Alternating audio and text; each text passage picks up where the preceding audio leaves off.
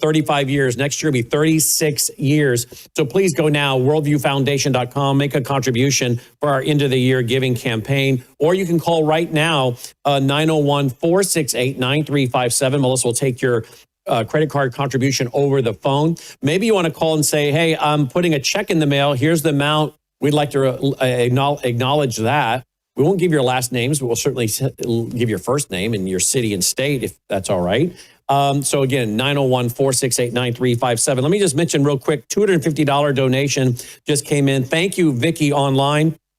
Vicky from Lawrence, South Carolina, $250. And then we're going to go to the Striking Below the Belt. $104 just came in from Jamie out of Custer, South Dakota.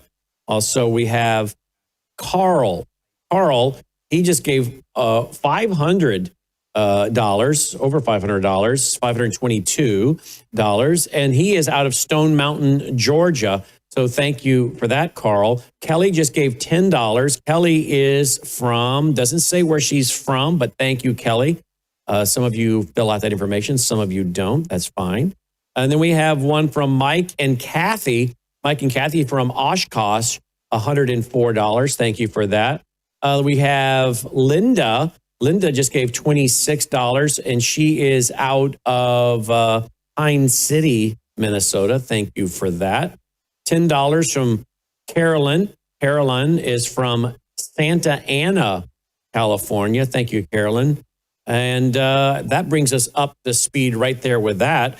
And I have more that just came in by print. But in the meantime, here you go. Striking Below the Belt, the dangers of really school-based clinics and the violation of parental authority, a documentary I produced with a gentleman by the name of Jeffrey Botkin back in the early 90s, a case we broke. The parents came to me. The father and mother you're going to see in this, they came to me because they knew I was the education reporter for the Michael Reagan show.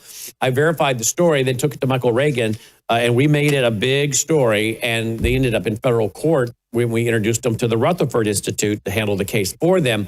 Again, the audio is a little off because it's old, but here it is. Watch this.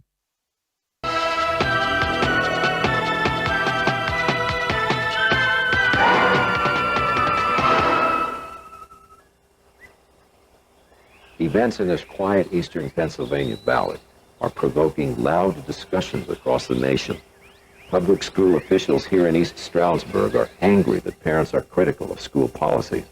And some parents are so furious with the public school system that they are making immediate arrangements to get their children out of the local schools permanently. According to school psychologist Stephen Kossor, these frustrated parents realize that the public school situation is hopeless. Many came to this conclusion after a recent incident at Lambert Middle School sent 6th grade girls home in tears. On March 19th, 59 6th grade girls, these are 11-year-old girls, were taken out of their classrooms at the J.T. Lambert Intermediate School in East Stroudsburg, Pennsylvania, taken down to the school nurse office and told to strip down to their underwear. They were standing in line, and they began to find out as girls would come out of an examining room, a private examining room, they were finding out that the girls were going in were being given genital examinations. And so at this news, at least 16 of these 59 girls began to cry and make a run for the door. And the school nurse went and blocked the door, barricaded the door, and these girls began to cry, asking to call home. At least 16 of them requesting specifically to call their parents, stating that their parents would not be in favor of this. Their parents would be would definitely object to such an examination without their permission and or consent, and certainly such an examination at school. The school nurse told them they were being babies, that they were going to have this examination whether they liked it or not, so they better just get it over with. The girls were brought into the room one by one. They were made to strip down to nothing, lay spread eagle on a table. They had no covering, nothing covering them. The doctor didn't talk to them, did not walk them through the procedure and tell them, now this is what's going to happen. The doctor had no communication with them at all and gave them a genital examination. Susan Tucker was given a forced exam against her protests and in spite of the fact that she provided the school with evidence of an earlier private physical. Her testimony, which is being withheld on the advice of attorneys, is consistent with other classmate reports which paint a picture of mass student crying. threats of punishment, ridicule, the forbidding of parent contact, grave embarrassment, violated modesty, painful touching, and bleeding. Susan's entire family has been adversely affected by the ordeal. When I heard about it, I became so anxious. I suddenly couldn't catch my breath. I couldn't breathe. And I thought there was something wrong with my heart. I didn't know. I was just holding myself, trying to catch my breath. And I kept telling myself to take a deep breath because and when I still think about it, I get that way. I just can't believe that this happened, that my daughter was abused this way at school, and I was not there to protect her. It's a horrible feeling. The first thing she did is when she came in the house is she said, "Dad, you got to kill somebody." I said, "What?" And she said, "You got to kill somebody." And she stormed off into her room, upset. Well, my wife chased her in there, and I'm just going, "What is this?"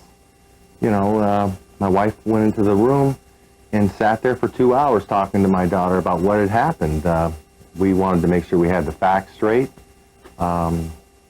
We wanted to get it clear in our head exactly what happened. And when my wife came out of the room, she told me what happened. My wife was pretty upset. We got on the phone right away, and we started calling, we know a couple school board members that we called. And we talked to them, and they were shocked. They could not believe it. They said there's no way that this type of examination could be happening at school. We said it is. And they said, well, they'll get to the bottom of this. And I mentioned to one of the school board members that you better not lie to me or my daughter about this. It's the worst thing you could do. And if you lied to me, first thing I'm going to do is I'm going to call the police, and then I'm going to sue you. The next day, school officials responded to parent anger at a public meeting by accusing the examined girls of lying about the genital exams. After the superintendent claimed the girls had not been touched, several families did call the state police, demanding a criminal investigation. You just don't tell a child that has just told you probably one of the most serious things she's ever told you in your life, that you're a liar. And that's what they did to my daughter Susan and these other 58 girls. The disturbing details of this Pennsylvania incident reveal a direction in local education policy that actually suspends parental involvement in a student's life. East Stroudsburg did not deviate from this direction even after receiving hundreds of telephone calls of protest. School board in East Stroudsburg, Pennsylvania, after this occurred, had a school board meeting and had a vote of 8-1 against adding wording to district policy that would have allowed a child to deny a physical examination from the waist down. And the school board, in a vote of 8-1, voted against adding this wording, allowing young kids to deny physical examinations from the waist down. So basically, the school board was saying, parents who are here, we don't care what you think. We don't care if you feel your children were sexually molested. We don't care what you think at all. We'll do what we want with your children we want to. We'll sexually molest your children any day of the week we want, and you can't say anything about it. In fact, the doctor who performed the procedure was recorded in the Pocono Record as saying, even parents don't have any say over what takes place in a physical examination. The Rutherford Institute, a nonprofit civil liberties organization, has agreed to help aggrieved Pennsylvania parents and their daughters by bringing a civil suit against the school district in an effort to put a stop to actions like these, which, according to Rutherford, totally disregard both parents' and students' rights. This case brings the idea of government intrusion to new heights. I'd say it's even worse than just a violation. These young girls probably had never had such an exam, and one girl even had her legs pried open against her wishes. When I heard about it, this particular case, I was stunned to think that a school could take such a role and examine these young girls, some of them who had not even handed in consent forms. Some parents had handed in consent forms saying, do not examine our daughter. She's already been examined or will be examined by our own private physician. The school examined the girls anyway. And so even where parents had refused to give consent, the school examined the young girls.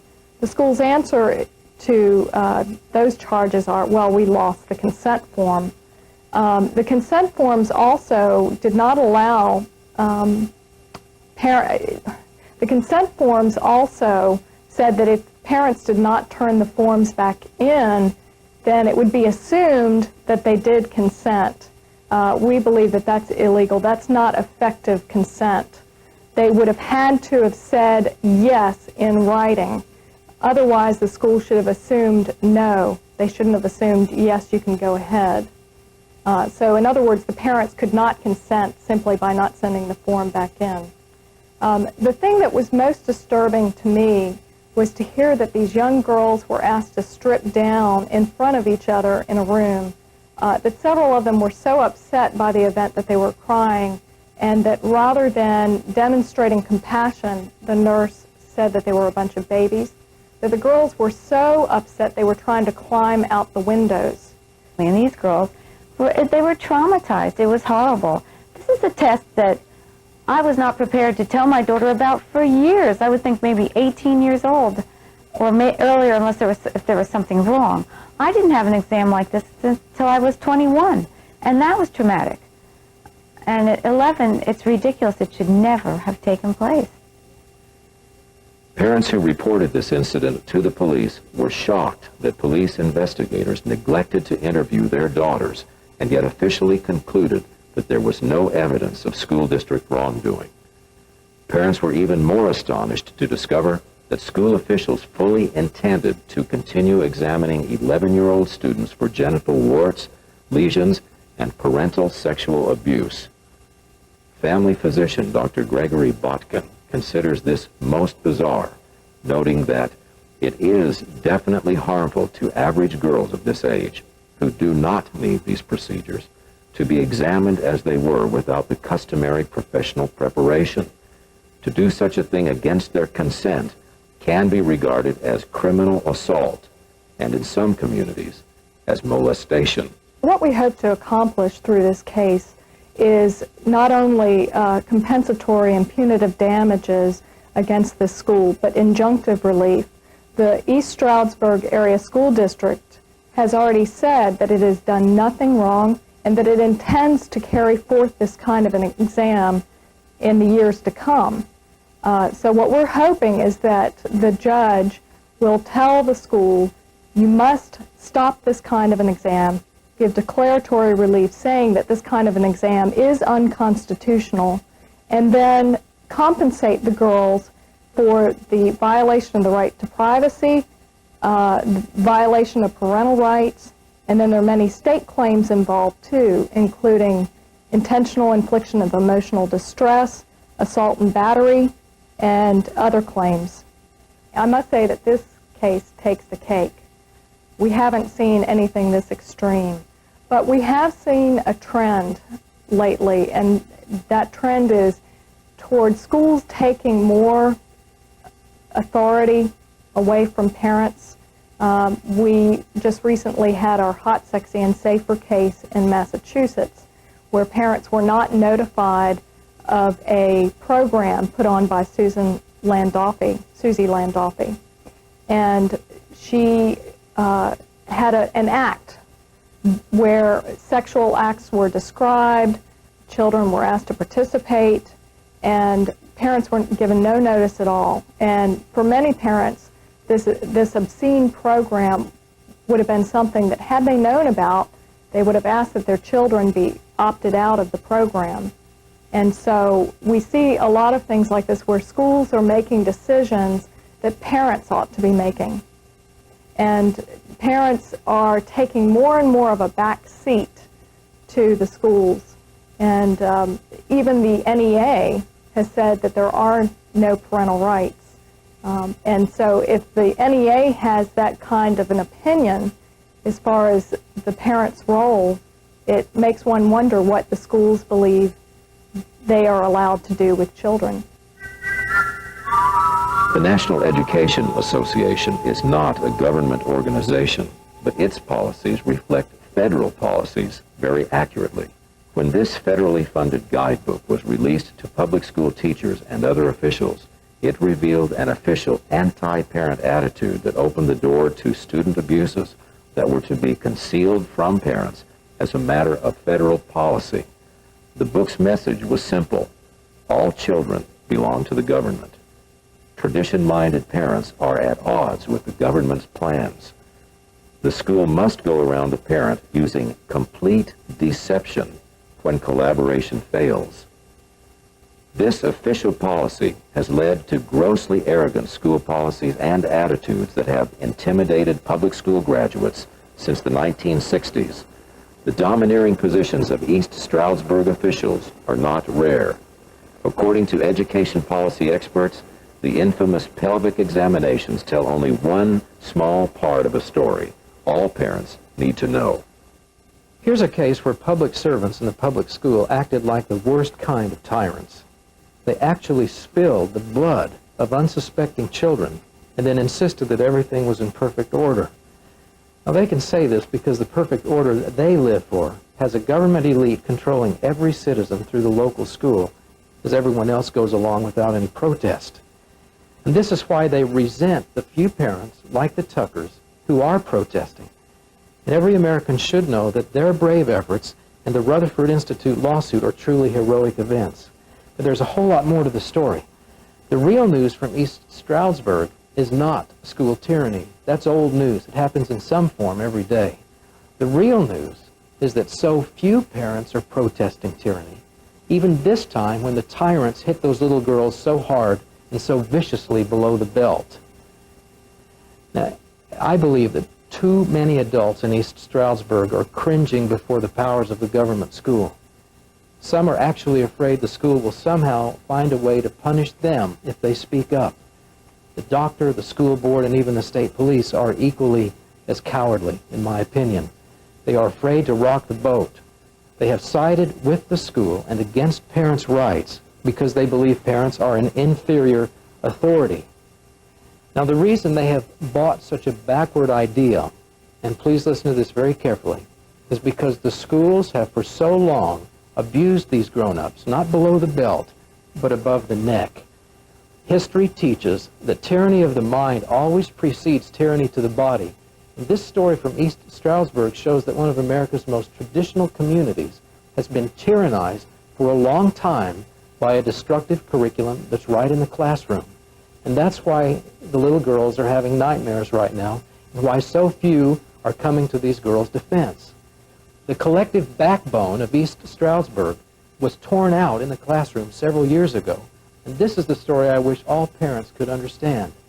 Tyranny of the mind is terribly dangerous. It will kill America.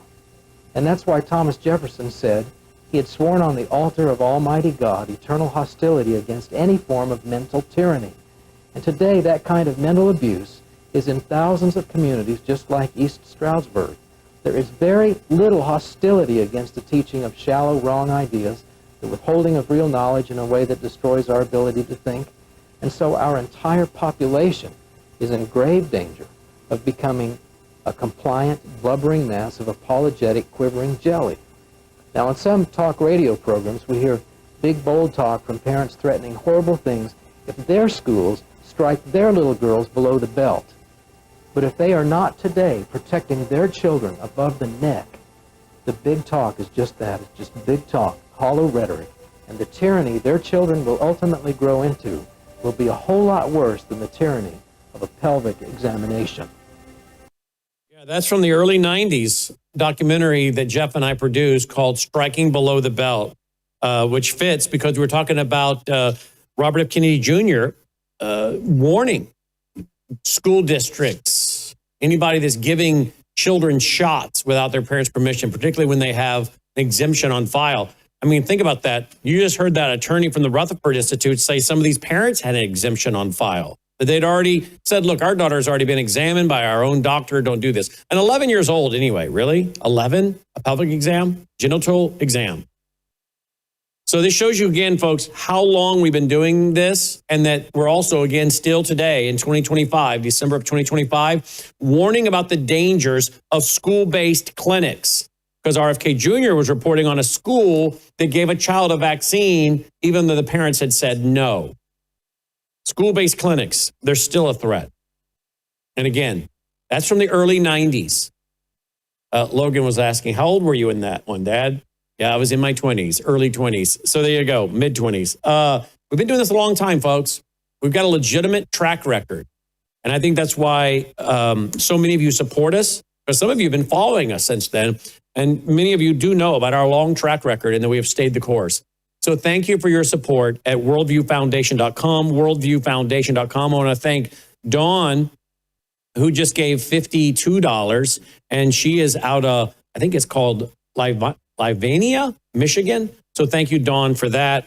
$1,000 from Ronald, and Ronald is from Bloomington, Illinois. So thank you, Ronald, for that. We'll be reading off more contributions throughout the day. So thank you for calling it in. You can do that and give over the phone if you want. 901-468-9357, 901-468-9357. Or you can make a contribution online at worldviewfoundation.com. Our end of the year giving campaign, along with a 2-day international online Worldview conference. Let's go now to Garland Favorito. There's a big story breaking all over the place. Here is Rasmussen Reports, our buddy Mark Mitchell, who I think will be on tomorrow.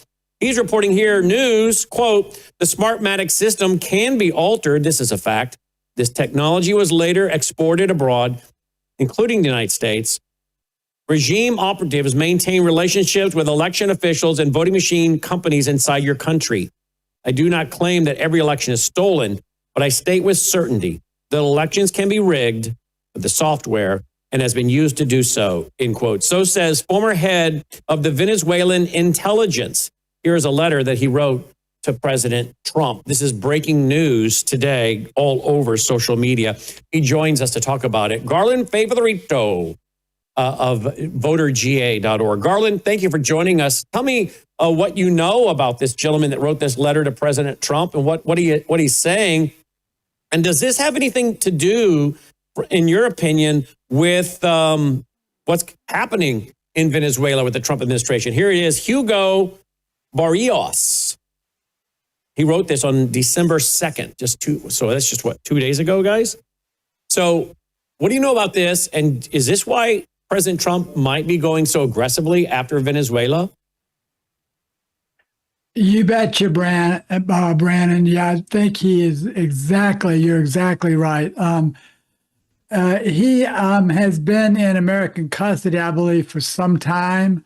And he is, it's something that we've been briefed on all the way back to January in inauguration week.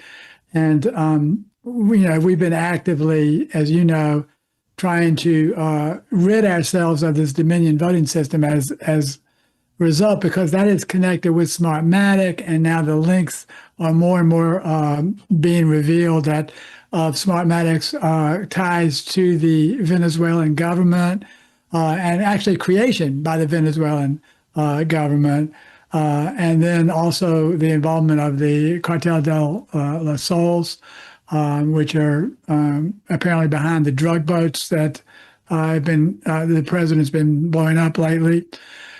So, yeah, I think it's all connected. And get to your point, Brannon, it is exactly why I think that President Trump has positioned a lot of military and naval resources down in the Caribbean. And I think that some type of strike will be imminent, or I know they're trying to work on diplomatic relations right now. But there is a connection between the dating back to the Hugo Chavez regime, and then also with Maduro and Castro, who had supported both of them in getting them to power. Look at what this guy wrote in his letter. It's 3 pages. I can't read it all. But he says, my name is Hugo. Barrios, that's his last name. For many years, I was a high-ranking member of the Venezuelan regime. I was a 3-star general, trusted by both Hugo Chavez and Nicolas Maduro, and served as director of military intelligence and a deputy in the National Assembly. Today, I sit in an American prison because I voluntarily pled guilty to the crimes charged against me, a narco-terrorism conspiracy. I write to atone by telling the truth, the full truth, so that the United States can protect itself from the dangers I witnessed for so many years. I publicly broke with the Maduro regime in 2017 and fled my country, knowing that I faced criminal charges in the United States. In doing so, I became their enemy. Knowing the risk, I acted with the strongest conviction to dismantle Maduro's criminal regime and bring freedom to my country. Today, I see the need to address the American people about the reality of what the Venezuelan regime truly is and what President Trump's policies are not. President Trump's policies are not only correct, but absolutely necessary to the United States national security. He goes into narco-terrorism, the gang Tren de Aragua. He goes into counter espionage against the United States. And then Smartmatic and your elections. He said Smartmatic was born as an electoral tool of the Venezuelan regime. I want you to pick it up right there. What does he go? I mean, we can read it, but I'd rather have you tell me what did he say and how far off the mark have you and others been about predicting this before his December 2nd, 2025 letter? Yeah, I think we've been right on the mark. So you will recall, Brannon, the indictments that came out of Miami, Florida, in regards to the Smartmatic officials money laundering after allegedly rigging the Philippine election in, I think it was 2016. There was some money laundering charges brought. I think they had laundered some money through an Oklahoma bank here, and they were brought from the U.S. Attorney's office out of Miami, Florida. So that happened, and that actually happened and was kind of slid under the nose of the Biden administration. Of course, maybe Joe was asleep at that time, so didn't notice that. So there's so many issues as you are getting to, Brannon. The Dominion system they acquired Sequoia from Smartmatic in 2010, and that allowed this Smartmatic software that he's talking about to be imported into the United States.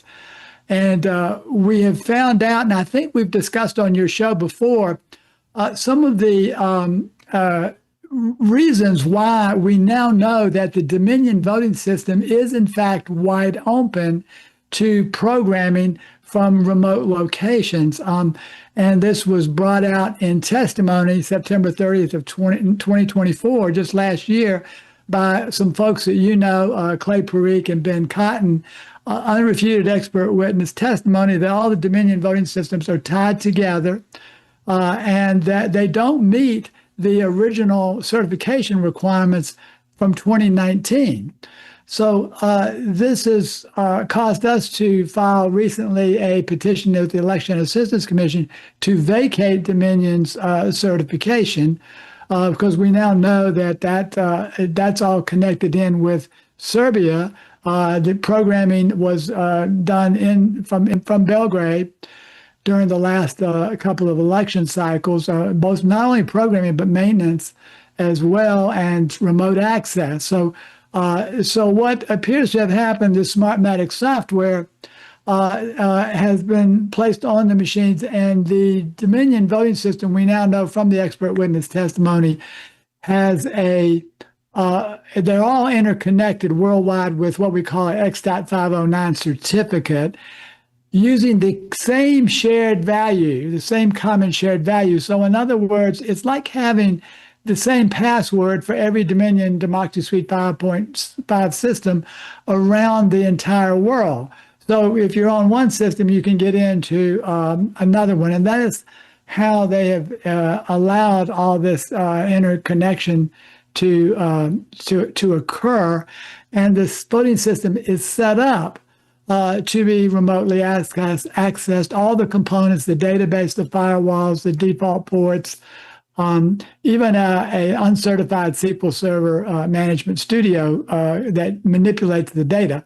That is another component that's on the machine. So this is all set up for remote access, and it all ties back to Dominion Smartmatic and Venezuela, as he has alluded to there, that Venezuela actually, we now know, was responsible for creating the software originally that was then acquired by Dominion and brought into the United States. Mm. So is this going to do anything for us? Is this going to, I mean, what coming up midterms? Are these machines going to be used? I guess Dominion got bought by Liberty something or another. So tell me where we stand now with all these machines and the midterms coming up less than a year from now. Yeah, it's a great question. Dominion was recently purchased by Liberty Vote, so this is, or at least it was renamed Liberty Vote. It's like taking a Ford and putting a Toyota sticker on it. You know, that doesn't really make it anything but a Ford. So that's basically what they've done. They've just renamed it. The Scott Landecker was and is the founder of No Inc. And No Inc. That poses another integration issue altogether, which is for the future. But what's important is what you said, Brannon. What are we going to do for 2026? That is the absolute key question, and there's no indication that Scott Landecker is going to do anything for 2026 in regards to the Dominion voting system.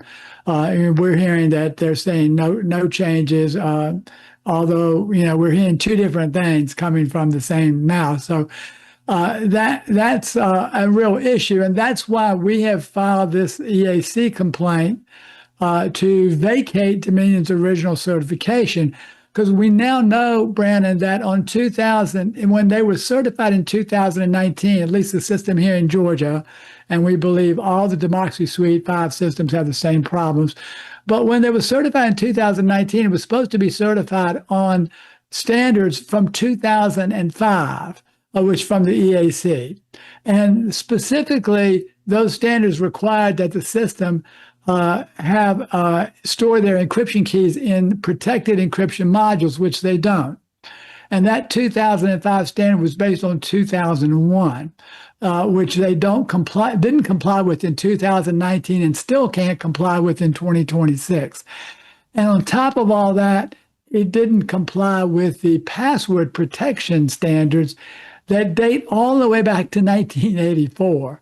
So in 2019, this Dominion system was certified and did not even meet standards that date all the way back to 1984. So, and they were required to do that by the EAC in 2005. So we want to vacate the Dominion certification so that we can have some kind of legitimate form of conducting the 2026 elections, be it hand-marked paper ballots, publicly recorded hand counts.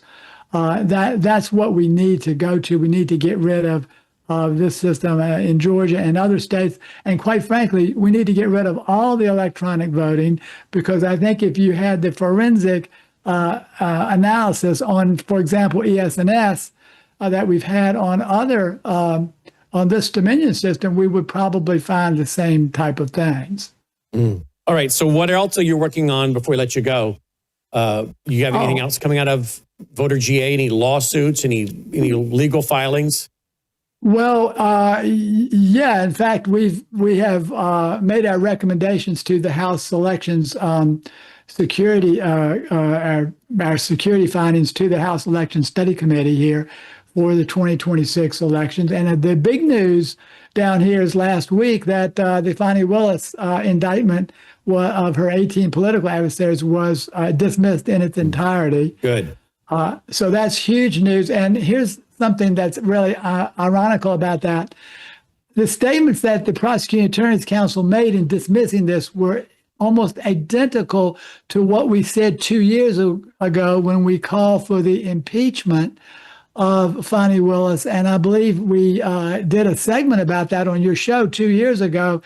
And almost everything we said has now proven to be true as of just before Thanksgiving, when the Prosecuting Attorney's Council released their null prosecutorial motion saying that they are not going to pursue the case against Fonnie Willis's political adversaries. So we're pretty thrilled about that down here, and have put together an analysis of all the statements that the Prosecuting Attorney's Council made that are the same things that we said 2 years ago.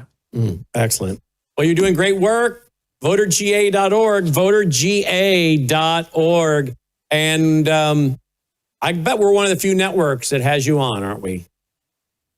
Absolutely. And it's always a pleasure to be on your show, Brannon. And there's so much more we can talk about. So I'm anxious to come back. But why are so many so-called conservative networks afraid to continue covering this? That's a great question. There are a lot of them that are afraid to talk about Dominion still. And there's some that have been sued over the ballot case. We just had a press conference about the showing us the ballots in Fulton County. We have the other good news that we didn't talk about is the DOJ is intervening in the our Fulton County cases, and we're grateful to that. We've been reaching out to both the criminal and civil divisions about that. So, networks have been sued about that, the Fulton County situation, the Ruby Freeman stuff, and they've also been sued about Dominion. But my message to them is you don't have to worry about that anymore. Dominion is going to be history soon. VoterGA.org. Thank you as always, Garland. Thank you, Brannon. And if you guys appreciate what we're doing here, folks, before we turn it over to one of our broadcasters, Tamara Scott, and we'll be back at 1 o'clock live. If you appreciate all we're doing, we need your support. It's our international 2-day online worldview conference combined with our end-of-the-year giving campaign. Would you go now and make a contribution, please, at worldviewfoundation.com, worldviewfoundation.com. You can also use that phone number, 901-468-9357, 901-468-9357. I want to thank Scott from Fort Worth, Texas, contribution of $25. We have from Lucedale, Mississippi, Melvin and Jane. So thank you to them. Mark and Christy, $95 was Melvin and Janet from Mississippi. $10 from Mark and Christy from Thurton, Ohio. We also have another one from Ohio. That's William and Holly. That's $285. William, that's actually the same name. Let's see, Lauren from Galesville, Wisconsin, $34. And Richard from Peoria, Arizona, $300. And then Gregory and Christine from Fond du Lac, $150. So thank you, guys. Again, you can make a contribution now at worldviewfoundation.online. Also find our mailing address there if you prefer to send a check through the mail, or again, online by phone, 901-468-9357. I'll be back live at 1 o'clock Central. Until then, thanks for watching, and here's Tamara Scott.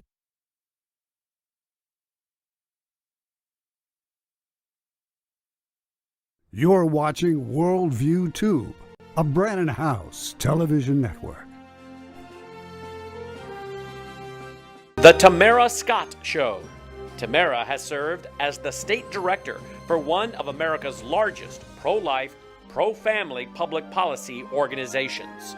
In 2007, Tamara was named one of America's top 10 most influential kingmakers by the Religion News Association. Tamara has spent years proclaiming and defending the values of a Christian worldview that is the foundation of our constitutional republic. And now, here is your host, Tamara Scott. Hey everybody, I am Tamara Scott. I am honored to bring you the Tamara Scott Show on WVWTV.com, WVWTV.com. And I'm also honored to give the rest of the crew a break. They're doing a share-a-thon today, and so I'm glad to be able to give them just enough time to go regroup, maybe get a bite to eat, maybe just freshen up a bit. But what they're doing is very important. I'm honored to be on this network where we bring you great information. The guests that God brings us every day is a surprise to me, and the information is phenomenal, and you're not getting it any other way. A lot of it you're just not getting, or you're not getting as soon. You may get it 5 years later, 10 years later. I'm not talking about like the breaking headline that everybody scrambles to get. I'm saying good, solid information. Brannon Howse, myself, we've talked about it before. We were saying things, 10 years ago, 20 years ago, and a lot of people are just now coming to a lot of the realizations and revelations that we were talking about. Not that we're bright or anything else, Brannon is, but God has just revealed it to us and allowed us to share information or have guests share information. And so Worldview Foundation is a great way for you to help sponsor WVW Foundation. WVW Foundation is a great way for you to help sponsor what we do here. So the shows, when we do the shows, you get to see them for about 7 days complimentary. And then they go behind the paywall at worldviewtube.com/vault, worldviewtube.com/vault. But this is a great way just to give to that foundation. Oh, you're doing such a great job, Thomas, keeping right up with me as I'm kind of all over the board here. But Worldview, WVW TV, WVW Foundation is a great way for you just to give to this ministry. At the end of the year, we're all looking for things to do, ways to be good stewards of our money to help ministries that are making a difference, and this would be one. This would be one, so consider that. All right, I'm going to jump to my guest. I'm very pleased to have Greg Crawford with me. Now, I tell you, the guests that we get interviewed, it's always like I get to meet the coolest people. Well, Greg, I've known forever. Him and his sweet wife, Julie, they're humble servants. We have a congressional prayer caucus that takes place every Tuesday at our Capitol, led by a variety of different people who have served as the chair or the president. I'm not sure what the title is here in Iowa, but they meet every Tuesday. Greg and his wife are often there. On the few times I get to go, because I'm usually here in studio now, they're there, and they're humbly sitting amongst others, just offering to pray, not trying to be up front, not trying to take ownership, not trying to take leadership, just being there to pray. I love the heart, if I may say that. So today, when I was going to interview Greg, we have a mutual friend, and Deborah kept saying, you've got to interview him. You talk about Nigeria. He's got information on Nigeria. So I called to put him in the show with Judd Saul. We've interviewed several times. Judd has Equipping the Persecuted, and then he also has Truth Nigeria, another website. And he was going to be with us today. He wanted to meet Greg. It was going to be a great time to connect him. I love connecting people who are doing the work of the Lord. And then Judd got called away to another meeting. So I get Greg the whole time, and I want you to hear what he's got to say. You're going to be surprised. If you can't tell, that's what I'm leading up to. I've known this guy, I don't know, maybe 20 years, maybe. Probably. And do you know Greg? It's probably been I know at least 15 years, but probably pretty close to 20 maybe at this point. So. I think so. Time keeps moving fast. And just the humble heart that you have, the work that you do, you don't tout what you're doing, you're just doing it. And so you started the base. When did you start the base? Thebaseiowa.com. Where did you start the base? Well, we moved up here 13 years ago out of Southeast Iowa. And we had a ministry going in Southeast Iowa for about 15 years before that. So it's been, we started into ministry about 30 years ago, probably closer to 35 in all honesty. And then moved up here we felt we needed to move to the capital to be more accessible to everything and outward into the state, because we have a vision for the state more than just a local ministry. Well, that's just it. Your building you have is a quiet little unassuming building, but thank you for opening it up before the election in 2024. I think you allowed a prayer meeting to take place, and it was just a really great gathering. I know you are about prayer, you're about teaching, but I didn't realize how much. Let me tell people a little bit from your bio here. You and your wife have been married for 40 years, but together you have been involved in virtually every aspect of church culture and outreach, church planting, mission trips, concert promotion, inner city and gang ministry, crisis pregnancy counseling, prison ministry, street evangelism, children and youth ministry, hosting Bible studies, anywhere else that you could help serve, which is true. In 94, you helped found the Jubilee Christian Fellowship, which later became Jubilee International Ministries, which I'm going to ask you, Congressman Riley Moore, I've been watching. He's made some great statements, had a lot of good press releases out on Nigeria. He called for the president to designate Nigeria as a CPC, country of particular concern. The president did do that. And then after that, I think he's met with some of the heads of state in Nigeria as well. I think they were here, but he met with heads of state from Nigeria. And in his press release, there is a Jubilee ministry. Is that by chance your ministry mentioned, do you think? I don't know. I don't know. Okay. We started working over there in about 95, 98, roughly. So it could be because we're well known on the southern band of all across Nigeria. And we're going to get to that. I think people will be surprised. So you've helped 60, you've planted 60 ministry schools in other nations, 2 online schools, and 2 resident schools over the years. This is amazing. And you have a PhD in philosophy of ministry. I didn't know that either. You don't have that title. Yeah, I'm not about titles.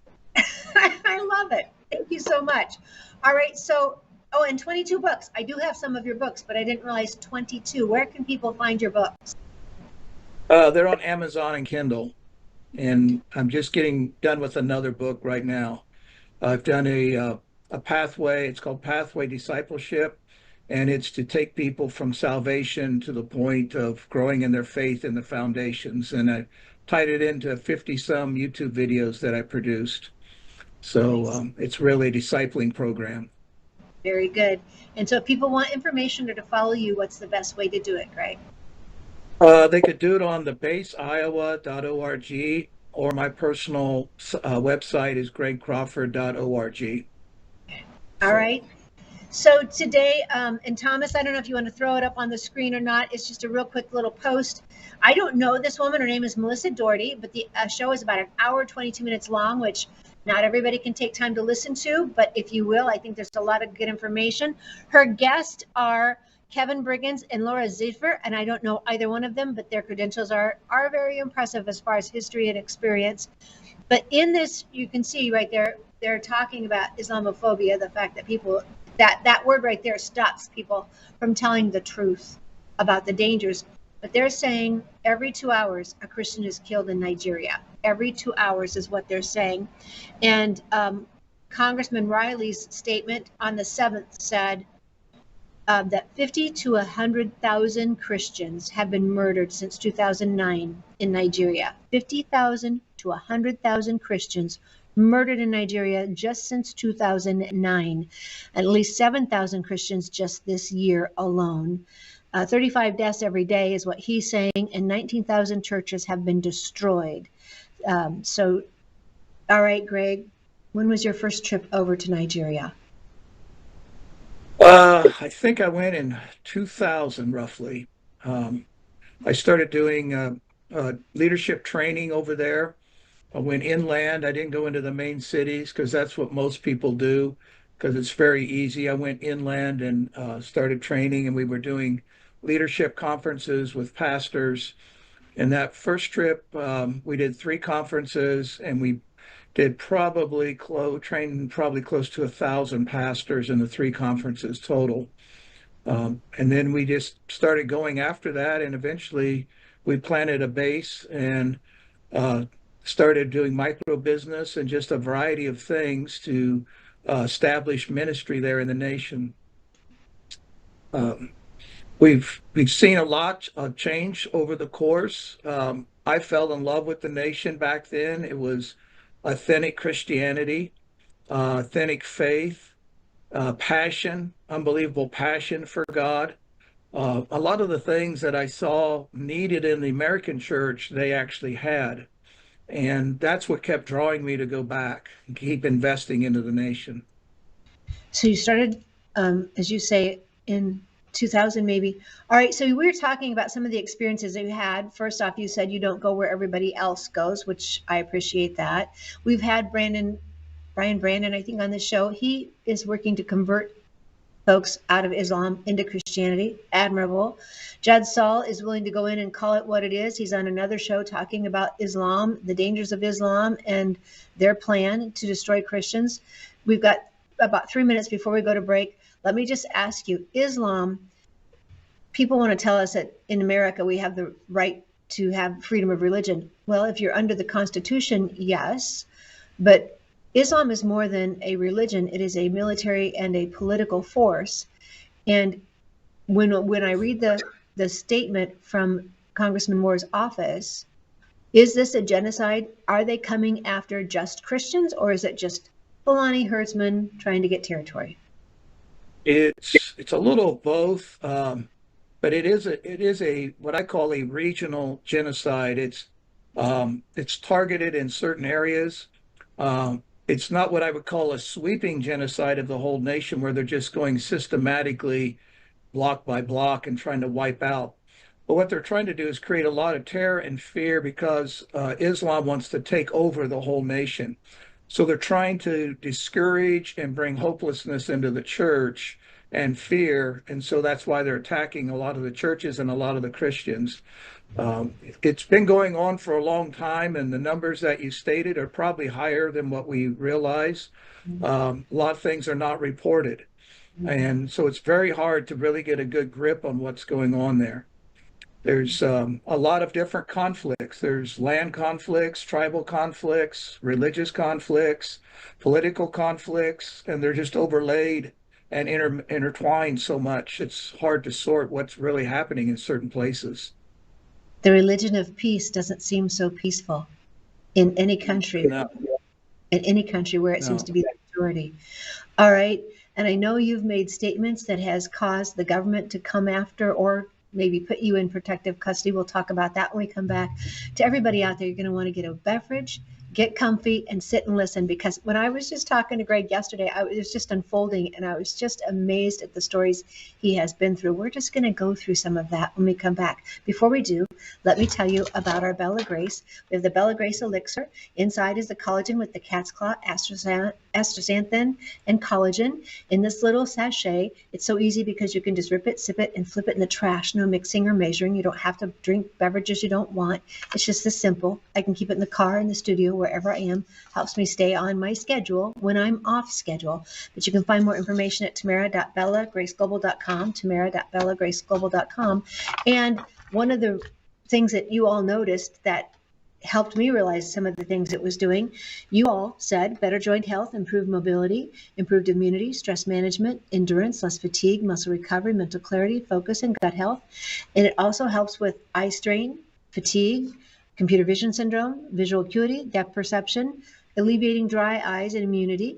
Also, the firmer, smoother skin texture, fewer fine lines and wrinkles, improved skin elasticity, decreased age spots, more even skin tone, improved skin hydration, reduced oxidative stress, healthier nails, less cellulite, hair health, better sleep. Call those cosmetic if you wish, but maybe they're byproducts of actually being healthier.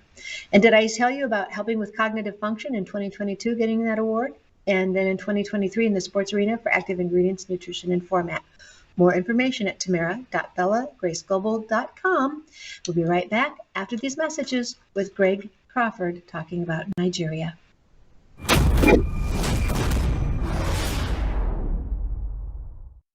Do you appreciate all the free programming we produce here at Worldview Tube? Well, if you do, we need your partnership now. If you're already supporting us, thank you. If you're not, would you please consider doing so? We have to have a big November and December end of the year giving. Please go here right now to this website, worldviewfoundation.com, worldviewfoundation.com. You can give through credit card. You can give through PayPal. You'll find our mailing address there if you prefer to support us through the mail. You'll also find our phone number. Simply use that phone number by leaving a voicemail for Melissa or texting her, and my wife will get back with you and help you make your contribution over the phone. We send out tax receipts with our EIN number, well, the first week of February of each year. We, again, have to have a very big November and December as we get ready for pushing out more Christian worldview programming for 2026. So thank you for going now to worldviewfoundation.com. That's worldviewfoundation.com. All right, I'm talking with Greg Crawford. Greg has been very busy just doing the Lord's work, not talking about it, getting it done. Greg, thank you for joining us today on the Tamara Scott Show. Thank you. Thanks for having me. All right, so when I was talking to you yesterday, you started just kind of sharing some of the experiences you've had. Let's start. We said 19,000 churches have been burned. And you're saying they're doing this to discourage people from Christianity. What happens when they burn a church, or when they, well, I guess when they burn, they can't come back in, but we've seen several murders and massacres near churches. Is that correct? Right. Yes. A lot of these things that are going on right now, let's say a church is in a service, and they come in during a service time. A lot of it is Boko Haram and both the herdsmen as well, the Fuluna herdsmen. And the herdsmen are trying to take over territory to get more land for their cattle, and somehow they've gotten armed. China's involved in some of the stuff going on in Nigeria, funneling money in because they're wanting to get control of oil wells. The government of Nigeria has a lot of, it's almost Muslim controlled. And so there are some Christians in government, but very few. And so these churches are meeting, and in comes herdsmen, or in comes Boko Haram. Boko Haram is just absolutely ruthless. They'll shoot people, but they'll machete people. I've actually got a machete here from Nigeria in my office, but it's very brutal. And so, like an example, something that just happened about 3 weeks ago, church had, you probably heard about in the news, had 32 people, I believe it was, abducted. But they killed the pastor, they killed the assistant pastor, they killed one of the lay people, and abducted 32 people. Now they hold those people for ransom. The ransom starts out at around 50 million US dollars, and then they drop it. They'll eventually let those people go for about 5,000 US dollars. But they want to trade that person or those people for land. And so they will sign over their land rights to get their loved ones back. So that particular church on Thursday, they were having a prayer meeting. They were invaded, people abducted, people killed. The following Sunday, with no police or no protection, and by the way, the police were only a few blocks away, but refused to come because they were under orders not to help, and that's how it is over there. And so on Sunday, they came back to the same place. They danced, they worshiped, they celebrated, and someone gave a message to encourage them, and the church was encouraged, and they went on.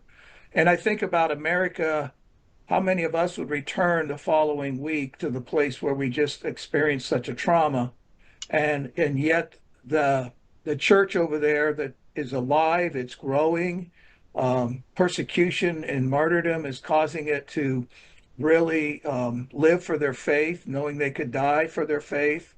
And we're living in a nation that doesn't require that of us. 80% of Christianity is living in a nation right now that may require martyrdom. It may require you to die for your faith.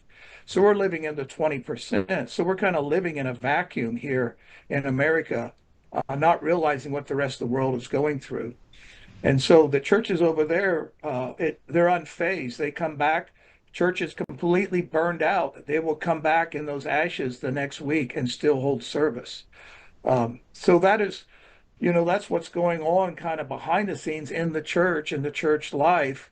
They're unfazed by all of this right now. I mean, they are, but they're not allowing it to dictate their faith or how they're going to operate their life. It's kind of amazing. I mean, even in the political square, the public square, we are timid. I just put on that post earlier that had Islamophobia on it. And because of that, people don't even want to say things. They don't want to talk about it. They don't want to admit what we're seeing. When we continue to see violence everywhere Islam is, I've asked guests, name a country for me where Islam is the rule, is the government, is the majority religion that has given us innovation, creation, invention, medical breakthrough. And no one's really been able to give me any, right? Yes. So we're afraid to even talk about it here in the public square because of that word Islamophobia that people pin across us. And yet you're saying people watch loved ones be murdered and they go back, clean it up, and have church the next Sunday. Yes. Yeah. And we're going to have to realize, because after 25 years of going in there, I was thinking about this morning, I've spent over a year, easily over a year in Nigeria doing short-term missions, going 2 weeks, 10 days, 7 days.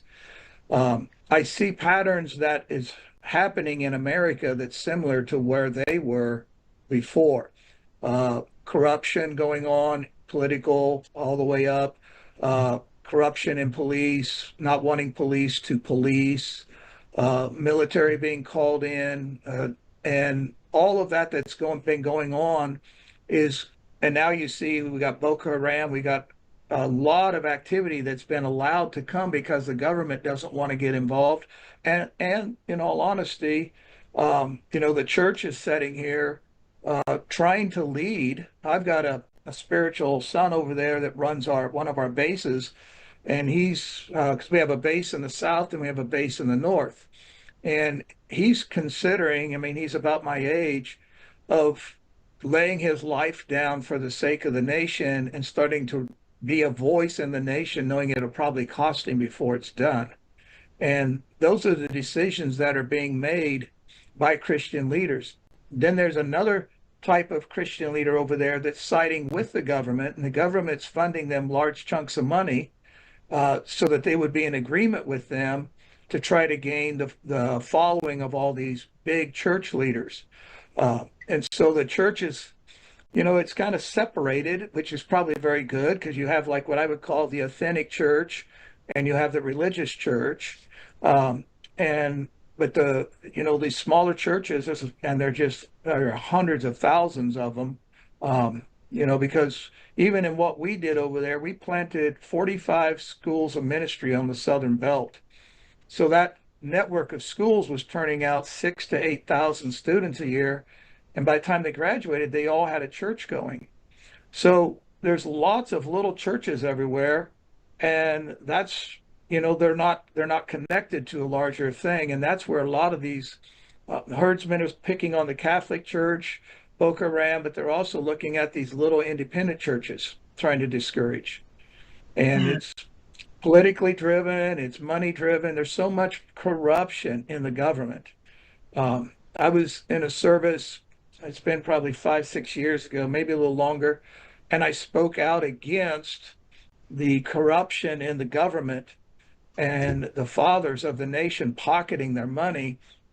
And I didn't realize I had 800 government officials in that service, and it was being recorded for national television. So it went out on national television, and I thought, well, that's not that big a deal. And well, I had the secret police come to my motel, and I had to go to another place. I had to go to a government compound to stay. I'd have secret police assigned to me for the next 3 years when I came in the nation, because they were concerned I would be assassinated.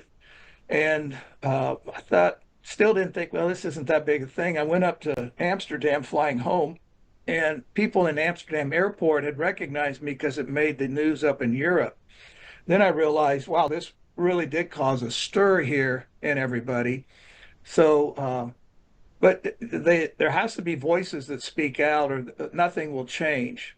And I'm really hoping the U.S., that Trump will step into this more. I know Ted Cruz is stepping in, trying to get some facts lined up. And, he'd sent a man over to go right to the very heart of where all this had happened. But he had an Islamic man that um, he was traveling with. And so he was feeding him a different storyline. And, so my guy that's on the ground over there, he knows exactly what's going on. And we've had people killed in a church literally 20 minutes from where our base is over there. And the herdsmen are right up behind our base right now in the jungle right behind it. And so it's a very volatile thing. There was some farmers that were killed just about 6 months ago, about 15 minutes from where our base is over there, and there was big protests, and they had the dead bodies in the streets in front of the government houses and saying, "What are you going to do about it?" And the government just keeps turning their face away from it because they don't want to deal with it. And part of it is it's a way of controlling the people. And there's tremendous, like you're saying, there's tremendous resource, but everybody's fighting for that resource to gain control of the oil fields, the agriculture, et cetera, et cetera. I know in Liberia, there's gold and diamond mines, and there's fight with there, and China's involved in Liberia, trying to get their hands into all of that, and they already are in there. And then here's China trying to come into America.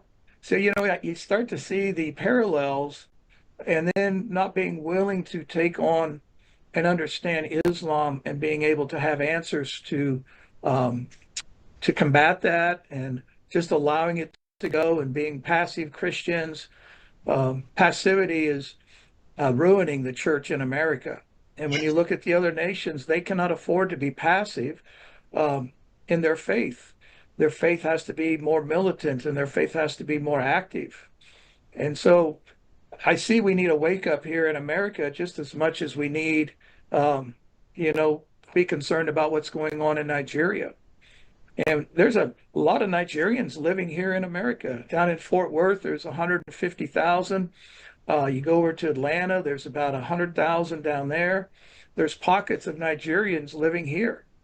And so they've fled the nation because they just don't want to live in these kinds of conditions. So I hope that they fled and came here because they want better and not because they're going to bring what they had here, right? We right. hear Most of them are coming for what we have to offer as a nation. Yeah. All right. So we've got just 2 minutes left on this side of the break. You talked about the government and what you said. I'm glad you didn't know the officials were there, and I'm glad that they protected you. When they took you, did they take you into police custody, or did they just offer you support? Because if they took you police custody, were you frightened that they might be taking you not to protect you? Yeah, they came to my motel room is what they did, and then they escorted me to an official in the government's home. Okay. And at that point, I didn't know, if I was going to be arrested or not. And so he had a really frank discussion with me, and he agreed, but he said, "You can't be voicing like that," and he kind of, went down that path. And then he said, "We're going to release you, but you'll have to have secret police traveling with you because, we're concerned that you're going to be assassinated or somebody's going to do you harm." And so I had secret police travel. So now today, when I go over, I was just over last year again, I have two types. I have the secret police that I have travel with me. I have plainclothesmen travel with me as security, and then I have hired security that I travel with to make sure that my team is all okay. And my team doesn't even know who the plainclothes people are, but I do. Wow. And then I also have a phone number for somebody high in the government in the secret police area that's a Christian that I can call if I'm in trouble. I can always give them a call to help come and bail me out if they're close, But over there, it's a little different. You don't call 911. You have to go find somebody. You have to find the ambulance, find the police, find the fire department, come bring them back. So. Talking with Greg Crawford, we're talking about his work in Nigeria and the fact that he has to have like 3 different forces of police custody, his security, to go out and evangelize. And yet you and I are too often timid to share the gospel with a clerk at the store. And yet he's taking armed guards to protect him while he goes out and gives the gospel in a very dangerous part of the world. We'll be right back. Stay tuned.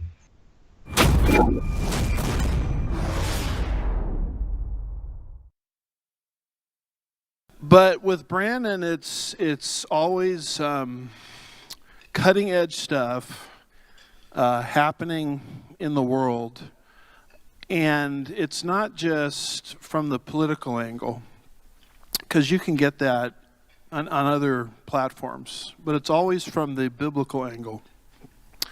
So you're dealing with a guy that loves Jesus, you're dealing with a guy that's very intelligent, you're dealing with a guy that is cutting edge conservatism, and you're dealing with a guy that wants to be biblical all at the same time. And so for that reason alone, I hope many, many people will not just lift up his ministry in prayer, but will also financially get behind it, because he, from the angle I'm trying to describe, he really is the only game in town. And we desperately need it in these last days. Can I get an amen to that? All right, as we tell you, we have the Numi. They call it NutriSwish. I call it Swish and Swallow. It's like a mouthwash. You swish it for 3 seconds, 30 seconds, 3 minutes. Some people do. And then you swallow. The lavender is for ladies. There are no hormonal supplements in it, but if you're taking some, you might want to check with your doctor. The blue is for everybody over 18. It has the glutathione. Glutathione is an antioxidant, helps with over 400 cellular functions, and it helps detox heavy metals, forever chemicals, graphene oxide, which is something many people learned about in 2021, 22 maybe, when it was in some injections and that people felt coerced to take.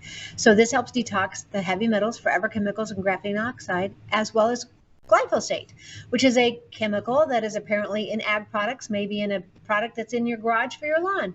There are concerns for people who may think that there are links to cancers, HPVs, and diabetes. If you are concerned about this, the glyphosate, the glutathione, helps detox the glyphosate. The good glutathione helps detox the glyphosate. Some people actually get IVs of glutathione. It wanes after time, and it's expensive. This is a great way to keep that glutathione in your system economically and consistently. Now you'll see the photo there with the mango-colored bottle. That's Numi Neuro.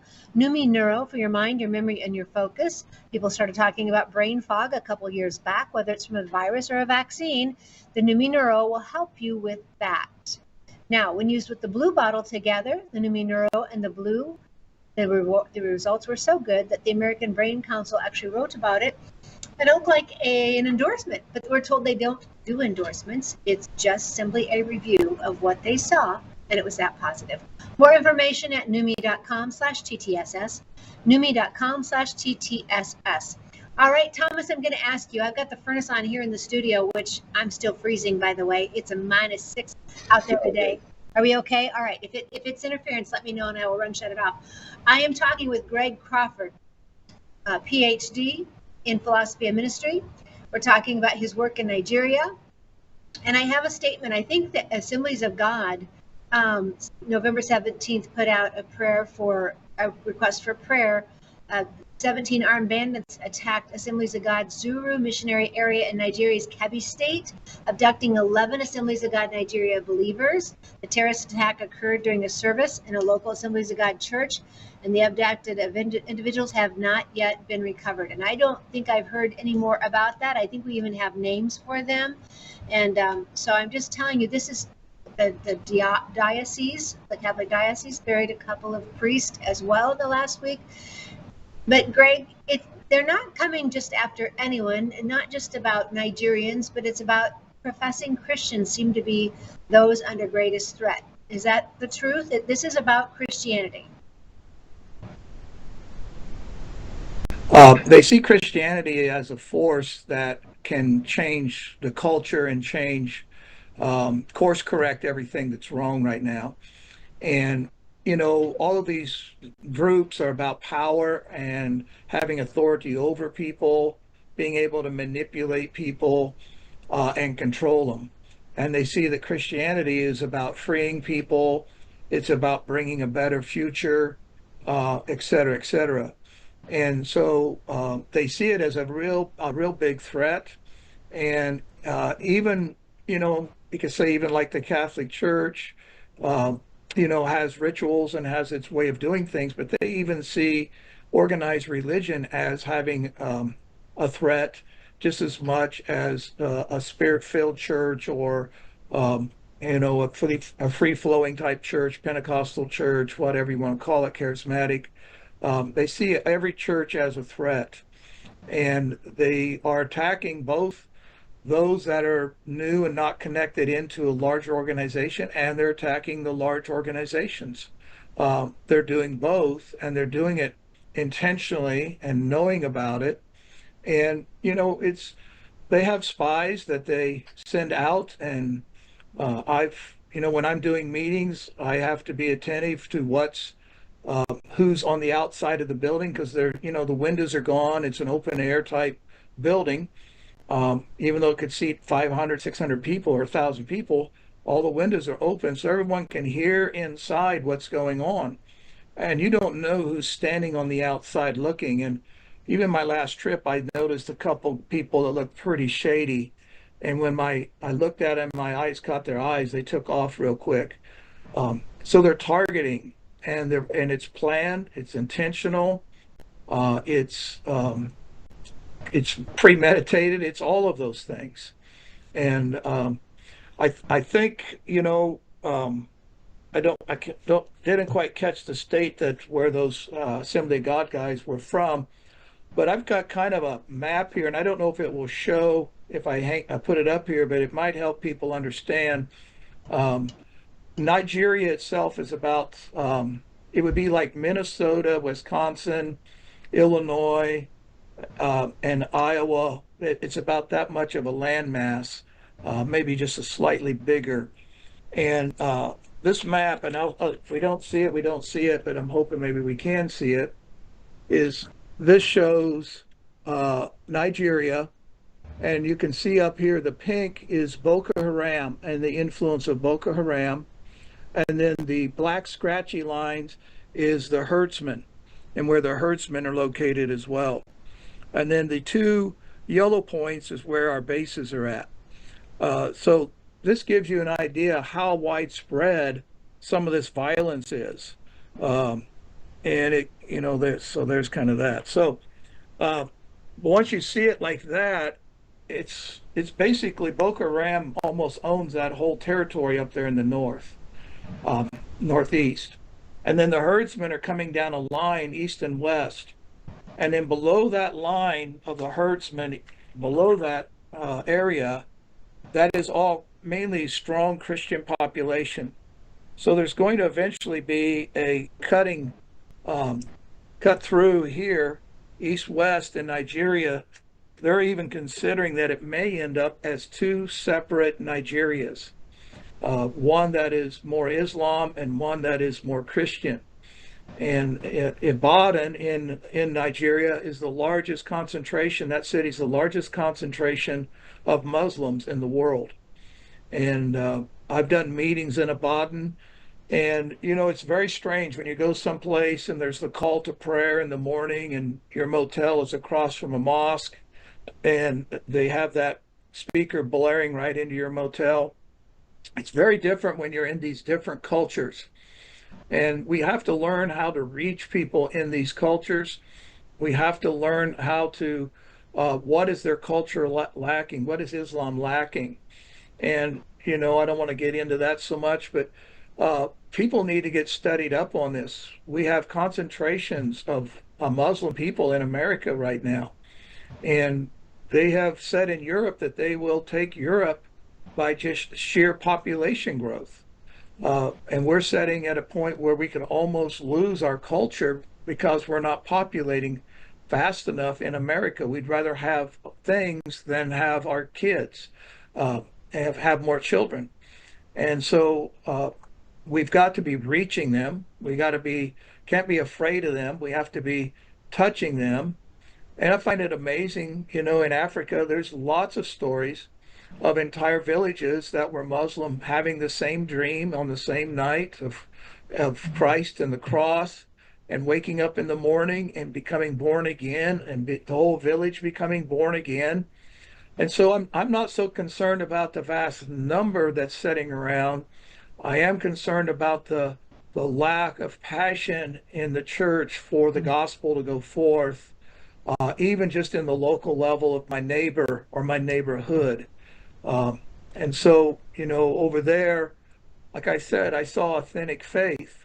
People pray and they pray all night, and no one's sleeping during the night. They're praying, they're intently praying, and they're crying out to God. And right now, Nigeria is really crying out for the nation. They're crying out for change. They're crying out for God's mercy to come and to save them. And you know, some are moving into Ghana and different nations to get away from this. But a lot are saying, I'm going to stay and fight for my nation. I'm not going to allow them to take my nation. And so it's a perilous time, in all honesty. And I was going to go back over in February, March, and I'm just kind of waiting to see, if this unrest is going to be settled or not. But it just seems like it keeps coming. And the reports keep coming of somebody else that's been abducted or killed or terror that's happened. And I'll say this about the youth, and I know I'm kind of talking a lot, but the youth, the youth are rising up and they're saying, I want authenticity. It's just like America. I want authenticity. I want the church alive. I want the church with power. And there was in the city that I go to, there in our base. I've been by this church several times. The youth, 25,000 youth came to that church. They found out the pastor had made a pact with witches and had stolen a baby and sacrificed it on the altar of the church so he could do miracles. And this is the kind of thing that's going on because you have another layer. Here's the witchcraft layer. And so the youth of the city found out and they were like, we will not allow this in our city. And they went and they burned that church to the ground. So not only are the militants and Boko Haram, but the youth aren't going to tolerate that. And in this area, they actually have occult police that the government has put in place to stop occult activity and arrest people that are doing occult activity because they see that as very detrimental on both sides of the fence. So you see how this is just so multi-layered. And so when you go over there, you've really got to be aware of what is going on in the nation. And I read the newspapers before I go, so I'm informed. And but you can see these things are similar to America in many ways. right? We've got to go to break here in just a minute, but I want to talk about that when we come back. I'll give you these figures before we go. Brigitte Gabrielle, I'm sure you probably know her. I think it's Act for America. And she survived, I would say she survived a nation who understands very well what Islam is.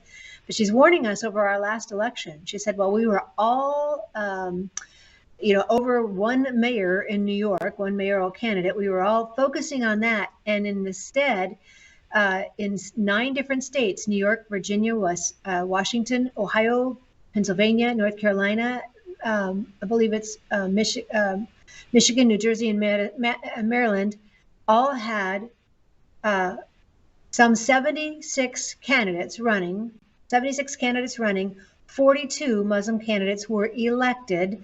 And here are the rundown: 6 mayors, 7 state legislators, 20 city councils or commissioners, 6 school board members, 2 judges, and 3 other political positions. And her warning, she reads from the Muslim Brotherhood Plan for America, written in 1991. And she says we're 30 years into it, and they are well underway in their plan to resettle and have a civilized jihad in America. Something for us to consider. When we come back, we'll talk with Pastor Greg Crawford about America and what we need to be doing here in our own country as he continues to minister both in America and Nigeria and other countries. Stay tuned.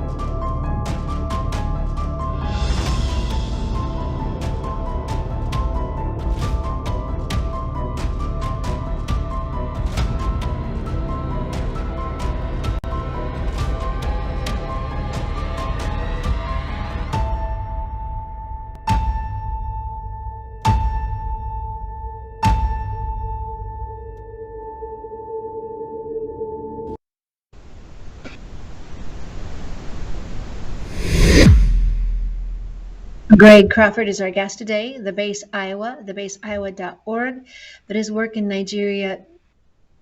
Greg, do you ever feel like, do you ever feel like you're, are you ever discouraged in the work over there? Because we continue to hear all of the 7,000 killed just this year, 35 a day, 50,000 to 100,000 in the last 10 years. What keeps you going? Well, I tell you, I guess to me, I'm not so discouraged about Nigeria as I am America. That's quite a statement, isn't it? Yeah. Um, Over there, they're living their faith, and this just happens to be the outcome of them doing that. But I see exuberant worship. I see authentic Christianity. I see faith that's being worked daily. I see relationship with God. And the thing that I think is different from here and there is they live Christianity as their lifestyle, and we live Christianity compartmentalized, meaning I go on Sunday morning, and that is my main focus through the whole week of what I do. I'm not living my faith like I ought to be living my faith, or I'm so concerned about being rejected by somebody that I never share my faith. I had somebody tell me, evangelists are to share faith. That's not my role as a Christian. And so I think we have some really wrong concepts of Christianity that have infiltrated in to make us not effective. I think we have some wrong interpretation of what Scripture says as well. And so I'm very adamant about making sure doctrine's right. Of course, with all the schools I've started, I've had to do that. Um, so I could say, well, I kind of lay some of this at the body of Christ, but I also somewhat lay it at leaders needing to find a better way of conveying what Scripture says with a more intensity and passion that would cause people to want to engage it in a better fashion. Um, Trying to say that as nice as I can, but it's because that's what I see over there. You don't have to convince them. That's part of the problem. Uh, you say something and they're going to go do it immediately. You don't have to convince, you don't have to explain. You don't have to take 6 weeks to explain what this means to pray for somebody and then try to convince. They go do it. They see it as an honor to serve God, and they see it as an opportunity that God has given them to do something with their life. Over here, um, see, over there you recruit people, and over here we beg for volunteers.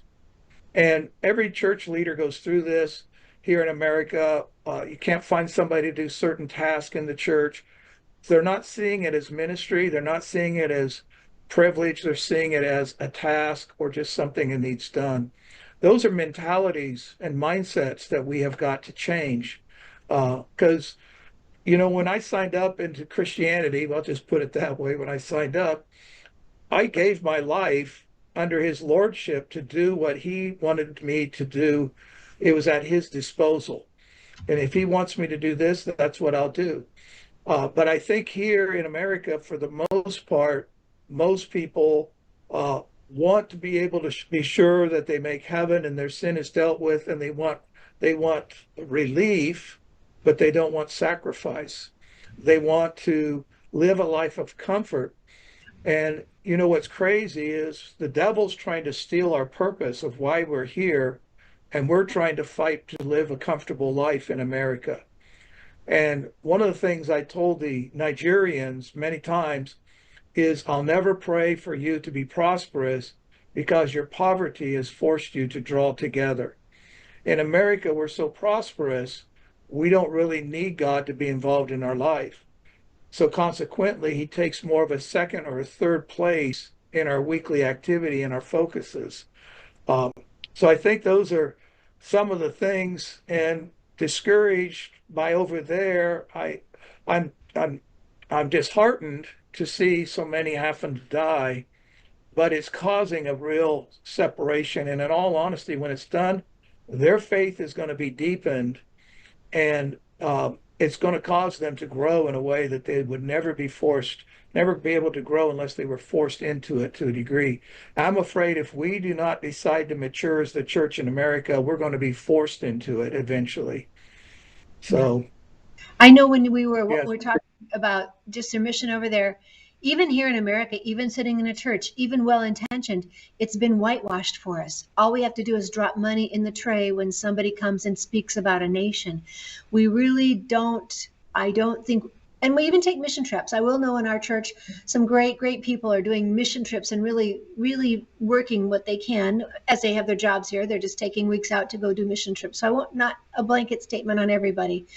But boy, you're right. Passivity, the neglect, the complacency. We had better figure it out here in America, because Judd Saul, who I wanted to have on the show today, made the statement that if we don't get things turned around here, Nigeria, what they're dealing with today, could be here in 30 years. And I think he's absolutely right. And I think it's their plan. 2 minutes, Pastor, 2 minutes. What would you say to viewers out there? We've got Christmas coming up, the advent of Christ. Just what would you leave our viewers with? I would take this opportunity because at the time of Christmas, everybody is more open to the gospel. I would take this opportunity to minister to my families the gospel, my friends. I would use it as a chance or a moment to say, you know, you all understand this story, but let me really explain the relationship that God wants to have with you. Salvation is not just getting free from your sin, it's the reestablishment of relationship. And God wants to have relationship with every single person. And I think we need to change our message, that it's not a sin-focused message, it's a relationship-focused message. And to me, that's why Jesus came. He was a sacrificial lamb, yes, but he came so that we could see a model of relationship with the Father that we had never seen before. Yeah, and it's not a distant relationship. It's not. It is a close, in communion, walking and talking with the Father. Thank you, Greg, for taking time out to be with us today. I know you've got to go to a meeting. Dress warm, sir. It is still blustery out there here in Iowa, and the roads. You know, when you get off the main road, they are still ice packed. So just be careful out there. But thank you for the work that you're doing. The iowabase.org. The iowabase.org. Yeah. Thebaseiowa.org. Yep. And so if Well, people, thank you so much for having me on. My honor, and I hope you come back. If people are interested in some of your disciple work, if they want to learn, I mean, you're obviously about educating and equipping people. Do you offer ways they can do that online? Yeah. Yes, we have an online school called Legacy School Online, and you can find it by just typing that in. We have the Pathway Discipleship online. I have blogging. I do blogging. It goes out to 150 nations. And I have created a whole blog site for people and a lot of teaching. And we have probably about 500 YouTube videos. So we've tried to do stuff to educate people. I'm all about educating and creating foundations in people to be effective in what they do for God. So we can't tell people to do it if we don't give them the tools, but then we got to give them the opportunity too. And they need to find that opportunity if it's all around us every day. And we need to find that in our schedule somehow. We need to discipline ourselves. All right, everybody, as we tell you, live boldly, love better, laugh bigger, be encouraged, but never be complacent.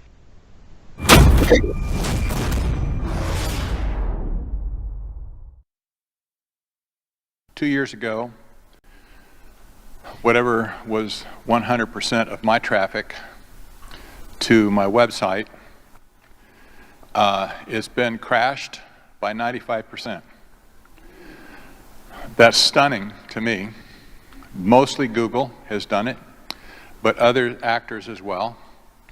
What's happening on a global basis, there's a war against free speech. It's not just an incidental thing, oh, we just want to shut somebody up. That's not it. This is an orchestrated, top-down war against free speech. All the things you have coming out of Worldview Tube and Weekend, etc., all of these things are expression of free speech. And I can dare say that their traffic has been hammered as well. If they're successful, these masters of tyranny, if these people are successful shutting down free speech, we're all dead at that point, basically, because that's where the killing is going to start. This is what's on the chopping block right now. The reason you look at this organization just as because you could get something out of it, right? You should look at this organization as an organization that needs to support just to keep free speech alive, period. Who are you going to turn to at this point if this voice was silenced? Where would you go? Newsmax? Give me a break. No. Fox News? No. So I want to encourage you, support the foundation, support Brannon's work here any way that you can.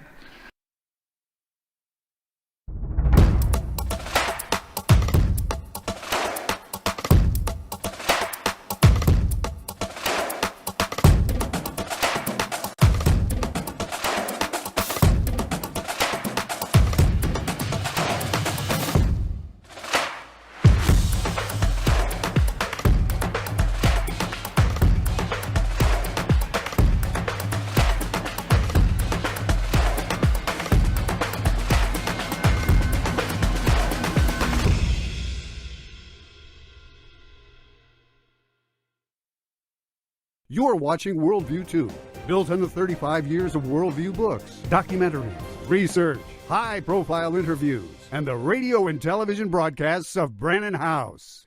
We have a big announcement, folks. It's called Bella Melt. In the first week, you lost 3 pounds on this, right? That is correct. Your GLP-1 is a natural hormone that's in every single one of our bodies. And your GLP-1 lets you know if you're full. It's a satiety hormone. So when your GLP is working properly, it does help suppress your appetite as well as reduce those cravings. So what it's going to do best is it's going to reduce your sugar cravings or any other cravings you have in your body.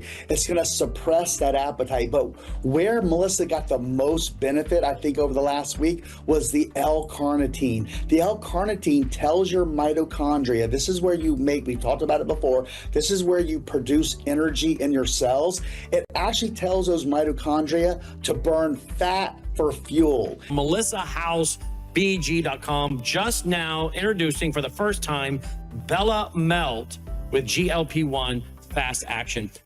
Hello, I'm Brannon Howse. Would you like to gain access to over 20 years of my radio shows, TV shows, my books? I've written 15 books, and most of those books are ebooks now.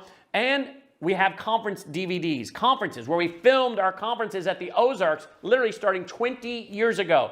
It's all available in our archived vault. All you have to do is go to worldviewtube.com/vault, worldviewtube.com/vault, and for a reasonable monthly fee, you gain access to over 20 years of Christian worldview programming, news, information, books, documentaries, and a powerful search engine.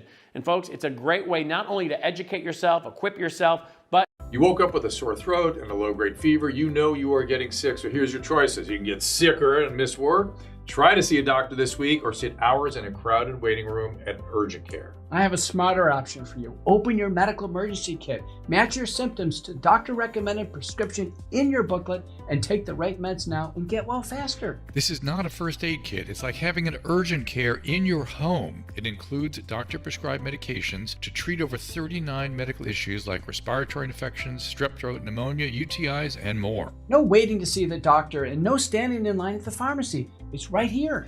Every home should have at least one medical emergency kit, and here's how to order. Go to worldviewhealthcare.com.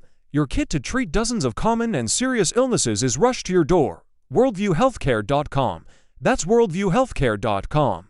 The emergency kit available at worldviewhealthcare.com. Make sure you don't have to go to urgent care. I got pneumonia. I didn't have to go. I took this last year. Stayed at home, went to bed. Faith, spiritual values, moral issues, government, economy, education, work, responsibility. What we think about these depends on our worldview. Now, VCY America presents Worldview Radio. with Brannon Howse. Welcome. Glad you're with us. We're going to be joined by our reporter on the ground in Israel. We have been on the air since 9:30 this morning. We're doing a 2-day international online worldview conference. We've already had so many wonderful guests, including already a report from Israel from Itamar Marcus with Palestinian Watch. And we're going to get another one now from Aaron, who joins us on the ground in Israel. Aaron, welcome back to the broadcast. Thanks for being here. Hey, Brandon, great to be with you. You too, my friend. I hear you've already had a very eventful day. You had someone on your tour that broke their leg? Oh, yeah, we were up on Mount Arbel in the Galilee, the suggested site where the Lord gave the Great Commission. And I just said on my microphone, everyone, it's rocky terrain, be careful. And sadly, one of the sweetest ladies, she twisted and turned on her ankle, and we had to take her on a tractor. First, we carried her on our shoulders because we were out in the middle of the mount, and then we got her to a tractor.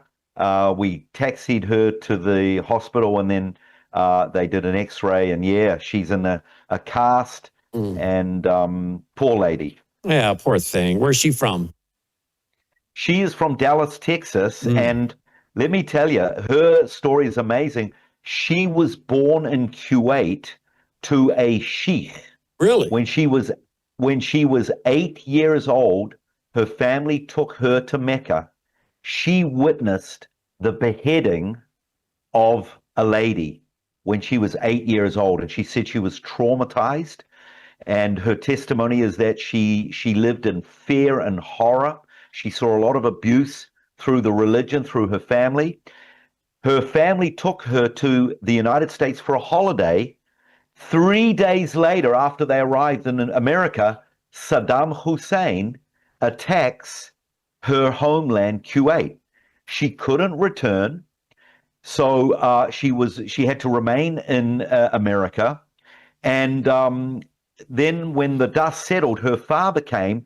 He was worried that the West was influencing her, so he forced her to marry a man who was about 20 years older than her, and she did not want to do it. She fought, big fight. She managed to get away from that, but she lived a very unhappy life. And by the way, all this time she lived with the hijab, only her eyes covered. One day, after 8.5 years of living there, no one reaching out to her, finally a Christian girl one day saw that she was down and out. She hugged her. She invited her to the church. She went in the hijab. Wow. And there the Lord met her, and she got dramatically saved. That lady, Brandon, now ministers all around the world to Muslims, and she grew up, she was taught to hate the Jews, to hate Israel, and now she has a burning love. This is her 13th time coming to Israel. She loves Israel. She has a special heart for Holocaust survivors because most of them, when they were children, they experienced trauma to some degree or another. And that's what she experienced. And she's been able to, in a redemptive way, turn that trauma into ways of reaching out and sharing the Lord with others. Isn't that a great story? What an amazing testimony. I'm glad I asked. I'm glad you shared. And maybe you could help introduce me to her so I can interview her. Sounds like that's someone I should be interviewing. I'm going to work on that. Absolutely. Great idea. Particularly if she's right there in Dallas, Texas, right? Yes, absolutely. All right. And so can I just say, Brannon, because I think I've asked her before if she'd be interested, would you be able to interview her like without her, her face being seen? Yes, because absolutely. She has to be very careful where she opens her up to. So yeah, we can put up a graphic so we don't have to show her face on TV. Fantastic. Okay, great. Yep. We just put up a silhouette and just say her name and just have a silhouette, not her face. Excellent. I'll work on that. Yeah, let's work on that. All right. So what are all the Jew haters going to say in Germany? I read a story today that immediately caused me to think, are they going to boycott, divestment, sanction? Are they going to BDS Israel? Because if they're going to follow through on BDS, Germany cannot take the Arrow 3 system that they're going to deliver to Germany because Israel is sending supposedly interceptors. They're putting in these Israeli interceptors over Berlin, the Arrow 3 system. It's been delivered to Germany. I think they need to send it back until Germany gets control of their Islamic, Jew-hating environment, until Germany gets rid of allowing the Islamists to run free and spread their Sharia, their Islam, their cultural jihad, not to mention the real violent jihad, until they protect the Jews in totality. I don't think Israel should do this at all. I don't know why your government, again, gives in. I don't know if you guys need the money.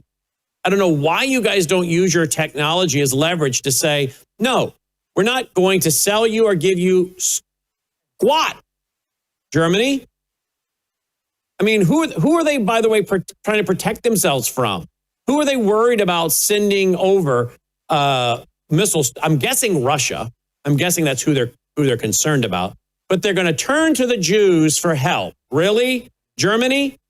I still think you guys owe billions of dollars in reparations to Jewish families for what you guys did, your country did. I still think you're holding out on all kinds of reparations, art, artifacts, everything. God bless the Christians over there in Germany. I'm sure it's rough.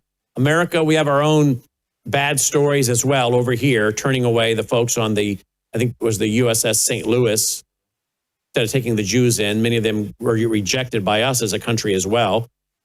But isn't it interesting, all the anti-Semitism, and now Germany wants the Israeli technology, and I guess they have received it, the interceptors for the Arrow 3 system delivered to Germany to protect Berlin. How ironic. Well, I guess it's, once again, the Jews being a blessing to the world, not only through our Savior, the Messiah, the Jewish Messiah, and the Bible, all the writers of the Bible Jewish except for Luke, but medical technology, cell phone, thumb drives, missile interceptors. I mean, we could go on and on. Fruit.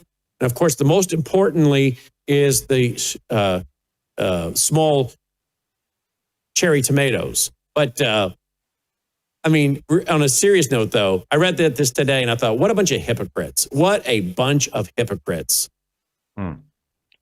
Look, it's not just the Germans, it's many nations who take our high-tech Motorola, our Teva pharmaceutical, medicinal, Nobel Peace Prize, agriculture, drip irrigation. We could go on and on and on. Here's the thing, Brannon.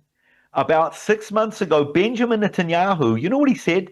He said, I need to tell you that in private, most of the world leaders that I talk to, they agree with us. But for the sake of their population, for the sake of their people, for the sake of their political survival, they have to come out and say negative things.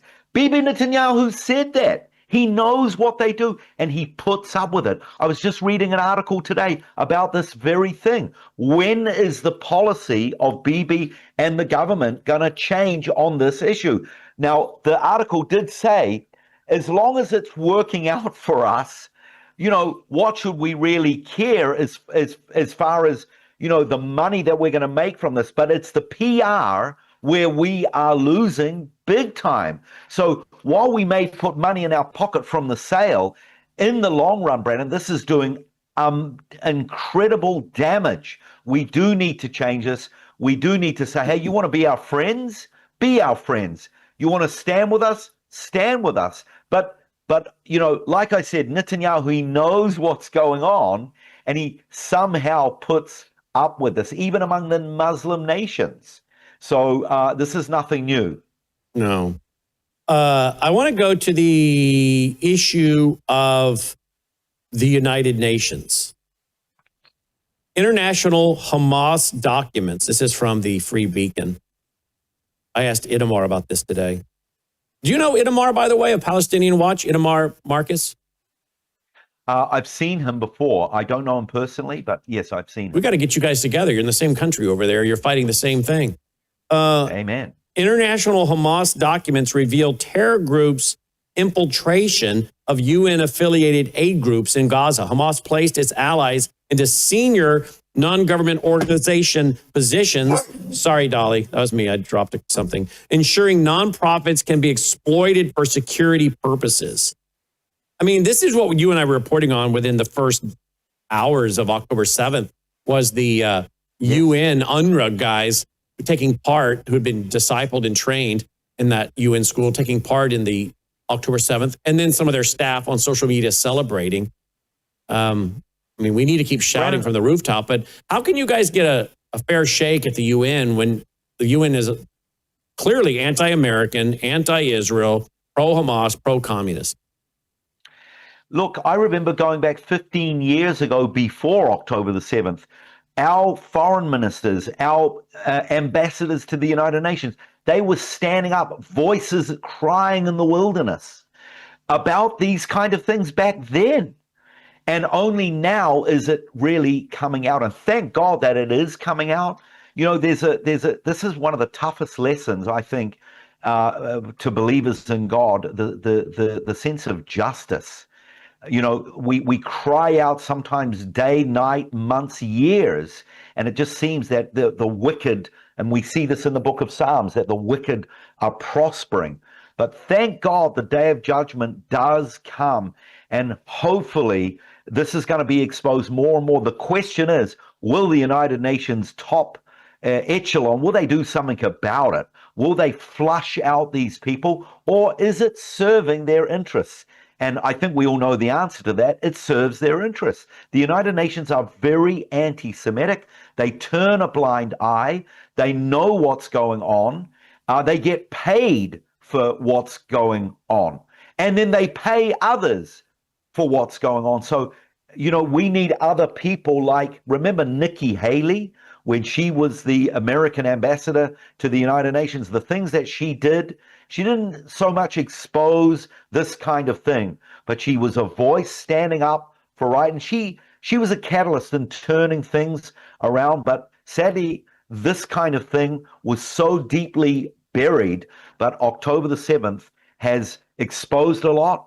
And I'm glad to see that more is being exposed. May it continue. Mm-hmm. And when I come back from the break, I want to deal with Pope Leo. You keeping up with Pope Leo? And Anni Cyrus is going to join us as well. Pope Leo visits a mosque and removes shoes and calls for Muslim terror state.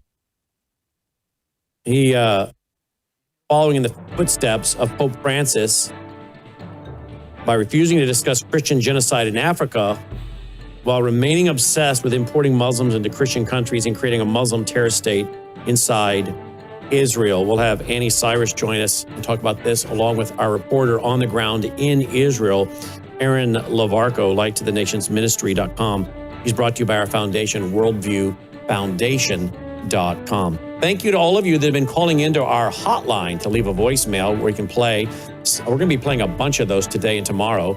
Love to get your testimonial at 901-468-9357. Leave a testimonial. We'll play that here today and tomorrow. Thank you. Be right back. News is moving faster than ever, and so are we. Worldview Tube brings you 24/7 live stream coverage and now real-time alerts when it matters most. Once you have the Worldview Tube app installed, exit the app and navigate your way to Settings. In Settings, locate the tab labeled Notifications. Select the Notifications tab.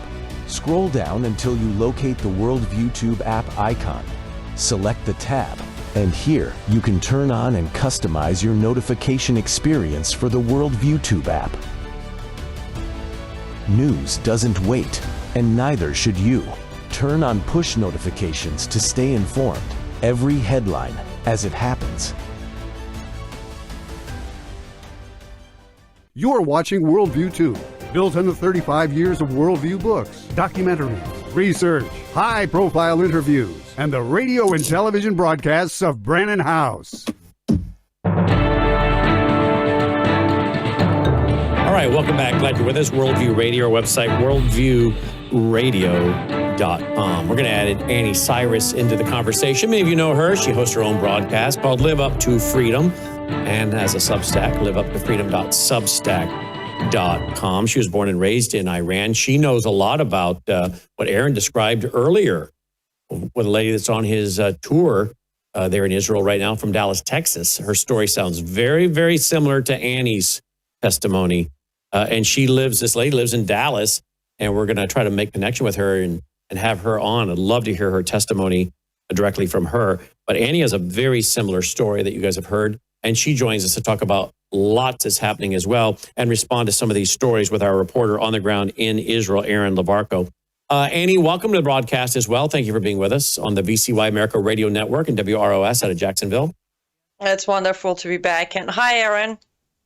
Hi, Annie. Great to see you. It's good to see you as well. Can I quickly ask a question, Brannon? Yes, Because I just got a report that I want to see if Aaron can confirm for us. There are reports coming out of Iran that the mullahs are panicking because they heard that President Trump re-invited Bibi to the White House, and Bibi is coming to get green light to finish Iran. Can you confirm that? I can confirm everything except for that very last statement. Green light to finish off Iran. Well, I call it finished, but they're worried that he's going to get green light to go back and resume attack with Iran, continue the 12 days war. That's what they're calling it. Okay, absolutely. That's what I'm hearing a lot of, Anni. And it's all go. Our reservists are being called up. Right now, we're attacking in Lebanon, and it's very, very serious. It's our Air Force are going in. They're eliminating operatives of Hezbollah because recently the Iranians have supplied Hezbollah $1 billion as well as giving them new ammunition. So obviously Iran are the ones that are feeding Hezbollah. They're keeping up the battle. So yes, this seems to be what's going on, why Bibi has been invited. So yeah, we're excited as well. You know, when Trump came a couple of months ago, waged this, got our living captives back, waged this peace deal, we were all breathing, thinking the war hopefully is over, and it's not over. Hezbollah are breaking every part of the ceasefire that was agreed upon. Iran are just laughing at Trump.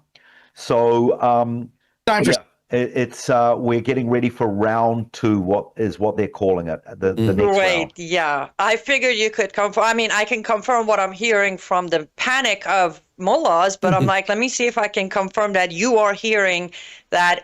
Earlier today, Itamar Marcus did say that we're going to have to attack them before they have the 2,000 missiles ready.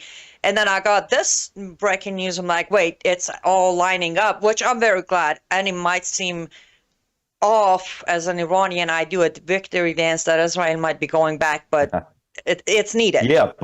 By the way, yes, absolutely. By the way, a kind of a light turned on just recently. I was reading some articles about Giuliani, the Syrian president, shaking hands with Trump. Why is Trump rubbing shoulders so close with Giuliani? And one of the big reasons I read was that Trump does not want Iran coming through Syria.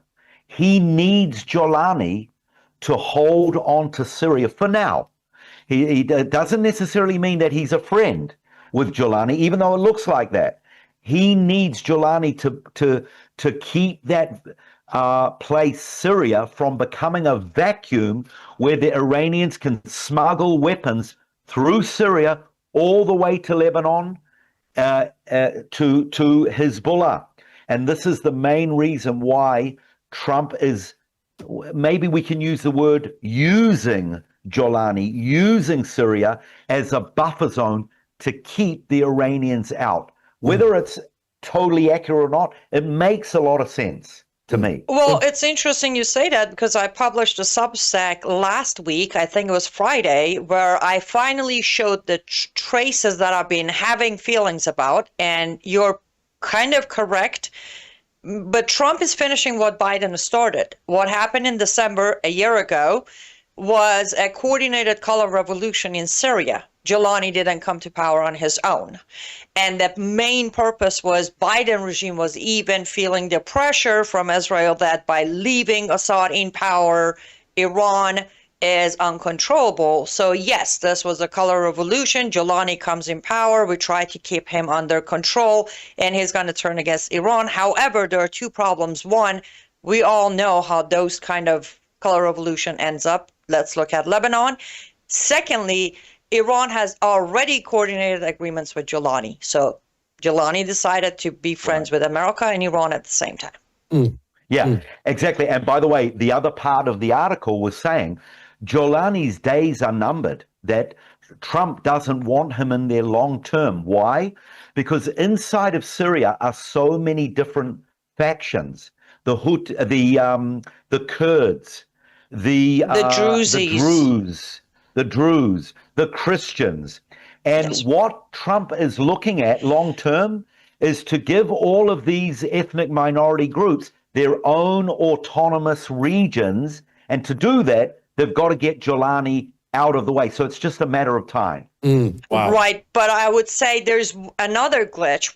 On the phone call of last Thursday between Netanyahu and Trump, when the invitation happened, Trump specifically said to Bibi that I need Israel to cooperate with Syria, do not attack in Syria, because I need to make sure stabilizing Syria through Giuliani's government happens. So, I mean, again, we see what's in front. I still disagree with shaking hands with Giuliani or legitimizing Giuliani. That's a case that I will not negotiate over. But yes, there might be a plan but splitting Syria into 7 different nations of its own, that's going to be even a bigger challenge than overthrowing the mullahs in Iran. Because Iran has more power than we think. We're going to lose half of Syria to Iran immediately, and Iraq, to mention, which now has the Iranian government. And you know what? We haven't even talked about Turkey yet. I was just about to say, I'm sorry, Brannon. Did I hijack? No, you're fine. Let's get to Turkey. But before I do, I want to go back to Pope Leo real quick, because Pope Leo, he's been in Lebanon. Is he still there, or has he left? What is today? Thursday? No, from what I read, he's leaving tonight. No, this morning, last night. Yeah, so he should be out of there now. Well, here's the headline. Pope Leo, this is Israel 365. Pope Leo striking out in Lebanon. Growing up in Chicago as a White Sox fan, it's safe to assume that Robert Francis Prevost was very much part of the baseball culture. It's also safe to assume he knows the term swing and miss. As the Pope, it's outstanding to see him swing and miss not once but 3 times in the context of his brief visit to Lebanon. Arriving in the war-torn and Hezbollah-dominated country, Pope Leo delivered public remarks ranging on a variety of topics: peace, religious coexistence, the country's economic crisis, political division, and lingering efforts of the Israel-Hezbollah war. He even delved into international diplomatic issues that would otherwise be far afield from his theological role as head of the Catholic Church, seen by many as a foul ball. His first strike was not saying anything to ensure the protection and well-being of Christians in Lebanon, long threatened and attacked by Islamists. His best attempt, but definitely a swing and a miss, was to make a passive statement urging native Christians to remain in Lebanon and be part of the country's pluralistic past. Leo did not, however, explicitly address the ceasefire between Israel and Hezbollah, Lebanon's requirements to disarm Hezbollah by the end of 2025, or the sectarian threats and violence of Islamists that created Christian exodus from the country, where Christians once represented more than half of the population. Rather than doing so, he tepidly waited until his airport departure press conference, boldly stating the church has put forward a proposal urging Hezbollah to lay down arms and prioritize dialogue. He goes on from there. What are you guys hearing about? What are you hearing about this in the news over there, Aaron? Well, he's gone now. But actually, when he was in Lebanon, the news basically what was saying here in Israel is where our Air Force are waiting for Leo to leave so we can smack hard Hezbollah.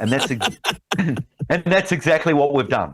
The moment that he got out, We hit that, but that was basically the news. Now, there were other reports, such as the place that Leo was, a very historical place, Nicaea, where the church's creed in 325 happened, trying to bridge the schism between the Eastern Church and the Western Church. So there was a kind of a very religious move, him going to Nicaea. The other thing that was talked about was the fact that he's American, and perhaps there was some kind of strategic move to maybe even get Donald Trump, who's American, who I believe has Catholic connections, a bit of a Catholic background, to maybe strengthen President Joseph Aoun's hand. And that was the other thing. He really came to show solidarity to the president of Lebanon, because that's basically what's needed to overthrow Hezbollah, is to strengthen President Aoun of Lebanon. Hezbollah at the moment are too strong. So Joseph Aoun, he needs some kind of strength.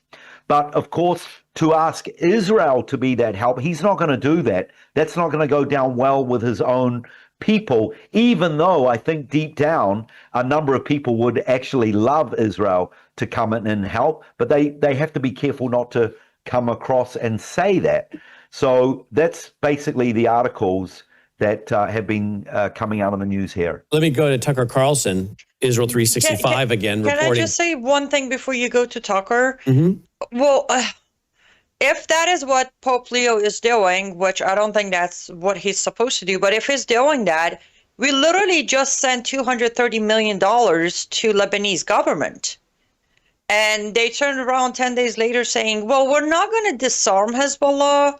We're going to go into some sort of a plan to wait out until their inventory runs out. Point being, how much more support or power are we supposed to give the government of Lebanon to give? I mean, now I know that the government of Lebanon is Hezbollah, basically. But even for those who may not know, we have given plenty support and power. So I don't know what more Pope Leo might be asking or wanting from Trump administration as far as the government of Lebanon goes. They don't want to set themselves free. They're comfortable where they're at. Not the people, the government. Right, the government. Yeah, I mean, from what I understand, the little that I understand, it's a dangerous situation for the Lebanese government because of the strength and the power of Hezbollah. We saw what Hezbollah and what even Jolani do to small factional groups like the Druze. They slaughter them. The Christians are in danger as well. So I would imagine that President Aoun, even though he got all this money, he has to wait his time and maybe wait for something else. Maybe that money, as much as it is, maybe it's just not enough at this stage. But this is why Israel are coming in. In fact, for the first time in decades, Israel and the Lebanese government are actually talking about economic future. Hold right there. The computer is going to take it away, and then we come back. Tucker Carlson is nominated for Anti-Semite of the Year. Don't go away. Do you appreciate all the free programming we produce here at Worldview Tube? Well, if you do, we need your partnership now. If you're already supporting us, thank you. If you're not, would you please consider doing so? We have to have a big November and December end of the year giving. Please go here right now to this website, worldviewfoundation.com, worldviewfoundation.com. You can give through credit card. You can give through PayPal. You'll find our mailing address there if you prefer to support us through the mail. You'll also find our phone number. Simply use that phone number by leaving a voicemail for Melissa or texting her, and my wife will get back with you and help you make your contribution over the phone. We send out tax receipts with our EIN number, well, the first week of February of each year. We, again, have to have a very big November and December as we get ready for pushing out more Christian worldview programming for 2026. So thank you for going now to worldviewfoundation.com. That's worldviewfoundation.com. And gentlemen, welcome back. Glad you're with us. Worldview Radio, our website, worldviewradio.com, and TV, worldviewtube.com. Our reporter on the ground in Israel, Aaron Labarco, joins us, along with one of our broadcast partners, Anni Cyrus of liveuptofreedom.substack.com and liveuptofreedom.com. Here is 365 Israel News. Israel365.com reports that Tucker Carlson has been nominated for Anti-Semite of the Year. Tucker's name appeared this week on a list no public figure seeks out. Stop Anti-Semitism, a watchdog organization with more than 300,000 followers on X, included the conservative commentator among its finalists for Anti-Semite of the Year, an annual designation aimed at spotlighting individuals who amplify anti-Semitic ideology. Let's see, who else was on the list? Do they list anybody else? Let's see.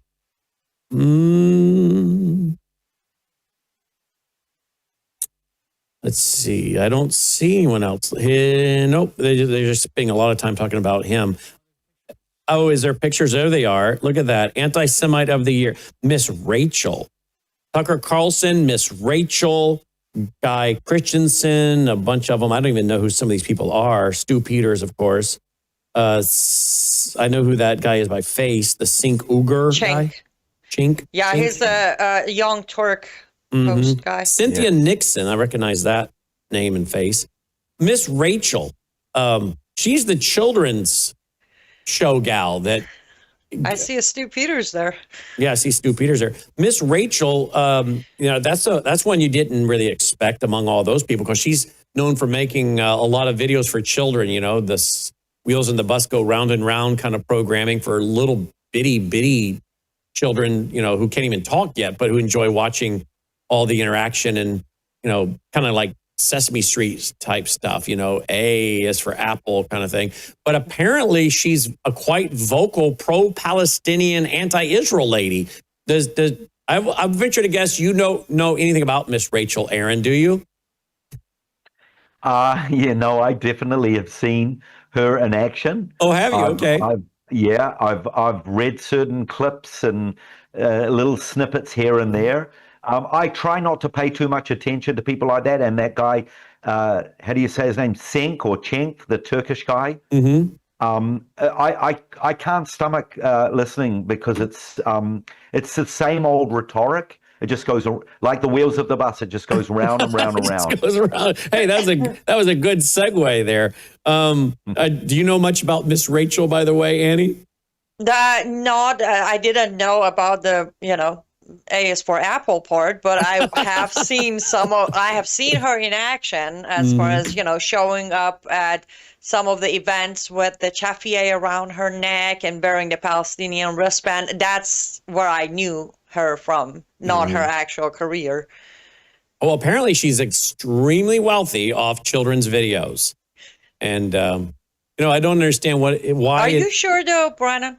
Are you sure that's where her vote is that where she's made? Maybe not. I don't know. I'm just saying I'm what just I'm told. thinking the moment you say Tucker made it, top name, I'm like, Malik is definitely doubling his paycheck. And Malik is of course, gonna double the paycheck. That's the guy that was one of his investors, which I have a video from earlier this week where he admits in a video I have now that his group invested in getting Tucker going, and he is his family are from what? Mother from Iran, father from Pakistan, or the other way around? I don't know. The mother from Iran, father from Pakistan. Mm-hmm. Mm-hmm. Yes. Crazy. Yes, he is. And thanks to our mutual friend, Patrick Wood, I started making some connections between Malik and Islamic Republic of Iran's lobbyist company here. The other guy who's the co-founder, who's also heavily involved in money, finance, and they seem to have connections there too. Let's go to real quick before we go to Turkey. Rubio says Venezuela is anchor for Iran's IRGC Hezbollah in Americas. How much do you think this striking of the drug boats and all the controversy with that, and I know there's a lot of controversy about hitting the boats a second time with people in the water, and that this is against international law, and this is, possibly a war crime, and the deep state apparently really wants to get Pete Hegseth out of there at the DOJ, from what I'm reading. and some of the Obama-Biden people are really working hard, according to reports I'm reading, to try to use the media to really blacken him up, give him black eyes, and dirty him up so bad politically and culturally that he's forced out, that Trump has to get rid of him. And now there's this bipartisan look into these bombings of these so-called drug boats. I'm not getting too emotionally involved in all that because, I don't know if he's making the right decision and if it was the admiral that made it and who did it. To me, there are bigger fish to fry, but I know others are very exercised about it. My bigger question is, what's really going on? And will the Trump administration just please tell us? Yes, guys, Oval Office address, Iran, China, Hezbollah, Russia are heavily in Venezuela. They have missiles in northern Venezuela. They could hit us. We're in a Venezuelan like a Cuban crisis. We're in a Venezuelan missile crisis. Yes, they're running drugs. But they're training off the island of Margarita, Iranian terrorists. Now we have reports that the drug cartels are in complete and total control of the border on the Mexican side, all around them, all through Mexico. Next door, obviously, running up to the American border, the drug cartels are in control of that. Well, are these teams then working together? Is there some kind of major national security threat to the country and we're not being told? Why not just tell us? We're big boys and girls. Brannon, they did. When? Yesterday. What'd they say? So literally an hour ago, a new Substack was published on my Substack. Okay.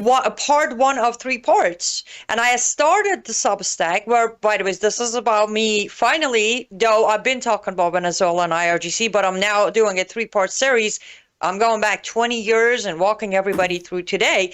But I started the Substack. If you scroll a tad bit with the exact words of Marco Rubio right there, this is no longer just a foreign policy problem. It is a direct U.S. national security threat. There you go. He said it. Okay, now that we finally played, said it. And we played that on the air, so I guess we've reported that. But yes, I want specific, clear details. What they're not going to give you that. I know they're not. Well, let me tell you why not. This is, as I mentioned on my Substack, this didn't start yesterday, nor did it start under Biden. This has started 20 years ago. And every single administration was aware of it. And every single administration looked the other way. They constantly repeated the same narrative. But today, they finally, now you put all the dots together. Trump saves Khamenei's life, stops Israel from finishing Iran, but then gets details that, guess what? IRGC is right in our backyard. It's like, well, we can't have them come attack us, and then I have no explanation for what I did after 12 days war. So let's go and start a new project that we're going to get rid of cartel. They go do that, but then reporters like yourself, like myself, are putting too much information out there for them to continue the covert operation. So now they give us a little bit of feed. Okay, IRGC is there, and it's national security, but if they give us all the details, then the backlash goes beyond Trump and Biden and Obama. It's going to be way too big of a deal to get. It's too much of a mess to clean up. Well, the reason I'm so exercised about it is because, as TV people can see on the screen, I've been talking about Iranian missiles in Venezuela since December 13th, 2010. 2010, December 13th, 2010. Since then, and you'll find it all in our archives, Iranian missiles and Russian missiles in Venezuela, northern Caracas, 1,264 miles as the crow flies to Miami. So I guess since talking about this since 2010, I'm very well aware of what's been going on. I don't know why they don't just come out and tell us. Damage control will be beyond control. It's one of those damages. They can't control it. As it is, a lot of Americans have lost trust in their government. Well, they should. And well, exactly. They should. And this may go to why Trump is so being very aggressive in talking about America's own Iron Dome, that we need our own Iron Dome. Because we interviewed the former assistant director of operations of NORAD, retired General Jim Cash, who came on the program years ago and at the time said, look, if one of our enemies brings their subs, as China was accused of doing, up next to our coast and shoots off a missile, we don't have the capability that close in range to knock it down. Now, today, depending on what we're talking about, apparently they have some mobile systems they can put in place or are in place to knock down things, but it's still extremely difficult and depends on, again, where they fire these missiles from. But we've had somebody on who used to be with the Office of National Reconnaissance last 2 weeks ago say on the program, there are some things they can do. So we're better than we were, but still, we're nowhere near where we need to be. And we're vulnerable. Could one of the reasons why your question, why don't they just come out, could it have something to do with the CIA and drug money and, that kind of thing? You mean implying because our CIA is notorious for running drugs and being involved in the drug trade? Could be, because they notoriously are, and we knew that going back to Michael Reagan telling us on the air years ago, probably 25 years ago or more, about Barry Seal. I mean, he was the first one I ever heard the name Barry Seal from, was Michael Reagan on the air talking on his broadcast about Barry Seal, the drug runner, meeting with Vice President George H. Bush, he said, in the old executive office building. Of course, we now know there have been movies and books and documentaries. And of course, Barry Seal was apparently running drugs for the CIA. And he ended up meeting his demise, being, shot and assassinated, sitting in his car. So wasn't also JFK planning to dissolve CIA? Yes, he said he was going to break it into 1,000 pieces and cast it into the wind. Exactly. And here's another, just since we're at it, another possibility of them not telling us details. Brannon, we broke this news thanks to your network that allows news like this to be broken. But on your show, I brought the information on Iran's nuclear plan B. Remember, Venezuela is on that list of storing all the pieces to be put together within minutes. So maybe our administration can now come out and say we have the intel that the backup plan was happening in Venezuela and Iran could nuke us at any given moment. I'm exactly. But then at this point, I have to wonder how many nuclear weapons are already in the U.S. Through China, I don't know. Through Iran, none yet. Well, I'm talking about through Mexico and the drug cartels and drug tunnels and all the things we're finding. Because remember, you had 2 U.S. representatives, one from Indiana and one, Kurt Weldon, both doing shows early on about these nuclear suitcases. And I interviewed Kurt Weldon in the last year or so about it, and that these can take out 8 city square blocks. And people say, well, we have these, we don't talk about them too much, but we have devices that are hanging underneath bridges that can pick up and sniff nuclear material. Well, first of all, if they hide it in the right produce, it will hide the smell. And number 2, who cares? Who cares if you get a notice there's a nuclear weapon in your city? Because once it's there, all they need is a few more minutes to push a button and detonate it. So I wonder how much our intel knows they're not telling us.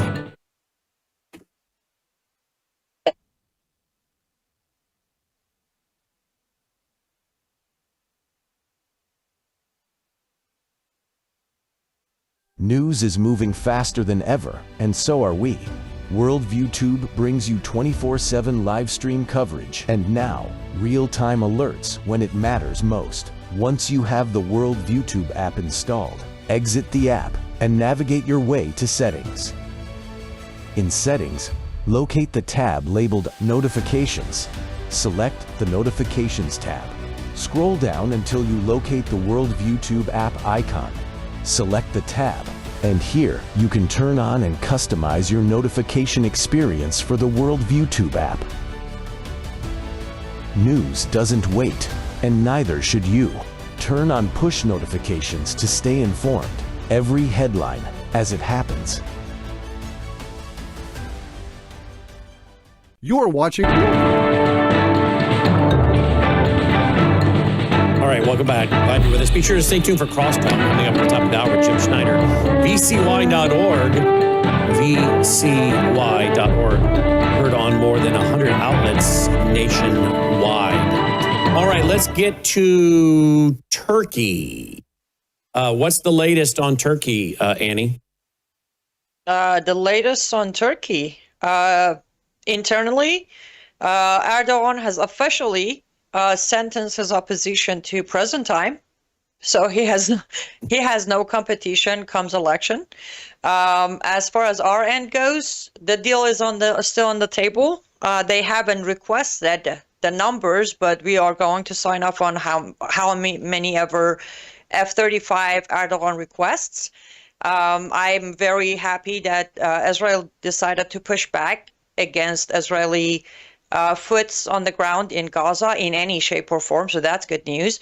Also, Syria, Giuliani, and Erdogan in Turkey are now resuming military cooperations. What are you hearing? That's Aaron? all the updates I have. What are you hearing, Aaron? Not a lot, except Putin and Erdogan are talking, and not too sure what's going down there. But that alliance, Turkey, Russia, Iran, there's always kind of little mentions in the news about that coalition. And maybe Anni knows some more about that. Well, the conversation of supposedly Putin and Erdogan started talking after the 28-point peace plan for Ukraine and Russia came out. There is not much detail, but I do know part of the conversation was, I got to go back for a minute.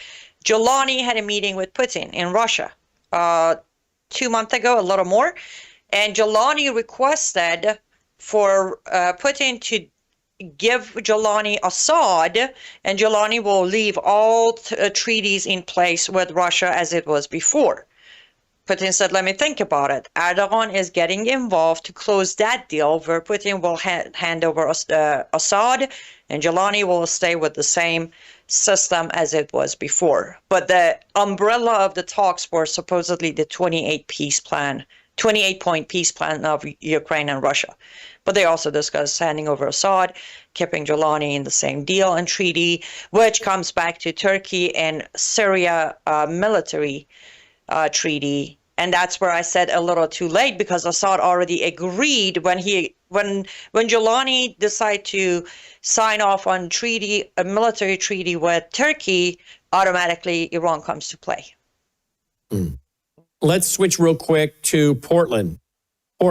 Christmas tree lighting turns into Free Palestine rally. Portland's annual Christmas tree lighting took an unexpected turn on Friday when a featured speaker used the stage to call Israel's actions a full-blown genocide and led portions of the crowd in chanting Free Palestine. The appearance of pro-Palestinian activism at the 41st annual ceremony, attended by thousands in Pioneer Courthouse Square, drew criticism from residents who said the political messaging was out of place at a city-sponsored holiday event. We're also hearing, I guess, that over in Europe, a lot of the Islamists are showing up and disrupting Christmas tree lightings and Christmas festivals and whatnot. What are you hearing about that, Aaron? No, I've seen videos exactly of what you're saying. And the question I have is, what is it going to take for a breed of Christians to be risen up or to rise up where they're not going to get sand kicked in their face anymore? They're going to, and I hate to say it, they're going to have to fight fire with fire. If not, well, then we're going to get sand kicked in our face and we're going to get burned and we're going to get our churches burned down and we're going to get our neighborhoods taken over. Something has to rise up. You know, this is what happened in the 11th century when Pope Urban II called upon the first crusade. Actually, when I saw Pope Leo in Turkey and Lebanon the other day, I was wondering, does this Pope have the steel? Does he have it in him to be thinking of this possibility. And the main reason, there were 7 crusades. The main reason the first crusade took off was because of Islam was just taking over everywhere in Europe and the Middle East. And the Pope saw that it needed to stop. What is it going to take? I know we need to be praying. We need to be on our knees, but there's got to come a time where there's action, there's strategy. We've only got about 2 minutes, Annie, before the computer takes it away. You and I earlier today talked about something at the Kennedy Center last night, an event related to soccer or something, and sponsored by Qatar, or they were one of the sponsors, and they were there, and a bunch of Trump administration officials. Didn't we also just hear about a bunch of social media influencers having an all expense trip paid to Qatar earlier this week? Yes. Here's the thing. Unfortunately, this one I have to go back to, as Itamar said earlier this morning, when the top of the administration whitewashes Qatar's involvement in our demise, it becomes a lot harder to point finger at influencers or hosts or talk show hosts or producers or even the officials of his government when they go deeply get involved with Qatar, knowingly or not. They are being bought by Qatar. They are being influenced by Qatar. But as long as our top of our administration is shaking hands and calling Qatar our strong ally, our great ally, it is expected for the rest of people to follow. So Qatar is heavily stepping in. They've been involved for many years influencing our institutions, but now they're taking over entertainment, politics, and entertainment, part of it being talk shows, conservative or not. It's going to be hard to stand up to all of this when you already see the stage being set in Europe, where people can't say anything about the LGBTQ agenda or Islam without being arrested. And the number of folks being arrested in the UK for just speaking truth. No threats, just do what we do here every day. And they're being arrested. And now, of course, you have Keir Starmer suspending elections over there for a while. And then you also have the mayor of London refusing to, when confronted, to admit we have Islamic gangs going around raping the folks in London. The American people had better wake up. They'd better wake up and not be so concerned about who's coaching what football team and what coach left Ole Miss and went to LSU. You better wake up and realize your country is being taken over, even in the Trump administration. Take care. And we're back with WROS out of Jacksonville, Florida, and you here on Worldview Tube.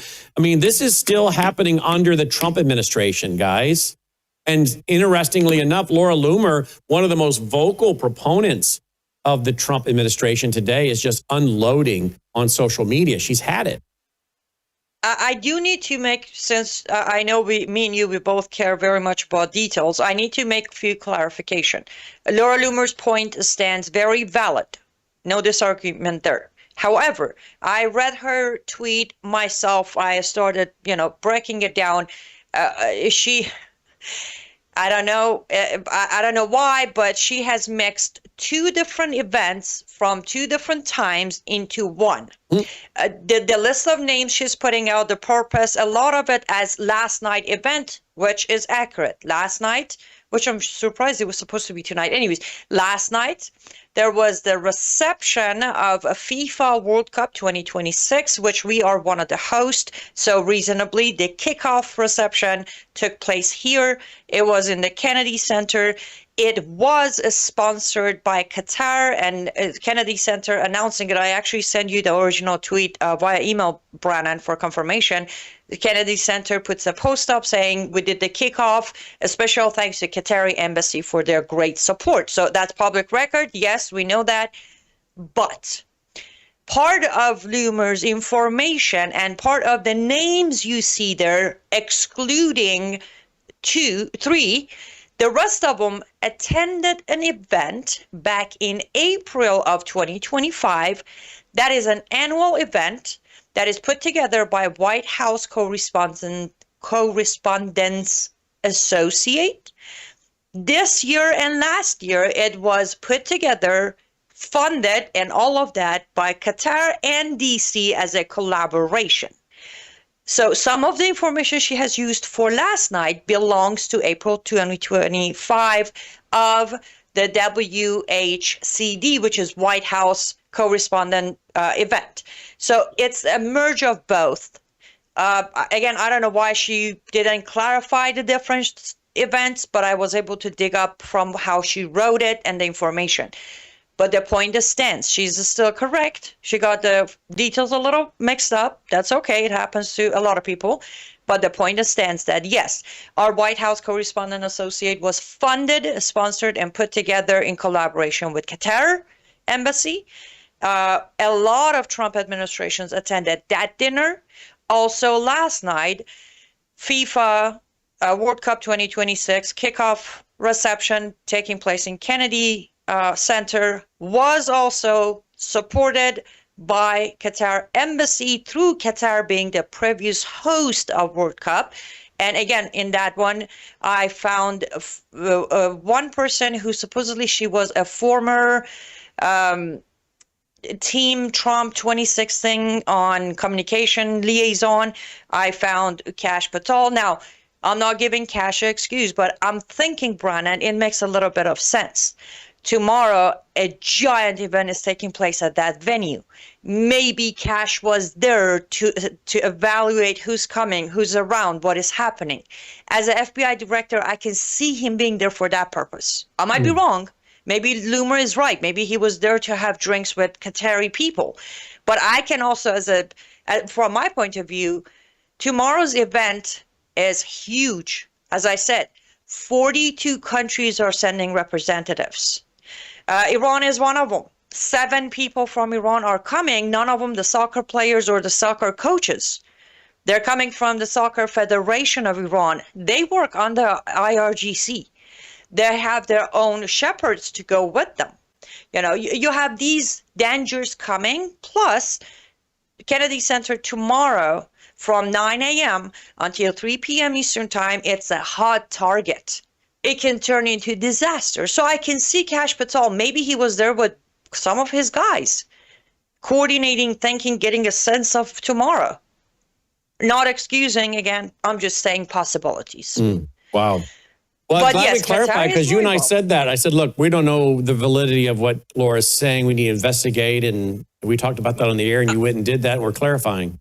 Yes, I knew about the event, and I knew Qatar Embassy was involved, but not by definition of gaining influence, by definition of rules of World Cup. For example, 4 years from 26, we're going to have to put together the next kickoff in the host country, but our federation, our embassy will be responsible for it. That's just the way it has been. But I didn't know all that. I kept saying, I have no idea about those names. Then I realized, oh, those names belong to April of 25. And that one is actually worse. I wish you would bring that up. That one is a specific. But the bottom line is Qatar is really working hard. In middle of everything, yes. They're working hard. Qatar is in middle of all of our businesses. Mm-hmm.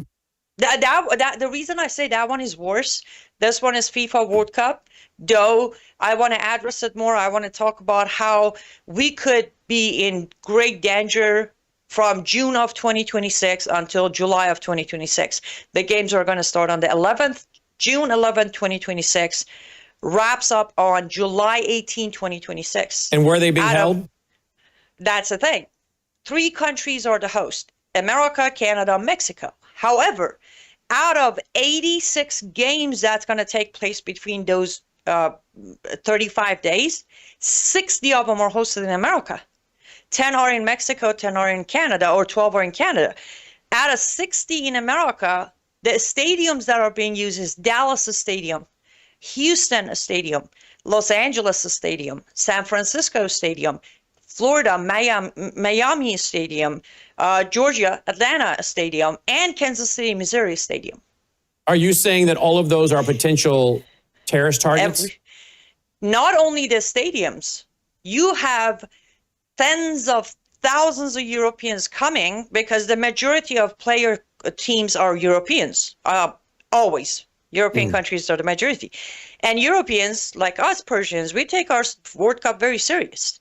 They're going to be here for a month, going from one city to another, meaning a list of all the hotels are on the FIFA website. Targeting it isn't that hard. Every hotel or close to the stadium, every restaurant, every downtown, every stadium is going to be a hot target. Okay, hold right there. We got to go before a hard break for our station, WROS in Jacksonville, Florida. So I want to thank them for being one of our networks that carries our broadcast, WROS, Jacksonville, Florida. And thank all of you for listening and supporting. Take care. And we're back with you guys. Pick that up. Now, is Israel involved in any of these, Aaron? Your teams? You don't have any Israeli teams? No, we go through the preliminary stages, but we didn't. You didn't make it this year. We didn't make it. We've been fighting a war. But so you have been. I was just about to say I was one of the people, Aaron, who said we should write a letter to FIFA and saying, because one of the countries from that area that made it shouldn't, they're going to lose all 3 starting games. And like, we should have sent a letter to FIFA, all of us from America, and saying you should give an honorary qualification to the Israeli team. Yeah. They were fighting a war. But let me ask you this. What about Israeli, but what about Jewish players, though? How many Jewish players, how many soccer players are Jewish on any of these teams? I know of 6. And the reason I bring that up is we know back in the Olympics, what year was that? 70 what? That they took hostages? 74? 72. 72? Munich, 1972. Yeah. Munich, yes. Yeah. Well, that was the actual Israeli team. Yeah. And we're going to have to let Aaron go because we got to make room for Patrick Wood. Aaron, thank Brennan. you. Thanks, Anni. Aaron, brought to you by our foundation, our reporter on the ground over in Israel, brought to you by our foundation, worldviewfoundation.com, worldviewfoundation.com. Thank you for making your contributions right now, today, tomorrow, if you can, as we are doing our international online Worldview conference and our end of the year giving campaign. We need to hear from you now with your contribution to our foundation, 901-468-9357. We have some very generous contributions. I mentioned earlier today, we had a contribution called in from Sandy for $200. We had Bill, $500, Patricia with $1,000. And so thank you for calling those in. If you'd like to do that, you can use that number, 901-468-9357, 901-468-9357, or you can make a contribution online right now at worldviewfoundation.com. See if you can give in the next 2 days. That would just be excellent. And we're reading off some of the amounts and the first name and city and location, city and state of the donor, if we have all that details. Sometimes when you guys give online, we don't see where you're from. You choose not to put that in, and that's your prerogative.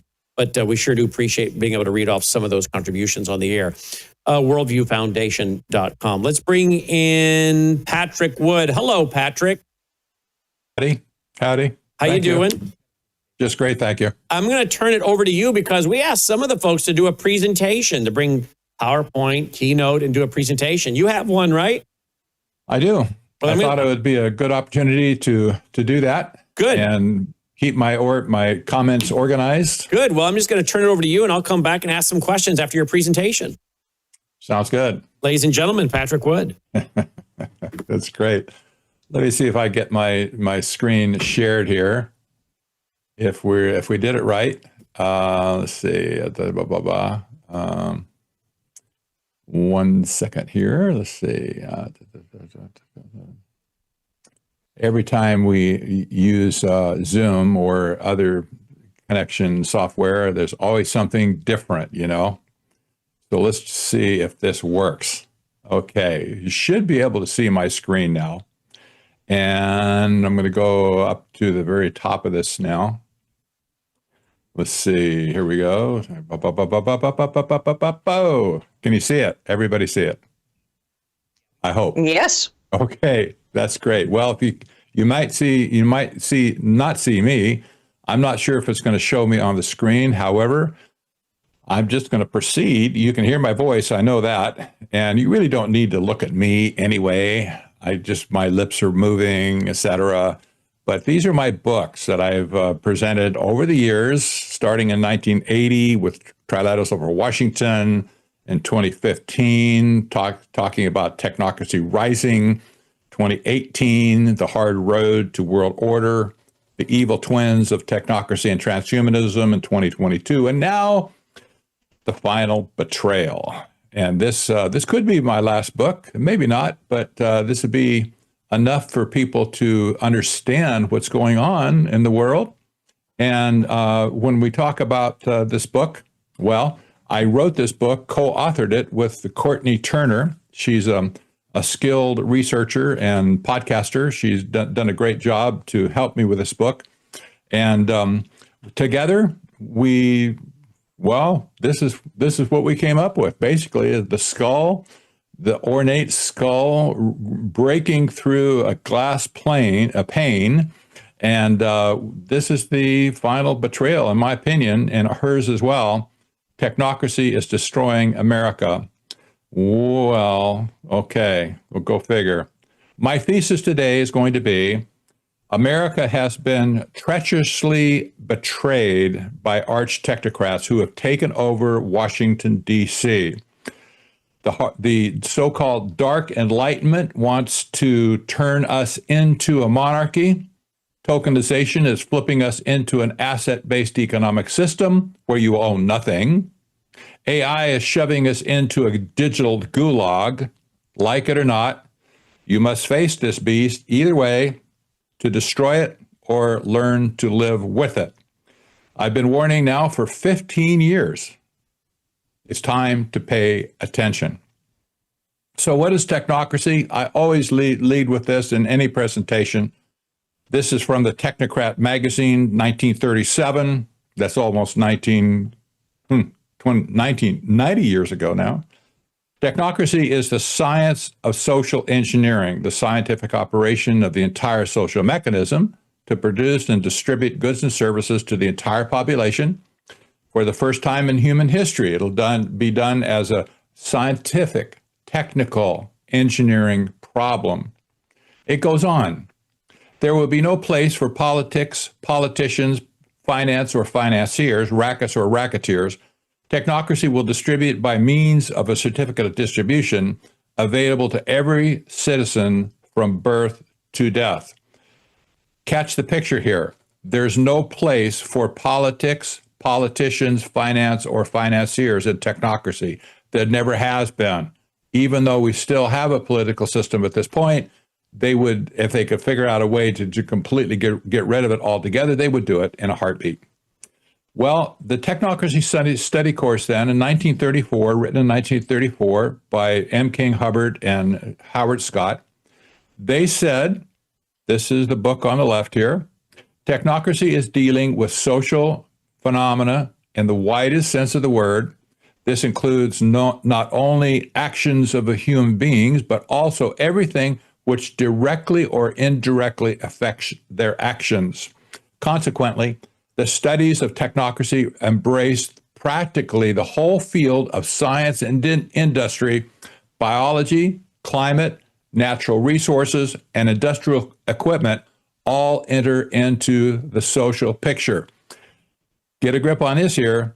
Biology, climate, natural resources. This is where we see all of this nonsense coming from the United Nations about sustainable development. This is a genesis of all of that nonsense in the first place.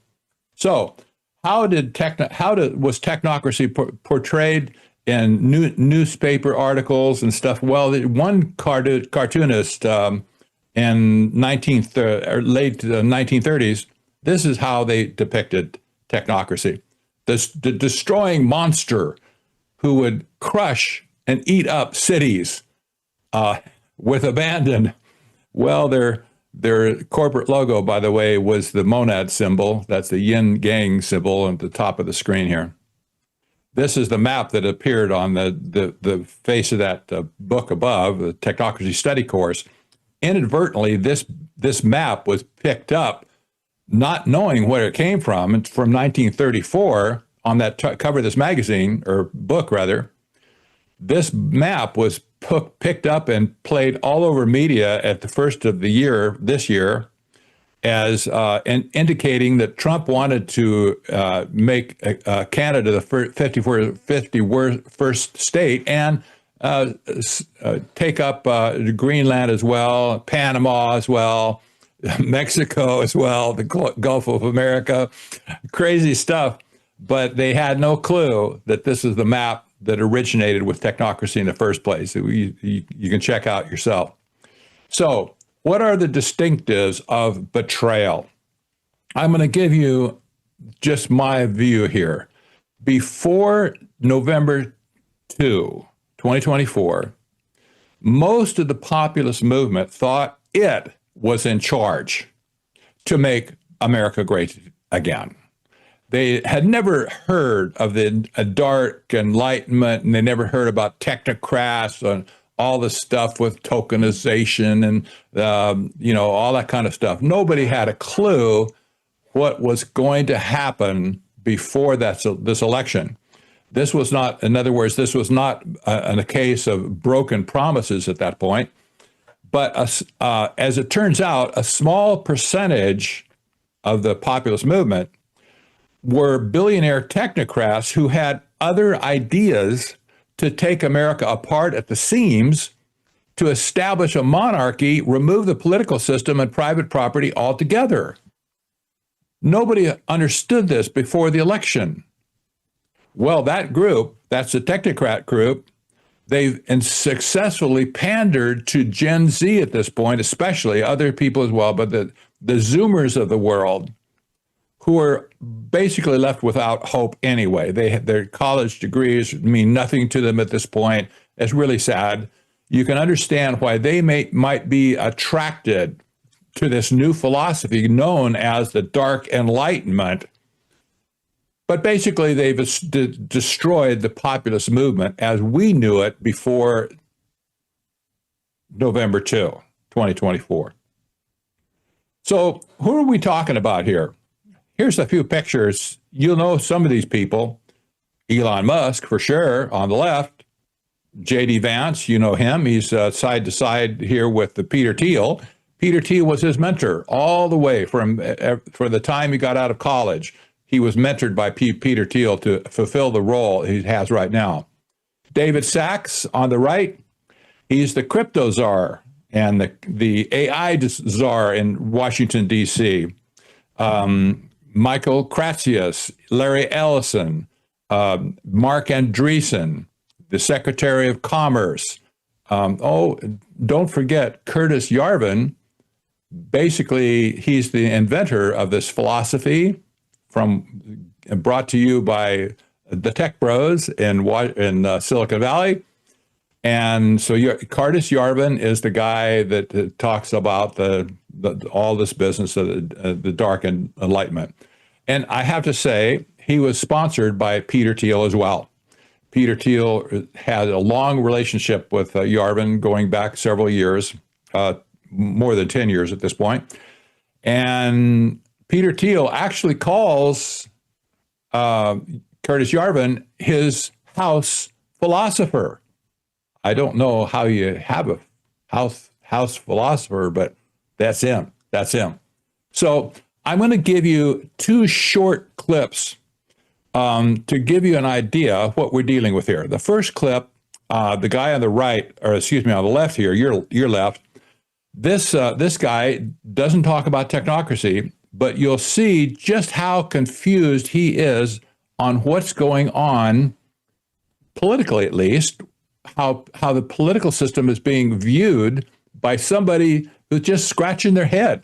Well, this is instructive to see what some other people are saying, not just me. Let me just play this for you.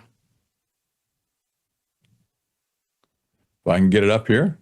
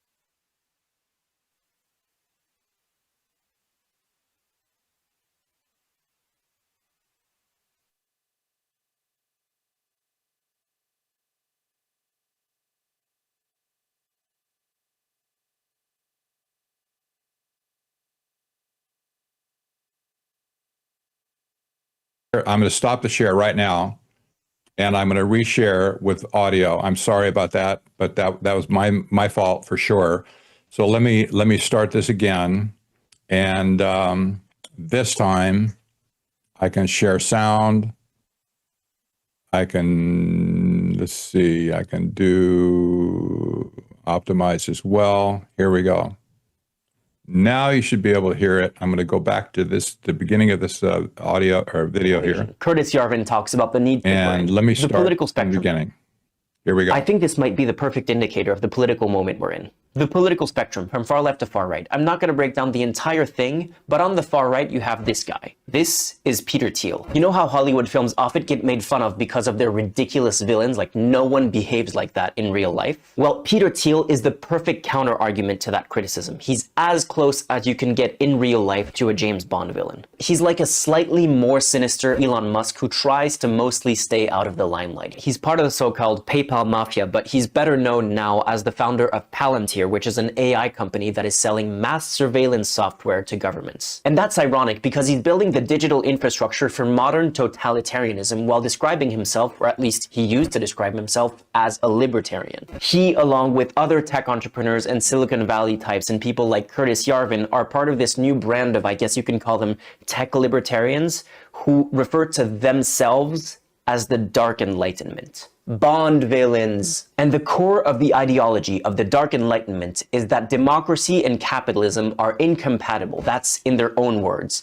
And their solution to solving that incompatibility is to get rid of the democracy side of that equation. Curtis Yarvin talks about the need to replace democratically elected presidents with a CEO-type figure who would have plenary powers to run the country like a business without all of those pesky checks and balances. In other words, a dictator. But enough of them, because on the other side of the spectrum, you have people on the far left, not as far left as the communists and anarchists, but slightly left of center left, called Democratic Socialists. Democratic Socialists are slightly different than Social Democrats in one key way, which is that they believe democracy and capitalism are incompatible, and they want to solve that incompatibility by getting rid of the capitalism side of that equation. And this is the part that's crazy to me and the reason why I'm making this video, which is that number one, the Peter Thiel side is winning right now. They're either in power or close to power in the US, and they're gaining influence everywhere else in the world. And number two, moderates and centrists seem to think that democratic socialists who want to save democracy at the cost of capitalism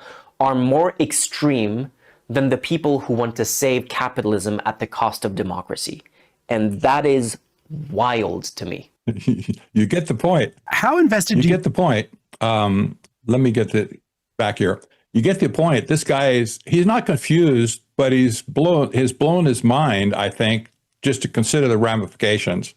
One side wants to destroy capitalism. The other side wants to destroy democracy.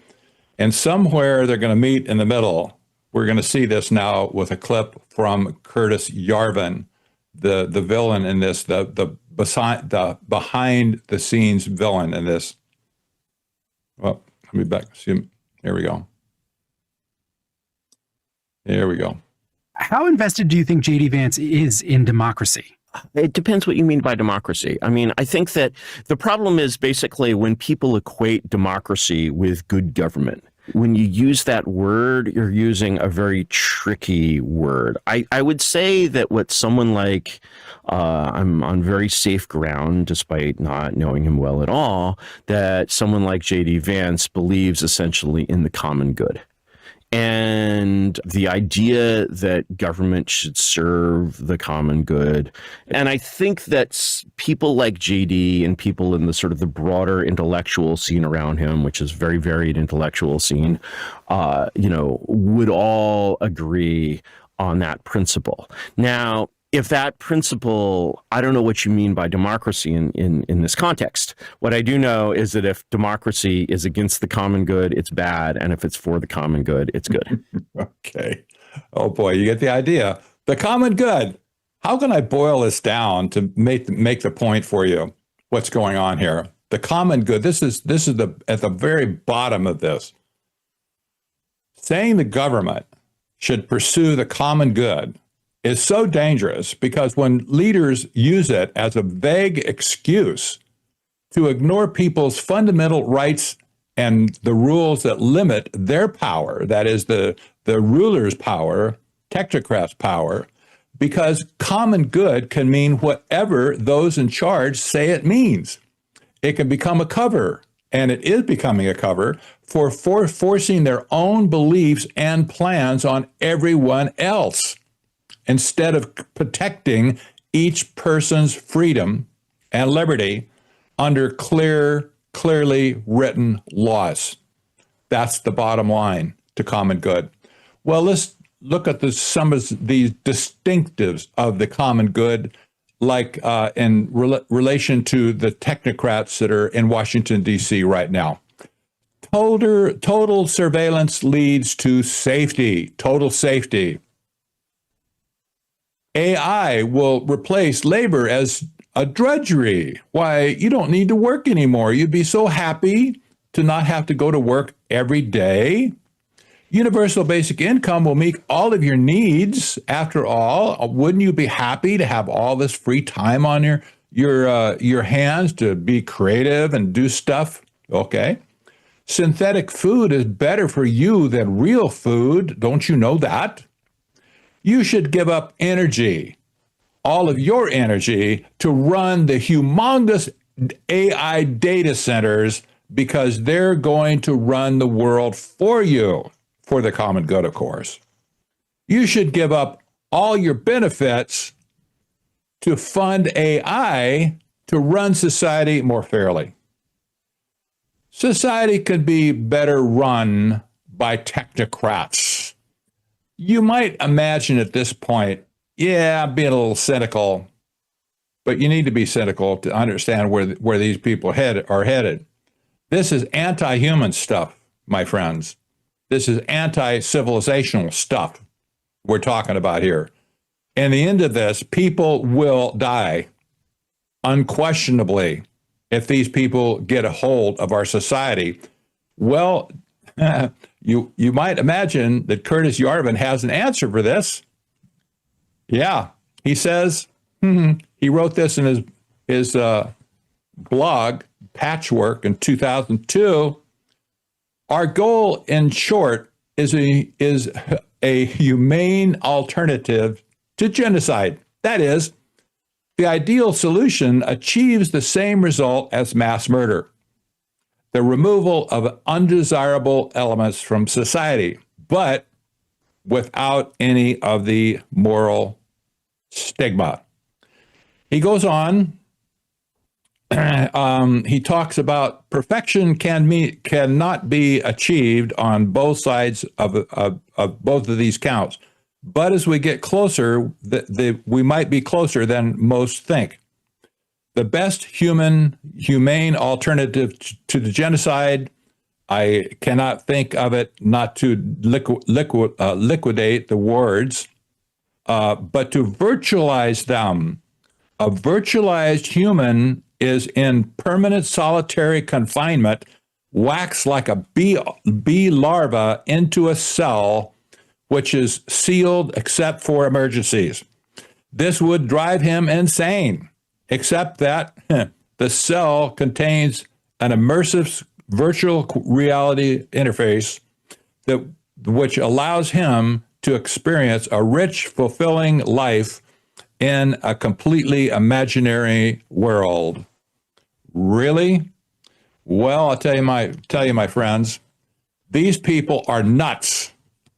The people that have taken over Washington, D.C., and who have betrayed all Americans, not just conservatives and not just liberals, everybody in America at this point has been betrayed by these people.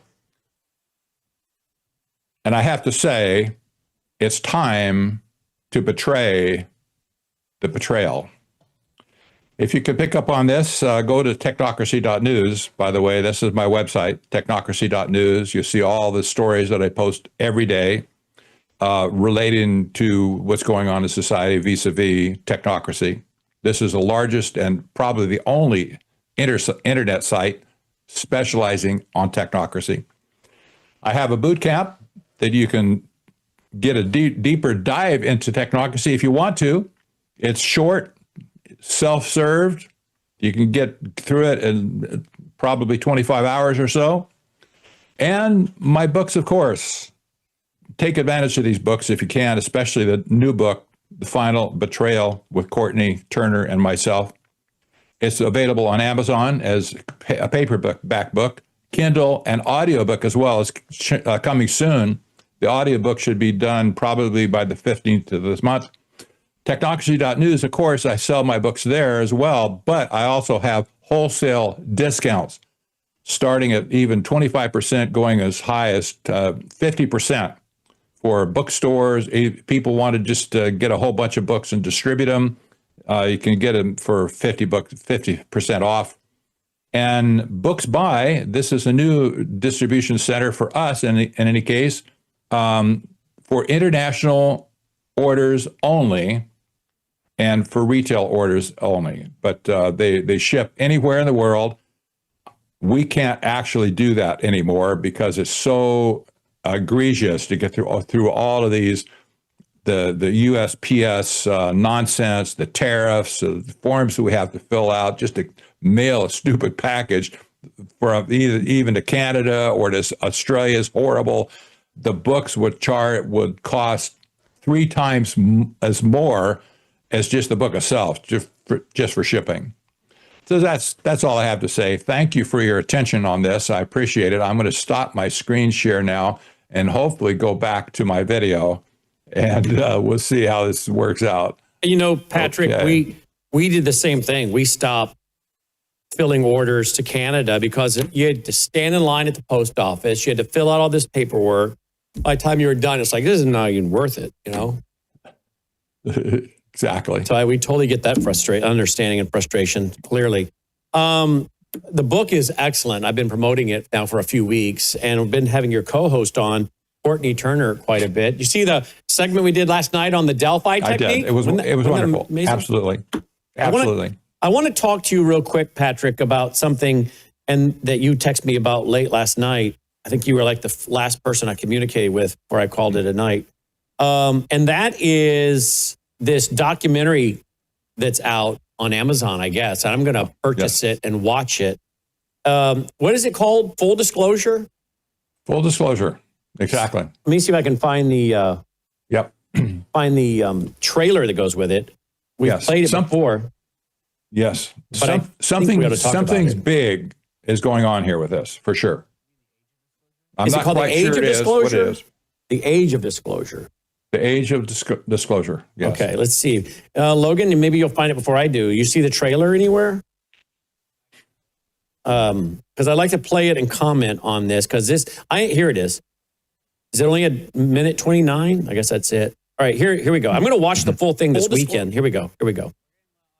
Oh, you're getting more audio from me off of my computer. Let me close that. Did that take care of it? All right, thanks. Here we go. Watch this, guys. And then Patrick and I'll talk about this because he just got done watching it. I hadn't seen it. Here we go. Yes. We've had repeated instances of something operating in the airspace over restricted nuclear facilities, and it's not ours. These are otherworldly things that are performing maneuvers that haven't been seen. There's a whole fleet of them. I have seen with my own eyes non-human craft and non-human beings. This is so secret. There have been very few people in our entire government that have been allowed or provided access to it. Even presidents have been operating on a need-to-know basis, but that begins to ramp out of control. It's not acceptable to have secret parts of government that no one ever sees. People have been hurt protecting and hiding this information. Some people claim it would cost them their lives if they spoke out about these things. You had information being locked away that could change the trajectory for a species.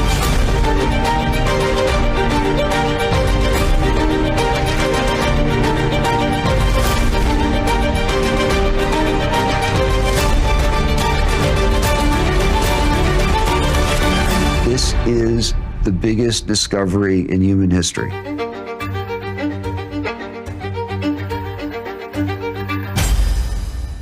All right, so now it is out. I'm going to purchase it and watch it this weekend. I wasn't going to, but Patrick texted me last night and said, You got to see this, and we got to get in front of this. We got to get ahead of this. Tell me why. We do. We do. We really do. And I'll tell you what, this is the biggest psyop that I've ever seen in my life. First, we had global warming. It's all going to kill us all, right? Right. We'll be dead in 12 years, said Al Gore in 2020, whatever it was, 2010. And then we had COVID. Oh, COVID is going to kill you. It's going to kill all of us if we don't get ahead of that. And we have to be afraid of the air we breathe. Oh, my gosh. You wear a mask and, can't go outside, et cetera, lockdown forever. Now we have the threat of aliens invading Earth. Oh, my gosh. Is there intent to kill us all, or is some other thing? What's going on here? This smacks of a psyop extraordinaire. And I said, I was so shocked when John Podesta, a member of the Trilateral Commission, by the way, exited the government under Obama. He was a climate czar. And he was asked by a reporter, what is your biggest regret now that you're out of government, and probably would be out forever at that point? He's in government service already for almost 30 years at that point. And he said, shockingly to me, well, the thing I really, really, really regret most is not getting the release or securing the release of all the UFO papers. That was what is on his mind. This, I can't say exactly where he was at that point, but that was what he was saying. What's going on here with this UFO stuff? All of a sudden, we have now a new worldwide threat. Worldwide, not just America, but a worldwide threat to force humanity together under the auspices of the United Nations, global government, something like that, maybe. Who knows? But this is one more thing that we need to worry about, an existential threat to humanity. It's stunning to me. And not only are they possibly going to carry out some kind of deception to make people think this is UFOs, extraterrestrial, we know that we have leading UFO experts who have gone from saying that these things are extraterrestrials to now changing their mind and saying, no, they're of demonology. They don't appear on the radar coming in. They don't appear on the radar going out. They just appear and disappear. So whatever these things are, we believe is demonology. I do believe that some of these sightings could indeed be demonic activity. But as I said to Courtney the other night, you have to wonder if the people that are setting up some kind of psyop don't end up being psyoped themselves by the demonic world, because we do know that the Bible talks increasingly about hyper demonic activity on the planet, and at the end times, particularly during the tribulation, and counterfeit miracles, signs and wonders. So you have to wonder if the psyop folks are about to be psyoped, and they themselves, as I said the other night, could go, wait a minute, who did that? That wasn't us. Who was that, right? So I don't know who's planning what or how they're being used, but we do know that a lot of these people in the power elite fool around with the New Age, cosmic humanist, occultic world, yes, of which Alice Bailey, the mother of the New Age, claimed to be channeling an entity with which she wrote 10,000 pages. It was a demon. Yes. Helen Schuckman, who wrote The Course in Miracles, that's considered the Bible of the New Age movement. She wrote that by channeling an entity she called Jesus, but made it clear it wasn't the Jesus of the Bible. So these people are already known for fooling around with the demonic realm, and many of the people in the power elite are into these secret societies. They're into the cosmic humanism. We know we have the prayer room, encouraged by Alice Bailey at the United Nations. So I don't know what's coming, if the deception is simply a psyop by man, but also what's setting up a massive spiritual deception is planned at the spiritual level, that these people are helping to set up, either knowingly or unknowingly. I don't know. You would think so. There's always been two parts of the deception going along. For instance, global warming. There was the reality of global warming in the first place. There was a myth of global warming, that there was no man-made global warming. I believe that firmly. But that didn't stop them for promoting that for another reason. They wanted to basically take over the operation of planet Earth in the name of global warming. And so there was another motive. They were playing it that way. It didn't have anything to do with the reality of it. Well, we have the same thing now with UFOs. There's the reality of it. We can discuss that for sure. If it's demons or extra UFOs, I probably agree with you wholeheartedly at this point, but that's immaterial at this point. They're using this, the PSYOP part of it is, to panic people into accepting more control than they have right now. Wow. Period. Period. Technocracy.news, technocracy.news. Thanks for being a part of our broadcast team and hosting the show with Logan. Thank you. I really, really appreciate Logan. He's done such a great job. He really has. Indeed. And you both have, and we get a lot of positive feedback about you guys' show. A lot. Melissa tells me about it. It's the beauty and the beast. I wonder which one is which, Logan. I don't know. I'll tell you. Thank you, Patrick. Appreciate it. You bet. Patrick Wood, technocracy.news. And don't forget about his brand new book, The Final Betrayal will make a great Christmas gift. All right, we got some contributions. We have $2,500 here sent in by Lance. This was sent in by Czech. So we were reading off some of these that were sent in anticipation of this coming up. $2,500 from Lance. Thank you for that. We have $5,000 from Charles from Lake Geneva, Wisconsin. $5,000 from Charles. Thank you, Charles. Wayne and Sharon, $150. Donna from, where is that? Shawano, Wisconsin? Shawano, Wisconsin, $100. Thank you guys for that. We have $50 from Myron from Cohasset, Minnesota. We have $100 from Terry and Thomas, who are from Utiwa, Tennessee. I don't think I've ever heard of that before.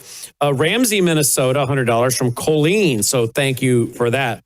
Folks, you can get your contribution in at 901-468-9357, 901-468-9357, or make a contribution online at worldviewfoundation.com. Joining me now is Colonel Rob Maness. Colonel, thanks for being with us today. This is normally your time slot. I know you're traveling, but we wanted to get you in here since it's normally your time slot. Thanks for being with us. Oh, thanks for having me on, Brandon. I appreciate it. I want to talk to you about a lot of things, but first of all, I want to get your reaction to January 6th. Were you in the nation's capital on that day, January 6th? I was not. Actually, I was packing my truck on the 4th to drive up there for that event, hoping to attend the speech that the president was going to give at the Ellipse, and my wife talked me out of going. So good for her. I was at home in right there in Mississippi. Well, good for her. I put out the night before on X that I thought it was a setup, and I was encouraging people not to go. But something went on with a pipe bomb, a planted pipe bomb. I guess the investigation is going on for 5 years. And now Kash Patel had this to say today. I'd love to get your thoughts and feedback about this. Here we go. When you attack American citizens, when you attack our institutions of legislation, when you attack our nation's capital, you attack the very being of our way of life. And this FBI and this Department of Justice stand here to tell you that we will always refute it and combat it. We will provide the safest country the nation has ever seen under President Trump's leadership here. And that's what we did here today with great resolve on a case of massive public importance, as it should be. An individual who is now alleged to have placed multiple explosive devices to blow up multiple people and multiple officials, innocent civilians, is now arrested thanks to the brave men and women of the FBI and the interagency. I want to take a moment to thank the Metropolitan Police Department, the United States Capitol Police, our brave prosecutors, the Department of Justice, and our leader, Attorney General Pam Bondi, and U.S. Attorney Janine Pirro, whose relentless work on this case made this possible. As the Attorney General said, we did not discover any new information. What we did, An investigation spearheaded by the deputy director and the ADIC of our Washington field office brought in a new team of investigators and experts, re-examined every piece of evidence, sifted through all the data, something that the prior administration refused and failed to do. As a result of that, we generated numerous investigative leads, executed multiple legal process with our U.S. attorney partners, and came to this conclusion today. And that is why we were able to safely secure this individual into custody. Now, I don't even know if you've had time to figure out who this individual is and know anything about him. Have you read anything about who this person is and their background? The only thing that I've heard is what I've seen reported in some media outlets is that he's approximately 30 years old, male, 5'6", wears a unique set of eyeglasses, potentially, and lives out in Northern Virginia. I've seen some photographs of what I think is the home. That's a pretty expensive home for that area, by the way. I'm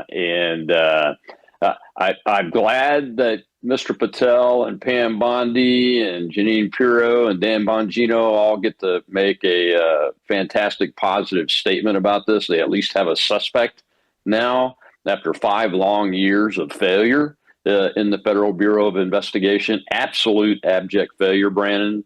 But there are many, many questions that have to be answered about this incident. Not just to mention a few. Why the strange behavior of the law enforcement officers and the Secret Service team around Kamala Harris once these devices were discovered, they acted as if they were not live. The devices themselves look pretty much like an old-style training device for bomb disposal teams. They use rudimentary egg timers, which do not last long enough to get into the day of January 6th, considering they were planted on January 5th, the evening before. There are a lot of questions. I still continue to question whether those are actually live devices or not. Do they have DNA for this individual that was on the parts? That's usually one of the key pieces of evidence that you can find is fingerprints and DNA material that are on the parts of the devices. When somebody's building one, it's very difficult to build one without using your bare hands. And finally, we've always been told the cell phone data was corrupted for that provider, and now all of a sudden they have it. And we know from the videos that the individual that planted the devices was on the cell phone at least one time, because they do it in the video. So lots and lots of questions that need to be answered. I'm glad they at least have a suspect now. Good for them. But the American public needs to get answers to these questions because of the corrupt nature of the Federal Bureau of Investigation over the Biden administration and this entire January 6th episode in this country. Supposedly he works for a bail bondsman. I just read that. I don't know if that's true or not, but I just read that. Yeah, I think it's his father that has a bail bondsman business. And I even read before I came on that Judge Boasberg's name may be involved in this too. So here's live now. Let's see what they have. This is a pretty nice house for Northern Virginia. That's probably $1 million house. Heavy police presence at the home of the suspect they have identified in the D.C. pipe bomb probe. So this is a live look from the Fox 5 D.C. helicopter. As you see in a cul-de-sac, the FBI now at the home of this suspect. And we were learning more earlier as we were hearing from the FBI after they announced that they made an arrest in the nearly 5-year-old investigation into who placed pipe bombs in Washington, D.C. before the January 6, 2021 riot at the U.S. Capitol. This arrest marks the first time investigators have settled on a suspect in an act that has had a long investigation by law enforcement and also led to some conspiracy theories. In fact, let's pick up on those theories. We refused to report on that. A few weeks ago, they were putting out the name of an individual, a female. We did not report on it here because I'm like, how do they know that's true? And if it's not true, are you prepared to be sued by this lady when it turns out it's not her? So we were waiting on official announcements, right? But some people jumped the gun and put this poor lady's face and everything everywhere. I would venture to guess she's got a pretty big payday coming with some lawsuits, right?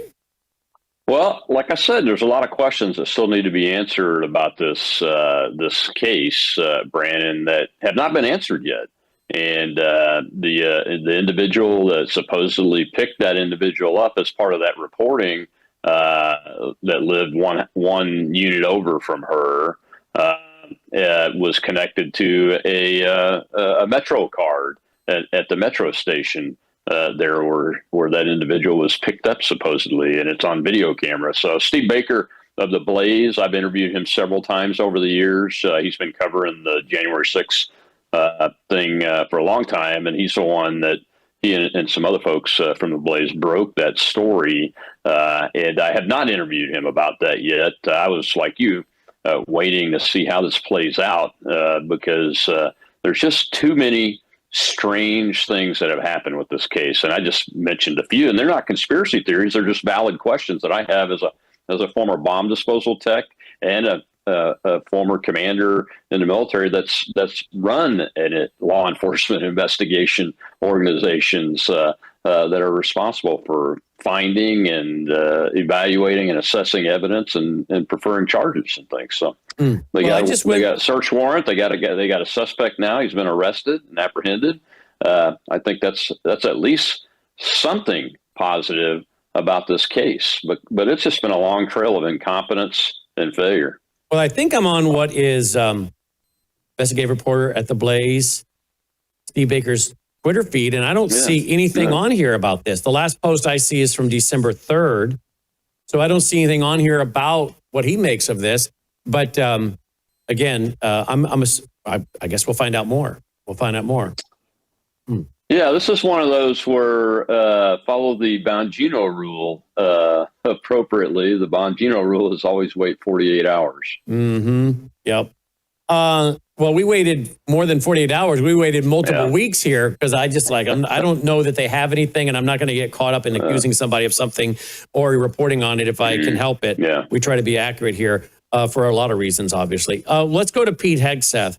Here is the Daily Mail. Pete Hegseth's war crime, put that in quotes, video detonates inside secret intel briefing. One of the most troubling things I've seen. Now, this is coming, I guess they're quoting Admiral Frank Bradley is testifying before Congress behind closed doors on Thursday. And lawmakers were shown extended footage of the 2nd of September airstrike. Defense Secretary Pete Hegseth is under intense scrutiny over the attack. After it was emerged, 2 people on the vessel were still alive following initial strike. So I guess Republican and Democrat lawmakers are investigating this. I don't know what Bradley's had to say. I don't know, since it's behind closed doors, I don't know if anyone knows what has been said. But what do you make of this? I do know that it appears as I'm reading that some of the deep staters, they're working double time to try to get Pete Hegseth out of that job. So, I said to someone today, I'm not going to get too exercised about any of this until more comes out, because I also don't want to be giving, cover to these folks if that's their goal, is just to oust Pete Hegseth and put him a deep state Secretary of War in there. What are your thoughts? Yeah.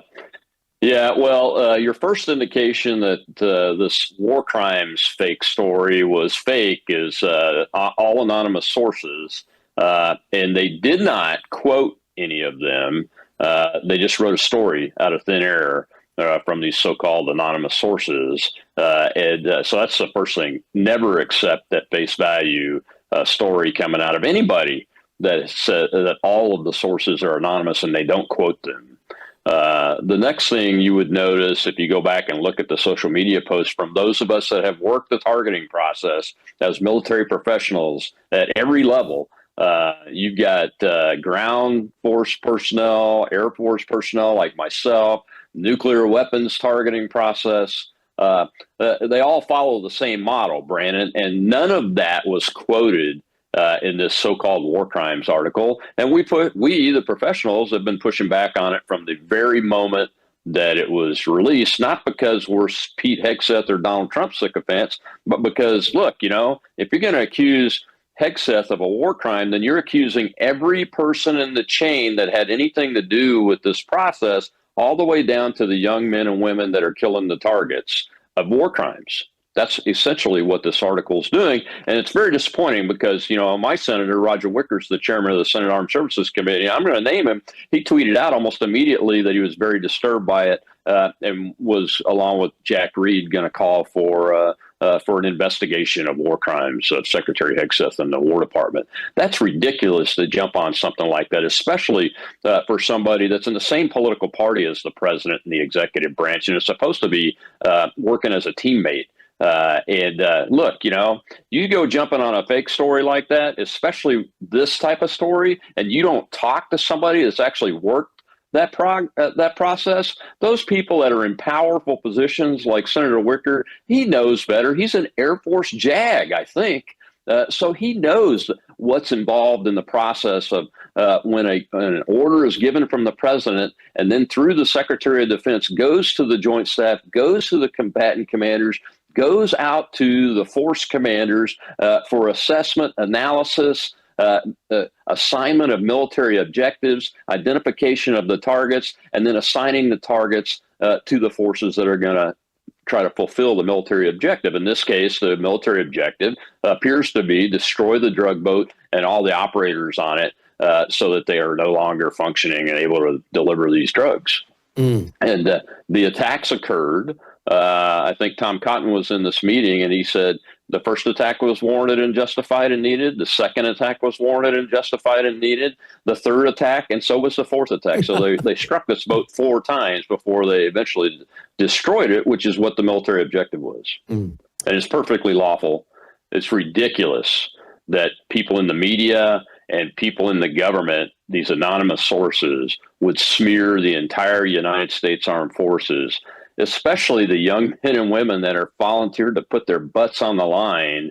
I mean, we just weeks ago had Sarah Ekstrom, the specialist soldier, murdered in a jihadi attack on the streets of Washington, D.C. Not even over a week ago. I think the president just put the flags at half-staff today for her passing. She's an American hero. And this episode, these senators in the Seditious Six video are linked to this. This was a follow-up smear to this effort of their Seditious Six video, and it's despicable, and they should all apologize and resign right now. And we need a real investigation. I'll say this to Senator Wicker. Senator Wicker, you and Senator Reed and the House Armed Services Committee chair and vice chair, y'all need to do an investigation into this from the perspective of who the leakers were that gave these anonymous tips to Natasha Bertrand, who is also, by the way, a Russia hoaxer and one of those people that spread that media. And she needs to be brought in under oath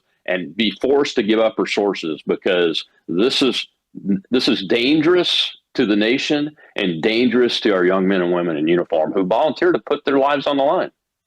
Well, aren't you guys glad we have Colonel Rob Maness with his incredible bio on our team to help us sort through all of this? And great analysis. I want to ask you, as a military guy, the attacks by the Seditious Six, as they're called, on the troops, the level of command. I mean, these guys, where were they during the Biden regime when, you know, our government was kicking down the doors of pro-lifers, and those who didn't even go into the U.S. Capitol were just standing on the lawn of the Capitol, and yet the FBI was kicking down their doors? Where was their statement to federal law enforcement agencies like that? You know, then it's worse than that. It's worse than that. They said zero.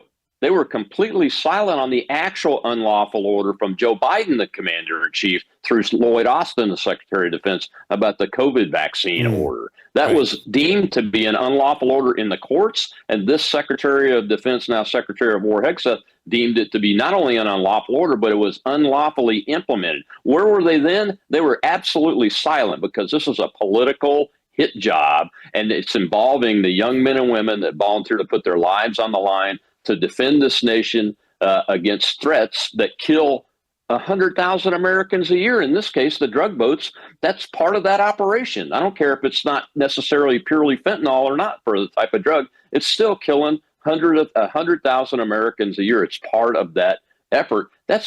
We only lost 57,000 men and women in Vietnam, for God's sake.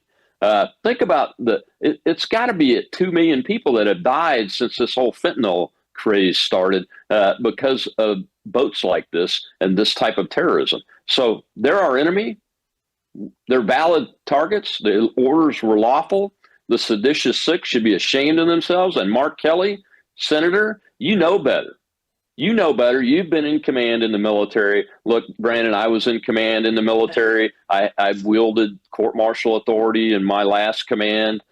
So I've implemented the law from a military perspective. And Mark Kelly knows that he has crossed the line in Article 94 of the Uniform Code of Military Justice, and that Pete Hegseth is entirely within not only his rights, but his responsibility as the Secretary of War to direct the Department of Navy to review Senator Kelly's actions as a retired senior military officer. And that's what's happening. And it's very appropriate. We're going to have David Pine on about this here in just a little bit. And but I'd love to get your thoughts on it. And that is what's happening with China. But before we do, I want you to comment on Senator Mark, Senator Mark Warren. Unprecedented disrespect. Let me stop that. Senator Mark Warren, because there seems to be, I don't know, some are using the term color revolution, but between the so-called seditious six, what they're saying, what this senator we're about to see is saying, what is going on with Pete Hegseth, there seems to be the attempt to really undermine the commander-in-chief and the military and the command structure. So I want to ask you, what do you think this is really all about? Is it really part of a color revolution? What do you think they are setting up for? But first, listen to what this senator has had to say. Unprecedented disrespect when they were all brought to get a pep rally in front of Hegseth and Trump. This is an administration that's fired, uniform generals from the head of the NSA, the head of the Defense Intelligence Agency. And I think in many ways, the uniform military may help save us from this president and his lame people like Hegseth, because I think their commitment is to the Constitution and obviously not to Trump. And I expect Bradley to adhere to that. So the military is going to save us from President Trump. I didn't hear that about saving us from Joe Biden. Exactly. Joe Biden wasn't the actual president. It's well known and widely confirmed that he was cognitively incapable, and his presidency was run by the equivalent of a Soviet Politburo committee, probably headed up by Barack Obama. In one way or another. It wouldn't surprise me, but it was definitely done by a committee. That's why the Autopin picture is hanging in the White House. I think that's a great troll by President Trump, by the way. He does have a sense of humor, apparently, and it's a wild one. But Senator Warner now takes the Seditious Six video, the war crime wrap-up smear that failed, and tries to do another wrap-up smear to try to pull the United States Armed Forces and the senior officers in the United States Armed Forces into this political argument because they lost the presidential election. They lost the congressional elections. They don't have the power anymore that this president now is finally, we have an American president that has the courage to wield the appropriate power to do some resetting in this vast leviathan of an overpowerful government that actually hurts our citizens now and trashes our rights and those kind of things. And these guys, they're just going to continue to do it. That's why it's called a color revolution. Look, a color revolution is an insidious attempt by a combination of intelligence agencies, bureaucrats in a government, non-government organizations, and supporting alliances, like in the case of Ukraine, the NATO alliance, the United States foreign policy apparatus, the Department of State, the Department of Defense, all of our intelligence capability combined with the NATO countries, the Five Eyes, NATO intelligence capability like the UK and France and Italy and Germany, and those capabilities. And that's what we did in Ukraine when we pulled down the pro-Russian president and government of Ukraine, and had installed this government that's pro-NATO, pro-West under Zelensky, and is one of the reasons why this war has started in 2022. That was a color revolution. The CIA has become masters at that around the world. We've done it with justification in the case of communist governments that were committing genocide against their own people and threatening us and those kind of things. And we've attempted to do it and not been successful. This is clearly an attempt by some inside the executive branch of the government, of all of the facets that I just named, plus the non-government organizations that were pushed out of USAID by the DOGE process, the political parties, and the political offices that are being held at the national level, especially amongst those parties, primarily the Democrats, but there are some Republican elected officials that would like to see Donald Trump and his government fall sooner rather than later and not serve out their entire time, because they're doing grave damage to the pocketbook the ability to tap into the trillions of dollars that this government spends that are ours. And the fraud in Minneapolis with the Somalis, where they pushed $1 billion worth of taxpayer dollars over to fund terrorist organizations in Somalia. That's an example of the type of big money we're talking about and the impact it has. And the people that brought those Somalis here and have brought these illegal aliens and refugees from around the world into this country, those NGOs and those government agencies, they are all part of this. They don't want Donald Trump to succeed. And that's why people are calling it, that understand these things, a color revolution. And I agree with them in this case. Wow. Let me go, before we go to Leo Holman, let me go to this here. The Straits Times reports China, I'm going to deal with this with David Pine later today. China massing military ships across region in show of maritime force. Sources say China is deploying a large number of naval and Coast Guard vessels across East Asian waters, at one point more than 100. And the largest maritime show of force to date, according to 4 sources, intelligence reports reviewed by Reuters. What are your thoughts on this report, Colonel? It's more of the aggressive nature of the Chinese Communist Party and the People's Liberation Armed Forces. They've been being aggressive in the South China Sea and in the Taiwan Straits and inside the second and third island chains for quite some time now. They just launched their 3rd aircraft carrier, so they're obviously building up their armed forces to be a peer of the United States, because you don't build more than one aircraft carrier if you just want to make sure you can defend your own region and everything. And they've been intimidating our allies and their neighbors like the Philippines for a long, long time. So this doesn't surprise me. And they're going to continue to do that. And they're going to continue to run these war games where they surround Taiwan and in effect put a practice for doing a blockade on Taiwan, because eventually that's in the plans by President Xi. He's said it, that he was told his guys to be prepared by 2027. Now, a lot of us think it's going to come earlier than that at the first opportunity. 2025 was the first year that any senior military officer that I ever heard say that it might happen, and it still could happen. It could happen tomorrow, because that's the level of capability they have. And the more the United States and our allies are perceived as weak, the more likely it is that President Xi and his team will make the wrong decision and try to do something kinetically.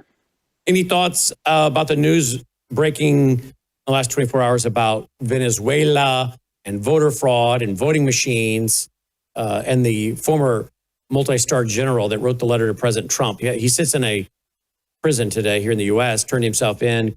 He went against the regime and had to flee and turn himself in here. But he wrote a lengthy letter, we've shared it already today, about these voting and many things, but one of them was the voting machines and the fraud. What are you making of this? I'm not surprised. I had a tip quite some time ago. I never released it because I wanted to wait and see how the reporting came about.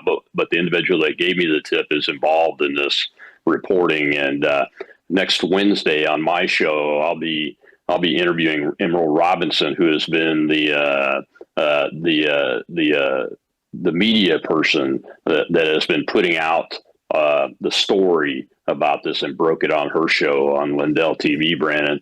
So I'm going to have her on my show, and I'm trying to get the person that ultimately tipped me off about it early on, because he's been known to me for several years, but he's also an expert in this, and he's an American, and is right dead center in the middle of this story.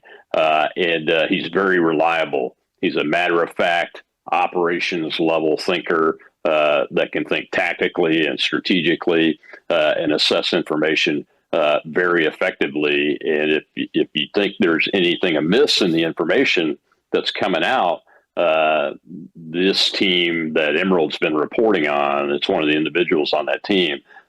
This team is very, very good at smelling out fake things. So is this fake? Is this fake? Are you saying? I don't know. No, I'm saying that it's likely, in my opinion, it's real. Wow. Very real.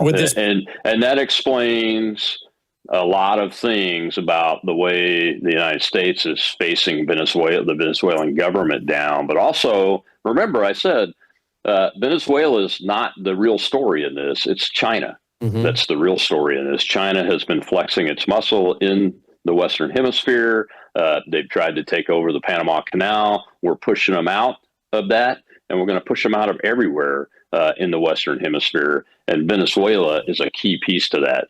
That's what the real challenge is that China's challenging us, and they are linked, I believe, in this voting machine story too, because of the technical equipment that's involved in there is Chinese. Some of it's Chinese, and a lot of the programming software has also been part of the story over the years. So. Wow.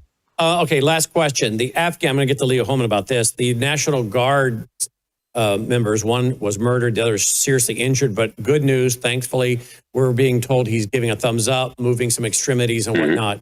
But one was murdered. By the way, my editor's husband, Colonel, was in D.C. for a homeschool tour with one of their children, saw 3 National Guards standing there in D.C., 1 female, 2 males, went over, thanked them for their service, talked to the female for a moment, and that ended up being the one that was murdered the next day. Yeah, so it's unfortunate. Yeah. But what do you make of this Afghan? Because, Logan, I don't know if we can pull it from the first documentary, Sabotage, but I have a whole segment in there with former SEAL Team 6 member's father, Billy Vaughn. Aaron was one of the SEAL teams that was on Extortion 17, the helicopter shot down in Afghanistan. Billy says that his son and many of those other SEAL Team 6 didn't trust those Afghans that were doing special ops with them. They would talk about they don't trust them, and that they are concerned that one of them might shoot them in the back of the head when they're out on a mission, that they would get to locations and the Afghan special forces guys would refuse to engage the enemy because they knew they knew the enemy. They knew who it was they're going to be shooting at. Of course. And they didn't want to shoot their friends or someone they knew. That's in my documentary from 2018. I don't know if we can pull some of that for later today, but it's so germane because now some of these characters have made their way into the U.S. And yet our own troops didn't trust them. Our own troops didn't trust them. It's more than not some. I mean, there were 85,000 or so. I even heard a number of 190,000 Afghans that were brought in at the fall of it when Biden messed up the withdrawal and everything. And those of us that have been fighting in this war and working on the staff level in this war, and I remember I was involved in the staff work on it since 9/11, and not to mention taking my squadron to combat. And going to combat with another squadron, so all of us that were involved in this have a really, really solid understanding of the Afghan culture, especially the infantry on the ground. And there is not an infantry officer or a special forces officer that I have ever spoken to that was on the ground multiple times in Afghanistan that will trust very many of these people.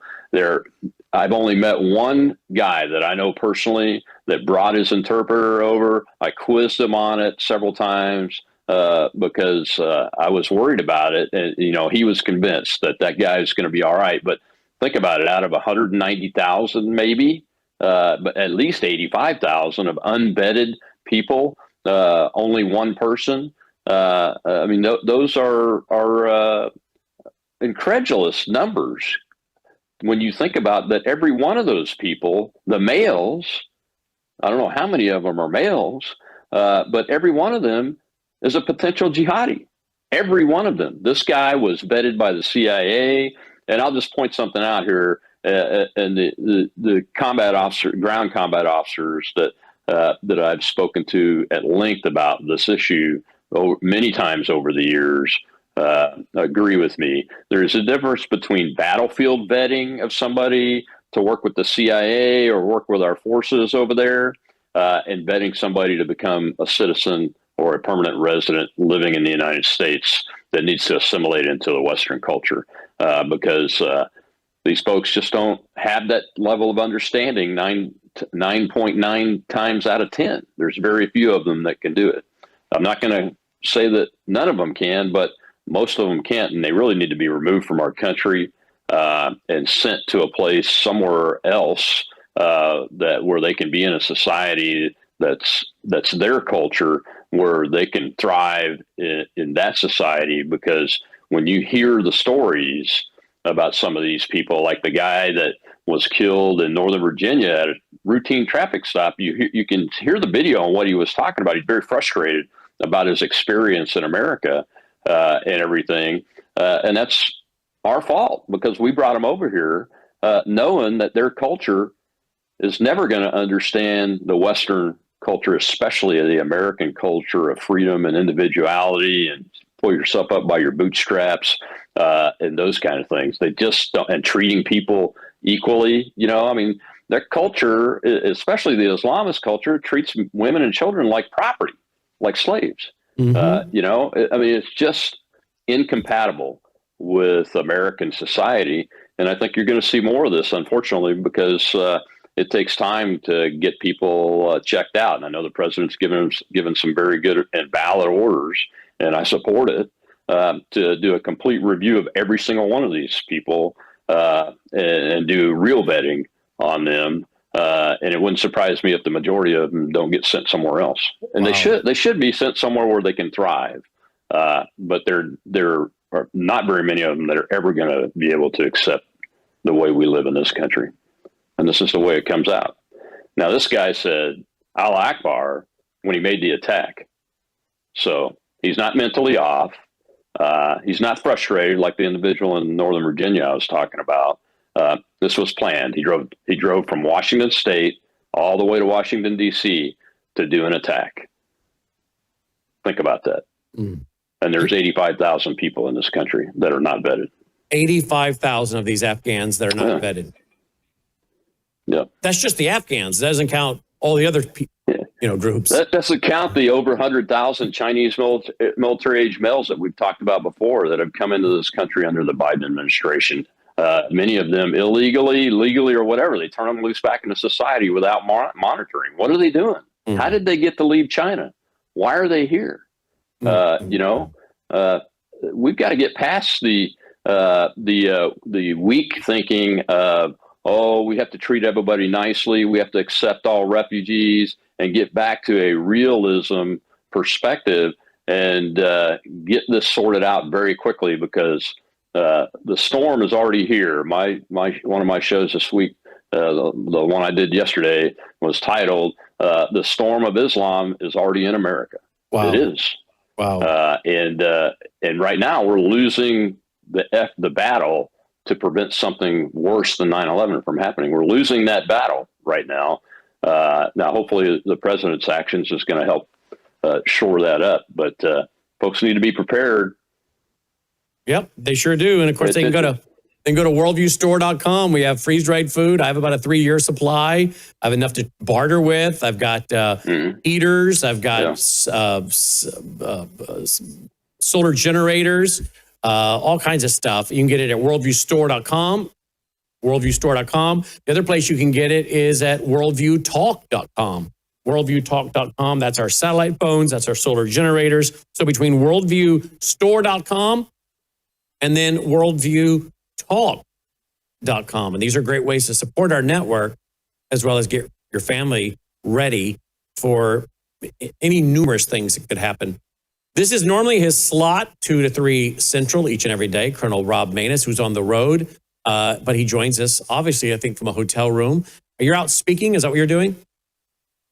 I'm at a board meeting for a nonprofit for the Second Amendment Institute, actually. Oh, good. Here in Charleston, South Carolina. It's our annual board meeting today. Oh, good. Or tomorrow. Well, good. Well, thank you for making time for us today. Well, thank you, Brandon. And Monday, I'm going to be in New York City. I'm on a panel for an event that a new organization that's called Weaponization Watch, that's headed by John Schlafly and Cynthia Hughes. John Schlafly. That is Phyllis Schlafly's mom. Son. His mom. Phyllis was his mom. Phyllis is his mom. That's right. So I was invited to their first event a few weeks ago in Washington, D.C., and they asked me to come be on a panel. I'll be speaking there on Monday in New York City. If you want to find out where the location is and come attend it, you can RSVP to it. You can go to my X account. I did a tweet on it with the flyer, and there's an email in that post that you can respond to and get the exact time and location if somebody's in the area and wants to come see this. It's going to be great. One of the individuals the president pardoned, the police officer that was caught up in this Chinese thing in New York, is going to be on the panel. Doug Mackey, who is Ricky Vaughn, that was unjustly convicted, and they tried to put him in prison for a meme. You know, oh yeah, he's going to be there. John Lauro is going to be the president's attorney. So it's going to be a huge panel, and of course, Mr. Schlafly is going to be there. Cynthia is going to be there. Mike Crispy will be there as the moderator. It's going to be a great event, Monday, December 8th. Okay, I'm on your feed real quick, and I'm scrolling down to see if I can find it on your feed. How far down do we have to go? I tweet a lot, so you may want to just go over to the media tab. Okay. And find the post with the flyer. Okay. Otherwise, here's his X account, folks, so you can find all that. There it is. And tell John I said hi, and worked with his mom for many years. She would be on my broadcast. I'd be on her broadcast. We're on panels together at CPAC. So there you go. At Rob Maness is his handle on X, at Rob Maness, and of course, robmaness.com. Thank you, my friends. Thank you. Phyllis endorsed me both times I ran for U.S. Senate. Well, so good. There you go. Well, yeah. Well, she was a first. Yeah. She was also one of the very first people to come out to endorse candidate Donald Trump. Exactly right. Yep. Excellent. Exactly right. Thank you so much. Appreciate you. Thank you, Brandon. God bless everybody. You too, my friend. Colonel Rob Maness checking in tonight here at 3:19 Central, 4:19 Eastern Standard. We're going to go to Leo Holman, but first, don't forget, we're in the middle of our Share-a-thon, our online International Worldview Conference, but also our end-of-the-year Share-a-thon. We need to hear from you. We did just receive a check that came in, actually, from Paula. Paula from Marana, Arizona, $500. So thank you, Paula.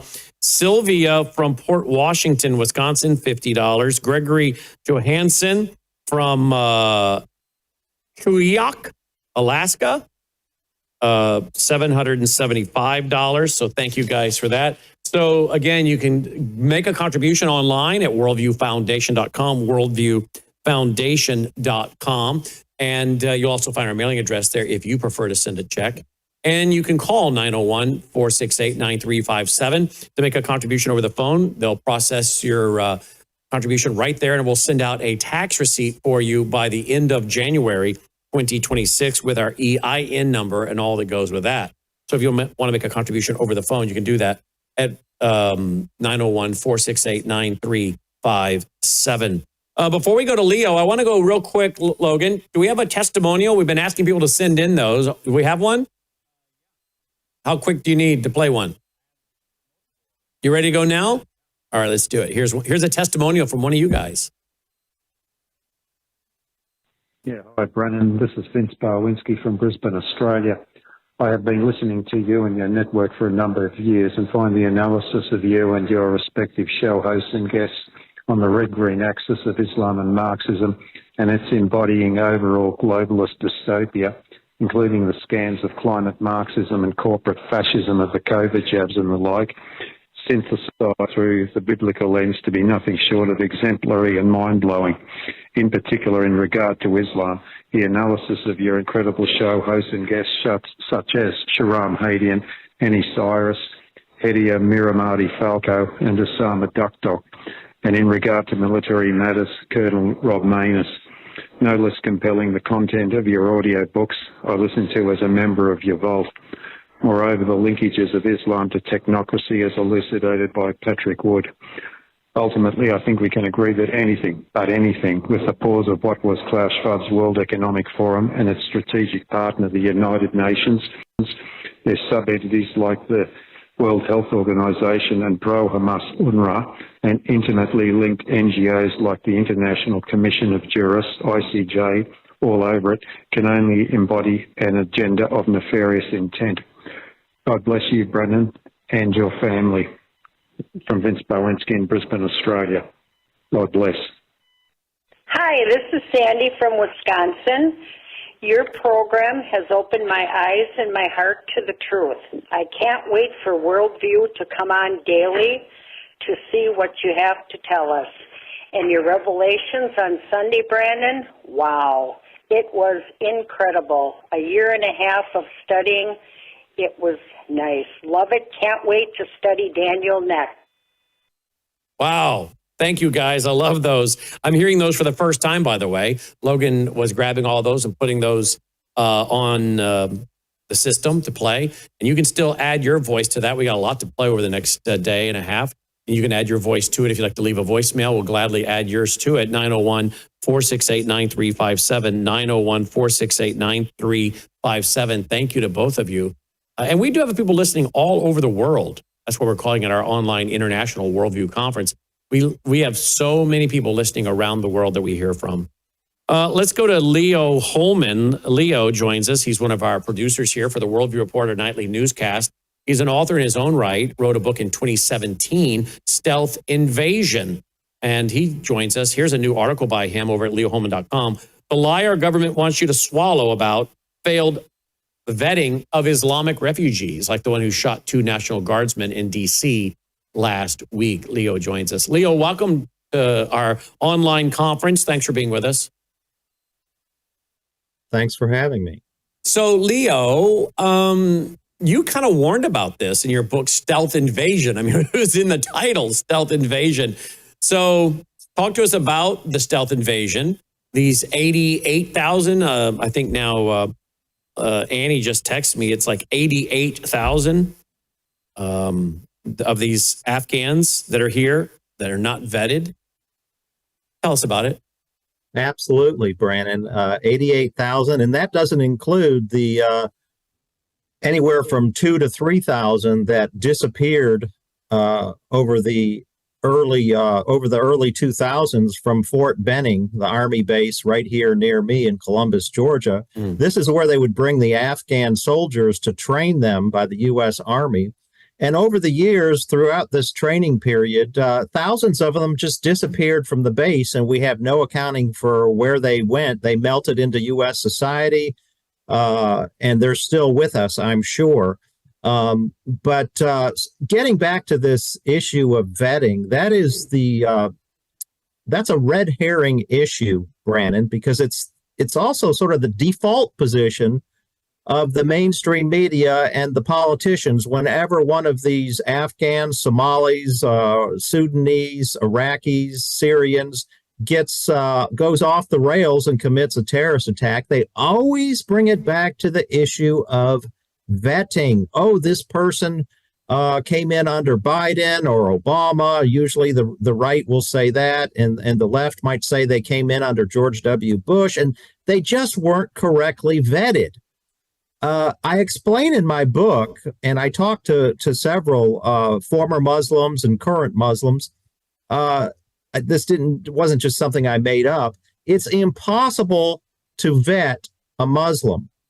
Okay. They come in from a country that we don't have good data, good records from, a country like Syria that's usually involved in a civil war, Syria, Somalia, completely broken societies. We have very poor data. It's not like we can call the local police department over there and say, hey, does Mohammed so-and-so have any terrorism on his record? It just doesn't work that way. We're basically, when they vet these people, the UN vets them first, by the way, and when they're in the refugee camps, and then the U.S. State Department vets them, but it's largely based on an interrogation. They ask them questions, they log the answers. That's what they call vetting. And so, if somebody really is a jihadi and is coming here, wanting to come here for the purpose of doing harm, do you think they're going to tell the vetter, yeah, I'm a jihadi and I can't wait to get to America so I can find some new victims? It's a stupid position, but yet that's all we hear talked about whenever there's a terrorist attack. And, Kristi Noem, bless her heart, was being interviewed last weekend by one of the mainstream TV networks. I don't remember what, it may have been NBC. And she even stuck her own foot in her mouth by blaming this DC shooter on Biden, saying that he was not vetted, and then turning right around and admitting he was radicalized after he got here to the United States. So that's the other issue. Even if we could properly vet these people and we could get all of the data necessary to find out their background in their home country, it would still be useless because they don't commit jihad against their own people in their own countries. They only get radicalized when they come here to the United States, start going to a mosque here in the States, which is typically more radical than the ones back home, and go online and start listening to people like Yasser Qadi.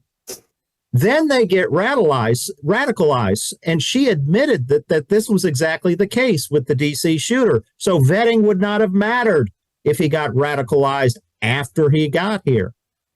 Wow. Of course, then we have to start wondering about how many folks that are born and raised here that are being converted and, quote, radicalized.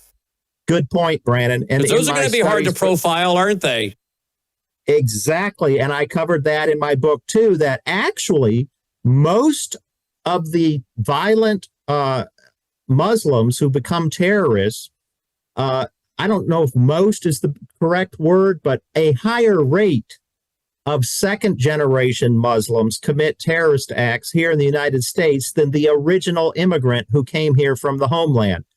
From their home country. So you're right. The second generation, the ones born here, typically are the ones who, hear their parents talking about, negatively about the United States and how it was better back in the homeland and blah, blah, blah. Whereas the parents may have become dissatisfied. They weren't becoming violent, but the young people raised in that environment do. They tend to become more violent.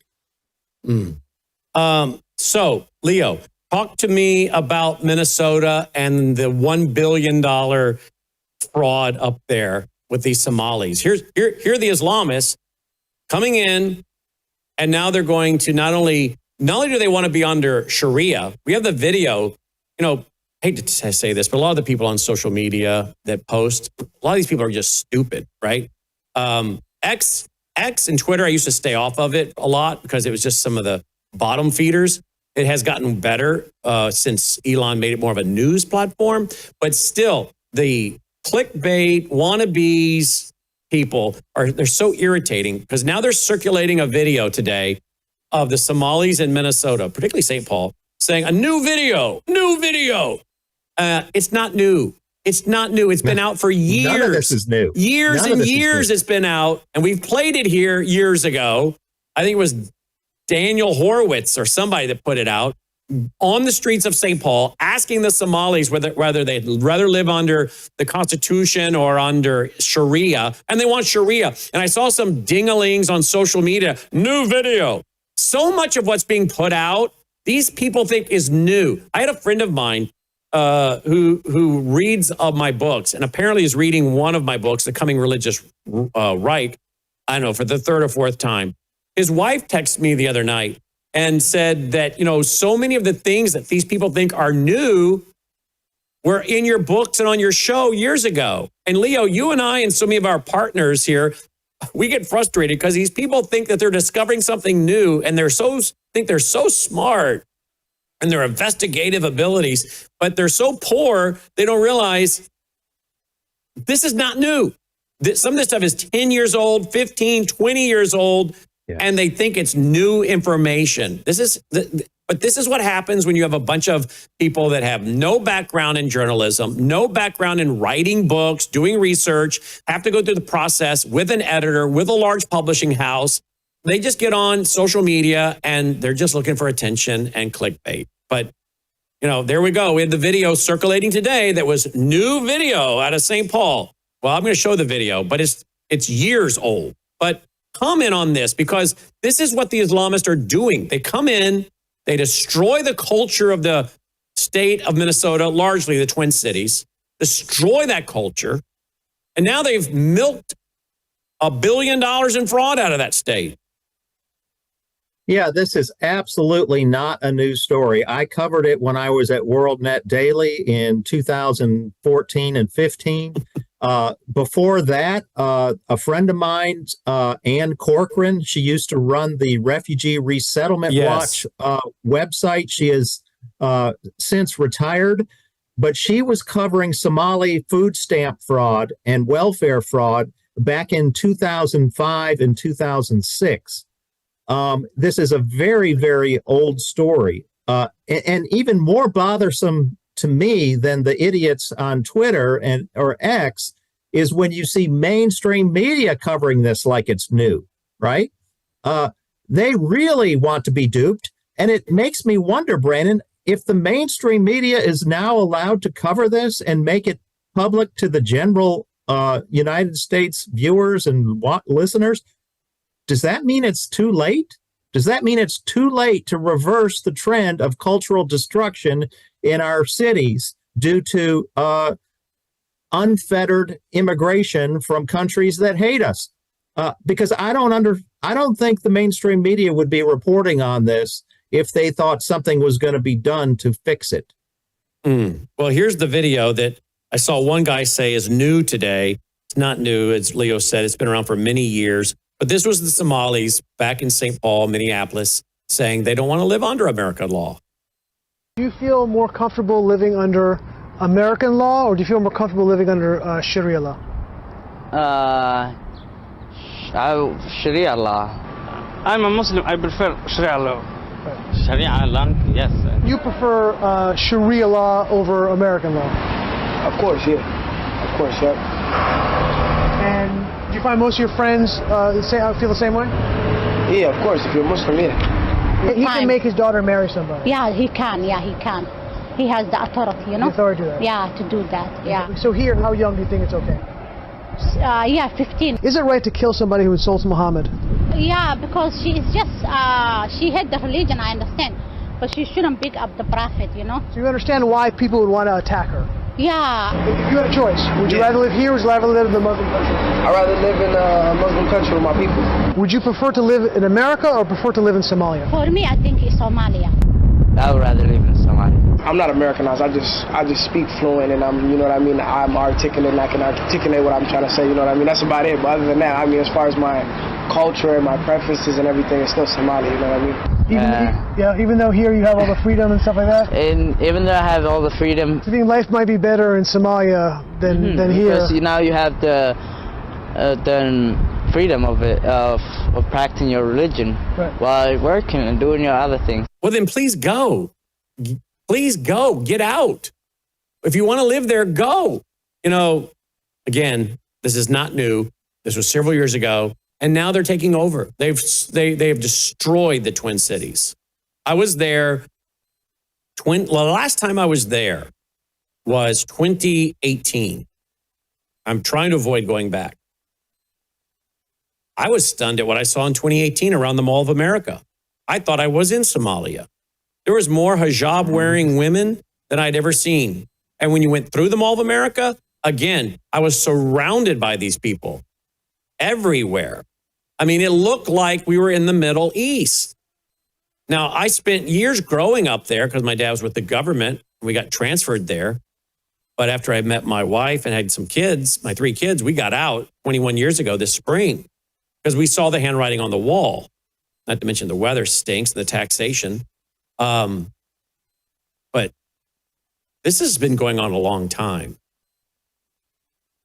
And now, $1 billion fraud. And is anyone going to go to prison for this? Because as you and I both reported on our Worldview report tonight, there were state officials warning the governor, Walz, about this fraud years ago. He wouldn't do anything. In fact, apparently he went after the whistleblowers, or his administration did. He absolutely did, Brannon. He punished the whistleblowers. Many of them lost their jobs. Absolutely.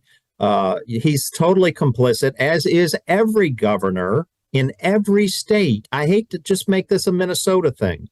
Refugees go into every state, as far as I'm aware, except for one, Wyoming. When I was doing my research for my book, at that point at least, and for several years after that, Wyoming was the only state that had never received refugees. And part of that has to do with there's no plants like meat packing plants or big cities where you have Uber drivers and yogurt plants like in Idaho. There's no place for the refugees to work in Wyoming. So they largely avoid placing them there. But refugees are sent from countries all around the world to at least 49 of the 50 states. And in every case, the governor actually has a veto, an opportunity to veto those refugees coming in. But whether it's a red state or a blue state, the governor is complicit. He wants this program in his state for what? Cheap labor for the corporations. That's what it's about. It's really a headhunting operation for the corporations. I can't even blame these refugees. They were in many cases driven out of their homes by civil wars. In many cases, the wars were instigated by the CIA, MI6, and the West. And so they're herded into refugee camps and they're brought to the United States under the UN State Department deal. They have a contract. And so it's a never-ending flow of refugees that end up working in meatpacking plants in the Midwest. That's why Minnesota originally got so many of them. Same with North Dakota, South Dakota. You know, Phil Haney and I actually went to South Dakota about a year before he died and testified before a state Senate committee on why they should have a moratorium on refugees coming into South Dakota. They did not want to take our advice. They shut us down. They criticized us. The local newspaper actually had a very favorable headline about what we said, quoted me verbatim saying, refugee expert, local legislators do not want to hear the truth. Do you know, Brannon, that within 20 minutes, that headline was changed live online to a, completely false narrative, and then they didn't even mention us in the body of the article and what we had to say to the Senate committee. It's all rigged. Both sides are in on it, Democrats and Republicans. The Republicans enjoy the cheap labor coming in. The Republicans see it as a good way to get votes and get new liberal members of Congress like Ilhan Omar. And so it works to the benefit of both sides.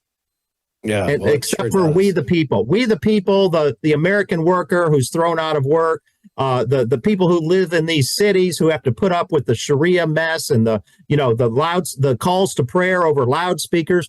We're the big losers in all this. Mm-hmm. And now we've got, I read the other day, before we go to David Pine, we have well over 1 million NGOs in the U.S., over 1 million non-government organizations.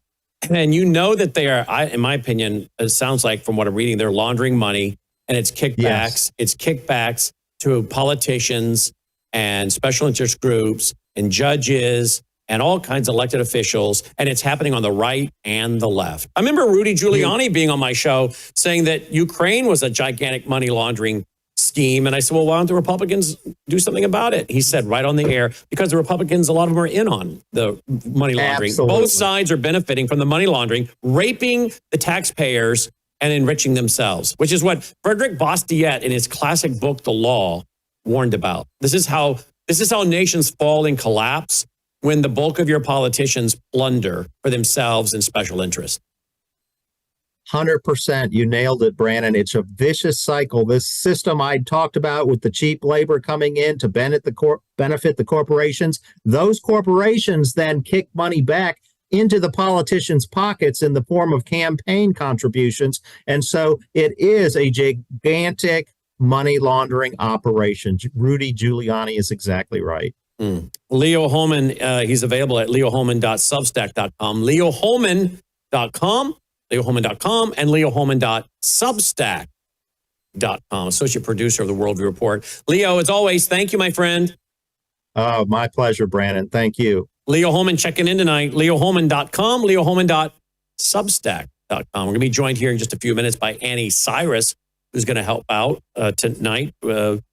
And we got Dan Eastman coming up, Rob Lindstedt, Trevor Loudon, Dr. Peter McCullough, a lot going on. But what we need to do now is hear from you.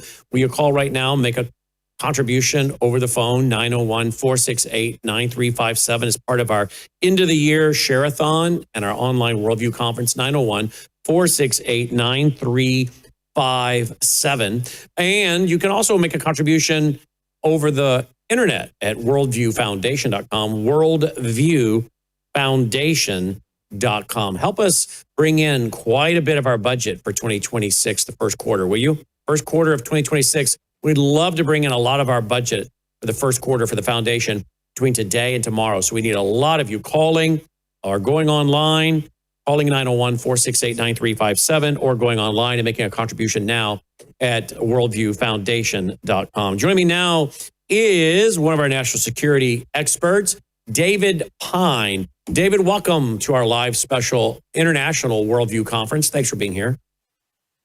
Hey, Brannon, it's an honor to be with you. David, you have a headline that you sent me. Look at this. China massing military ships across region in show of maritime force, sources say.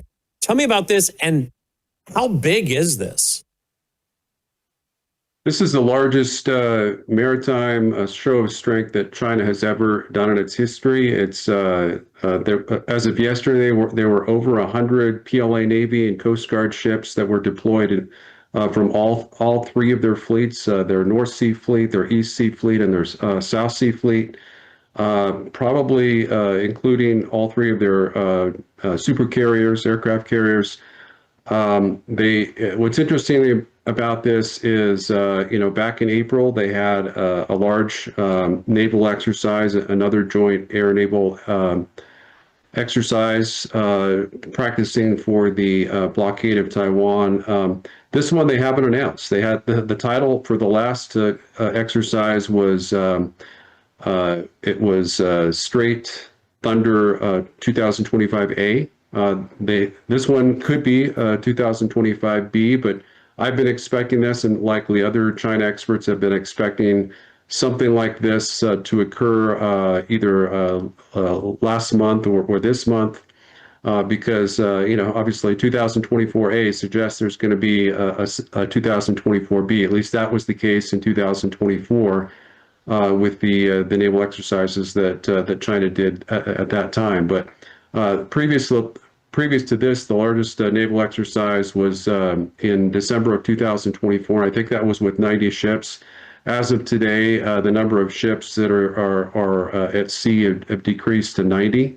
But this is still the largest naval exercise that China has shown. And it appears to be in response to the Japanese Prime Minister's unfortunate remark that Japan would come to the defense of Taiwan in the case that in the event that China attacked it. And President Xi Jinping has been trying to get the Japanese Prime Minister to roll that comment back. And in addition, the Taiwanese President Lai, recently announced that Taiwan will be spending somewhere between $40 to $51 billion in their military budget. So this does seem to be in response to those two pretexts.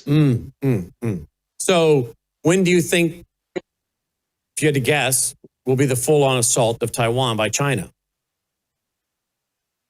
Well, it's interesting because President Xi Jinping had a meeting with President Trump just on October 31st in South Korea, and he appeared to be quite content with President Trump's private responses to his demands that the U.S. Would compel Taiwan to stop talking about all these independence moves that provoked China to have 3 different massive naval exercises last year.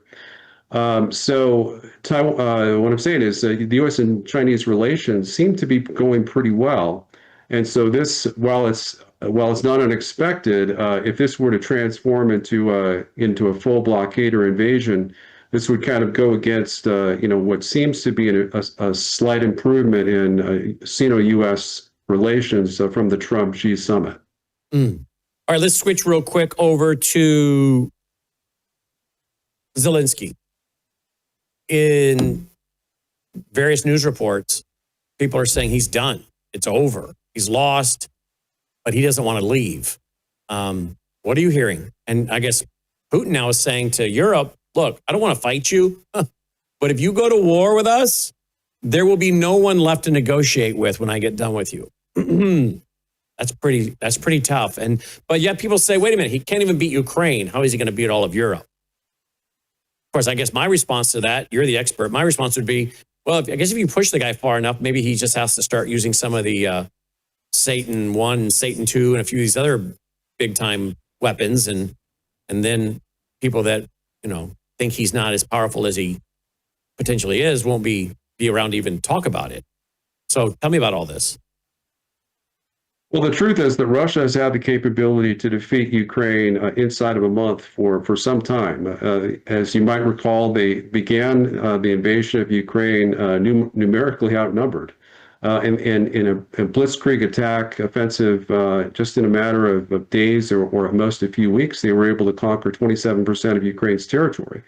And it wasn't until Putin decided to kind of lift the noose that was with Russian forces partially surrounding the Ukrainian capital city of Kyiv on both sides of the Dnipro River, with his unilateral military withdrawal that was ordered between March 26th and April 4th of 2022, in the anticipation of the signing of the Istanbul Agreement on April 9th, that Ukraine, came under some level of relief. And of course, foolish Western observers claim that it was Ukraine's massive military offensive. They didn't even have a counteroffensive in the north, but we were told that's what happened because it just didn't compute. It didn't compute that Putin, supposedly the new Hitler, would order a unilateral withdrawal from the most capital parts of Ukraine for no apparent reason. The reason that was given is that this was to underscore Russia's commitment to peace with Ukraine, and the fact that Russia at that time had no territorial requests or demands from Ukraine, and it committed to withdraw all Russian forces from Ukrainian territory as part of the Istanbul Agreement in exchange for Ukrainian neutrality and, of course, large-scale Ukrainian partial demilitarization. So the fact is that Russia currently outnumbers Ukrainian forces by 3.5 to 1, according to my calculations, currently in Ukraine. So all they would have to do is essentially transfer just a minimum of 200,000 troops to Belarus, invade Kyiv Oblast from Belarus once again. This time they would have more than enough forces to complete that encirclement because by my estimates, the Ukrainian army is now at about 195,000 active duty troops versus 700,000 Russian troops in Ukraine. And Russia is also building. Putin has ordered the kind of the constitution of 300,000 man reserve army facing NATO with T-90M tanks fresh off the production line. To counter what he views as an increasing threat from NATO, where the Italian general who leads the NATO military committee has stated that there might be a need for NATO preemptive attacks or strikes on Russia directly that would cause the outbreak of World War III. And as you noted, President Putin responded by saying, well, in the event, Russia doesn't want war with NATO, and they won't start the war, but in the event NATO starts a war against Russia, it's going to end very quickly, and there won't be anyone left to negotiate on the European side, implying that Russia might use those Satan missiles to nuke European capitals, so that basically those capitals cease to exist. So, the European NATO is essentially threatening national suicide with the war with Russia, which they would have no hope of winning, and that very possibly President Trump would wisely remain neutral in such a conflict. So, gosh, all right. So, what do you think is going to happen here? How do you think this one ends? Well, I think that Russia, it's going to end inevitably with the defeat, Ukrainian military collapse, because Ukraine is reportedly losing about 15,000 troops a month those are their net casualties. So their actual KIA are about over 19,000. Then they have about another 15,000 or so that are deserting per month, and they're only getting about 25,000 in terms of new recruits that are being forcibly drafted off the streets. So at that rate, they will run out of troops completely by around September or October of next year. But of course, their military collapse would likely happen much sooner than that, probably in the spring or summer timeframe. So really, the terms that Russia are offering are far better than what they're going to be offering 6 months or even a year from now, when Ukrainian troops are withdrawing across the right bank of the Dnipro River in the face of a Russian offensive would likely succeed in occupying 45% of Ukrainian territory. So I think Zelensky's days are numbered. With this corruption scandal, 100 million is likely just the tip of the iceberg, according to a former CIA official. A whistleblower report has been filed that may implicate the Zelensky regime for stealing not just 100 billion of Western aid, but 45 billion in embezzled Western aid dollars. So clearly, Zelensky is running scared. He's acting from a position of weakness. His right-hand man, Andrei Yermak, has been forced to resign. Other of his top cabinet officials have fled the country. So, there's really no reason for the U.S. at this point to meet with Zelensky or Ukrainian officials at all, except to tell them what the terms of the agreed-upon terms of a U.S.-Russia peace agreement ending the war will be, and essentially give Zelensky an ultimatum that if he doesn't sign on the dotted line, then we're going to support his ouster. Wow. There's the latest update, dpine.substack.com, dpine.substack.com. David, as always, we sure appreciate your analysis. What do you think was the biggest story of 2025? What do you think will be coming in 2026, if you had to guess? Well, I think the biggest story that kind of carried over from 2024 is of course Trump's victory. Trump, returning to office, really the comeback kid. At 79 years old, returning to the White House with a promise to be a peace president, and he's had partial success with that. He's done a masterful job in sort of ending the war in Gaza. Not quite. Israel still conducting some strikes, but overall, that's been a successful operation. But then he's had some, America last moments where he attacked Iran. He is looking to perhaps invade Venezuela. That's a whole other topic. And he's having some success with regards to China in terms of trying to pacify Xi Jinping. Although that may work in the other direction, it may just result in an earlier decision on the Taiwan question that Trump may have pre-agreed to. But on the Ukraine issue, I think, there's much to be desired, and it's hard to see where I think we're farther away from peace than we've ever been since Trump returned to the White House. So I think Trump's got a mixed record, but overall, I think there's reason for hope. And the big story that you think will be 2026, any guess? will be the big story? Well, I think the biggest story will be the fall of Ukraine. I think that's, there's no question that Ukraine will suffer a military collapse. Zelensky will likely flee the country. Russian troops will just take 5 oblasts. They might take 9. They could take a lot more than that. Of course, Ukraine has 24 oblasts. Ukraine may not survive as a sovereign independent state. They could lose Odessa. They could lose their entire Black Sea coastline. And Kyiv itself could be divided between eastern Kyiv and western Kyiv, much like West Berlin and East Berlin. And that's the grim future that Zelensky is giving Ukraine by his continued refusal to make any concessions on the road to peace with Moscow. dpine.substack.com. As always, David, thanks for being with us here in 2025. We look forward to working with you in 2026. Thanks, Brannon. Always a pleasure. David Pine checking in here at just a little bit before 4 o'clock Central, 5 Eastern, our 2-day international live Worldview Conference and our Share-a-thon, end of the year Share-a-thon. Thank you for your support. So we keep pushing out news and information for free. So much of it, we just put it out there for free, brought to you in part by our foundation, worldviewfoundation.com. Don't forget other ways you can support us by going to worldviewtube.com/sponsors, worldviewtube.com/sponsors. Bella Grace, Numi, Gatatana, Worldview Talk, our satellite phones, the solar generators. You'll find them all there at worldviewtube.com/sponsors, worldviewtube.com/sponsors. We're going to go to Dan Eastman here in a minute, but first let's bring in Anni Cyrus. Anni joins us, one of our broadcast partners here on our network. Anni, what's the latest updates? Anything you've been following this afternoon that you want to bring the audience? Yes, it's been fun. Behind the scene, I've been playing Mafia with you and your guest. Thumbs up, I like it. No, that's not correct. That's very good. I don't know, I'm not sure about it. But while doing all of that, it's not necessarily an update. I want to say this.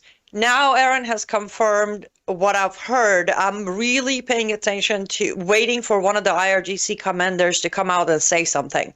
Because as we said earlier on your program, Iran is rattled. They're worried Bibi is invited back to White House, and they're worried Netanyahu might make a deal with Trump, meaning Bibi might stop going into Syria. In return, Trump might give Bibi a green light to attack Iran. But I'm waiting for IRGC commander to come out and say something. As soon as they do, I'll let you know. But if it's okay, since I was playing the whole thumbs up, thumbs down, I just want to say something, Brannon. And I'm not trying to be against all experts and all citizens and all concerned citizens. I just want to say it is time to call it what it is. If everybody's okay with it, we don't have a Somalian problem. We don't have an Afghan problem. We don't have an illegal problem. We don't have immigration problem. We have an Islam problem. And until we're willing to call it what it is, from top of the administration to the doorman at ICE, it's not going to resolve itself. We can ban all Afghans and we can ban all Somalians. Then after that, we can ban all Iranians. But as long as Islam, as you mentioned, as long as the ideology of Islam exists, the Salman Rushdie Established, born and raised in America, to Lebanese families who were aligned with IRGC. So I just wanted to say, I was literally waiting to get a chance to say, let's call it what it is. There is no fixing the Islam issue of America unless we call it an Islam issue and then face the issue by proper protocols and steps to stop Islam. All of these bans, yes, that's great. But what do we do about those? Like, didn't we lift Syria from the ban list, Brannon? Like Trump 2.0 has 19 countries and 4 major names that caught my attention immediately in April is when it came out, May is when it was enforced. Iraq was removed from it. Why? When did Iraq become a trust and reliable nation? We still don't have the diplomacy with Iraq to do any confirmation and background check. Syria was lifted. Last week, you sent me the story of the Pakistani illegal arrested in Texas with guns and explosives in his car. He wasn't from Somalia and he wasn't from Afghanistan. He was from Pakistan. And he crossed the border. And then he got his case and then he disappeared and nobody could find him. Then he gets pulled over, turns into, oh, the guy's about to go do mass shooting and kill coffers. Oh, by the way, this is illegal too. Pakistani. So I know I'm repeating myself, but I just wanted to put this out there. We have an Islam problem, people. We have great people. Brigitte Gabriel, she's from Lebanon. Patriot fighting for America. Aynaz Cyrus from Iran, patriot fighting for America. Osama Dakdak from Egypt, patriot fighting for America. This is not about culture. And I heard two of your guests saying cultural. This is not a cultural issue. Afghan culture is beautiful. They are almost as old as Persian culture. Beautiful art, beautiful music, delicious food. We need to start phrasing things correctly. This is not an Afghan cultural issue or Somalian, as President Trump called them, Somalians are trash, Ilhan Omar is trash. Ilhan Omar is trash. Somalians aren't trash. It's Islam that has conquered. The Muslim mindset is the problem from wherever. Even the last guy who just converted yesterday in America from Minneapolis. I'm making a person up, by the way. So that's it. I just wanted to say, absolutely agree with 90% of everything everyone said for last hour and a half. But I think it's time for us to just call it what it is. We have an Islam problem, and we need to fix the Islam problem. Well, I agree 100% with that. Stand by, Annie. We're going to go real quick, get a financial update from Dan Eastman. Dan has a show each and every day here at 11 a.m. Central, noon Eastern. I think I have the time right on that. 11 a.m. Central, Dan Eastman, the Eastman Report. He joins us because he's 11:30 Central. Thank you. Look at this. This outlet's reporting. Treasury just bought back $12.5 billion of their own debt. The largest Treasury buyback in history. $12.5 billion. Is this a accurate report? Let's find out from Dan Eastman. Dan, welcome back to the broadcast. Thanks for being with us. Hi, Brannon. Thank you for having me on. It's always a great pleasure to be on and visit with you. Thank you so much. We appreciate all the great financial news and information you bring us each and every day at 11:30 Central. Wait a minute now. $12.5 billion. Did our government, is this a true report? Our government bought back $12.5 billion of their own debt, the largest Treasury buyback in history. Is that a true report? Well, if it's stamped with the Treasury seal, I would assume it is. But the Treasury buys, and what the Treasury does is it issues trillions of dollars in bonds. If you look at our federal national debt, it's $38 trillion of money that was borrowed from other people, whether it's the Japanese, the Chinese, Americans, pension funds, Social Security, whatever. And they use that money to fill the budget deficit, the gap between what they tax the taxpayers and what they spend. Last year's deficit was $2 trillion. You add that all up since 1945, and we've got $38 trillion in debt. And with the one big beautiful bill, they've expanded the debt ceiling to about $42 trillion, which is capacity. So the Treasury is constantly issuing more and more debt to fund the operations of the federal government because the tax receipts don't keep up. And that's what the Treasury does, is it sells bonds, takes the money in. But there are times when it tweaks its portfolio, and if there are bond issues that are out there at a higher interest rate, the Treasury has the ability to buy them back and effectively take dollars, buy them back, and reissue at a lower interest rate. So some of those numbers you see could be very well a refinancing at a lower interest rate. And why that's important is because when you look at the amount of tax dollars, we have 165 million taxpayers in America that pay taxes, and they raise about $5 trillion in tax money every year.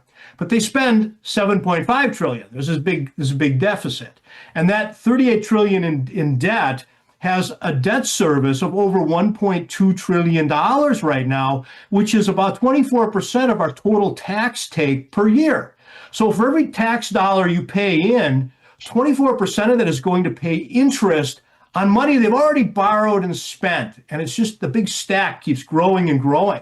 So what it tells me is because the interest on the accumulated debt is $1.2+ trillion, what the Treasury is trying to do is buy back bonds that are issued at a higher interest rate and issue at a lower interest rate, which could be the market lowering the rates subtly, or it could be lowering the term on the note, on the bond or note, so that you can get a lower interest rate. So I see them as, this is sort of like patching the hole in the bottom of the ship right now when the Treasury does that. And the fact that that number is the highest in history really shows that this is a very important problem for the federal Treasury to try and reduce that $1.2 trillion debt service to a more manageable level, because our tax base is not growing. You know, our population grew with all the people coming into the country, but they're not making any money and they're not paying any income tax to speak of. So what you have is a very stagnant middle class who pays most of the taxes. And the tax base isn't growing, the tax revenues aren't growing. But the problem is you're running this $2.5 trillion annual deficit. And what they're trying to do is squeeze the cost of the borrowed money down. Now, that's $1.2 trillion that's not going into bridges or ports or airports or anything. That money is going to pay interest on the debt. And Japan is our largest foreign holder at $1 trillion. China's at about $900 billion in debt. And the British come in next at about about $500 billion in debt. So the point is we're paying all that money out in interest to people who hold the bonds. And, you know, when you listen to the Keynesian economists, they say, well, it doesn't matter federal national debt because we take it out of one pocket and we put it in the other pocket. But that's not true, because every single bond issued by the federal Treasury is an asset on somebody's balance sheet, and they want that money back with interest. You buy a savings bond when you go online, you buy a savings bond for your grandkid or something, that's an asset on your balance sheet. So it's not like funny money where you just pretend it doesn't matter. It matters a lot to the people who own those bonds. And that's why you see the Treasury, and that's a really spooky number at $12 billion, because what it's telling you is they're shuffling their out portfolio to lower the cost of money, because the cost of money is becoming roughly 25% of all the money they take in taxes. So effectively, if they don't do that, they're going to end up borrowing money to pay interest on the money they borrowed. And that's time when you know you're broke. That's how you know you're broke. Okay? Well, I did just find this at the Economic Times. Record $12.5 billion debt buyback. Treasury pulls off the largest rescue move in U.S. history. U.S. Treasury debt buyback. The U.S. Treasury executed a record 12.5 debt buyback, injecting fresh cash into the banking system. This move is reminiscent of the 2019 market conditions, could temporarily boost assets like Bitcoin. However, the large scale suggests underlying banking system stress, potentially leading to increased caution and long-term inflation that concerns that favor Bitcoin. Well, they also can favor that's definitely beneficial for gold and silver owners. Oh, it certainly has. But here's the bigger question, and this is what I talk about on the Eastman Financial Report, is how do you read these headlines? What do they mean? And what that's telling you, and the question you should ask is, who did they buy the $12 billion from? Did they go out into the market and just pull it out? Did they buy it from the Chinese? Did they buy it from the Japanese? No, they bought it from the banks. And what that story says is when they buy bonds from the banks, of course, they're putting Treasury dollars into the bank, not Federal Reserve dollars. Those are the new ones they print. These are existing reserves at the United States Treasury. They're buying and holding their own debt to pump money into the banks. And the reason they do that is because banks have a liquidity problem. When you go back to COVID and you think about, and this has been a regional bank story for quite a while, when you look at all the empty shopping malls and all the empty office buildings in town, all of those mortgages are local bank obligations. They're assets on the balance sheet of your local bank. They tend to not get syndicated. So what it tells you is because these banks have so many poorly performing loans, that their ratios are getting to the point where the federal Treasury has to step in and they have to buy and then put cash in. And the question is, why is cash any more or less liquid than federal treasuries? And what are they doing? What do you need cash versus a treasury? A treasury's liquid. The bank can pick up the phone call. Well, not anymore. You contact your broker, or you do it electronically, you sell and you buy. So the question I ask in that story is why? Why are they doing that? And of course, it doesn't tell you in the story. They just tell you the fact that it happened. But the bigger question is, what would prompt the Treasury to take $12 billion? They could build a bridge to buy bonds from a bank instead. That's spooky. That's spooky. Yeah, it is. Did you look at the cover of The Economist magazine from a few weeks ago, talking about the issues ahead for 2026, and they have the dollar crashing and the dollars are all falling off the chart? I mean, it sounds like The Economist magazine, which is the big globalist magazine, thinks that we're in for a dollar collapse next year. Well, this is a serious problem because when I started the Eastman Financial Report in March of 2023, that was 2.5, almost 2.75 years ago, gold was trading at $1,805 an ounce. And when I went back to the reruns in the vault, by the way, if you want to see the reruns, subscribe to the vault. It's a great product. Thank you. But the point is, it was $1,805, and my question then was, could gold ever go to $2,000 an ounce? Could it ever happen? Well, today, when I was preparing for the show, it's $4,250 an ounce. It's more than doubled in less than 3 years. That suggests, and of course, the gold coins didn't get bigger. The gold blocks didn't get bigger. It's the same size ounce. It's you need more paper dollars or digital dollars to buy the same ounce of gold. You need more paper dollars to buy an automobile. The average price is $50,000 for a new car. You need 436,000 of these paper dollars to buy a new house. That's the median price of new houses. So when you start to look at commodity prices within the United States economy, what you're seeing is inflation that's way above the 3%. And of course, if you're on Social Security, you get the letter from the Social Security Department saying you get a 2.8% raise.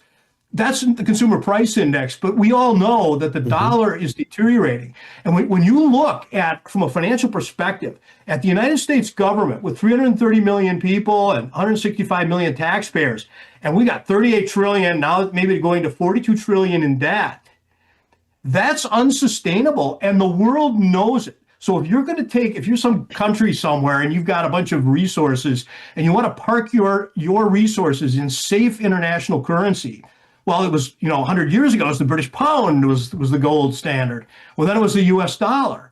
And now it's gold. You can see more and more people are migrating away from the dollar because there's this concern. How do you have a federal Congress that spends $2 trillion a year that they don't have and keeps borrowing? The debt's getting bigger and bigger. The debt service is taking up more and more tax dollars. And then look at that as a stable investment. And you can't. That's the reason when you say a dollar collapse, what that means is there's no global demand for dollars.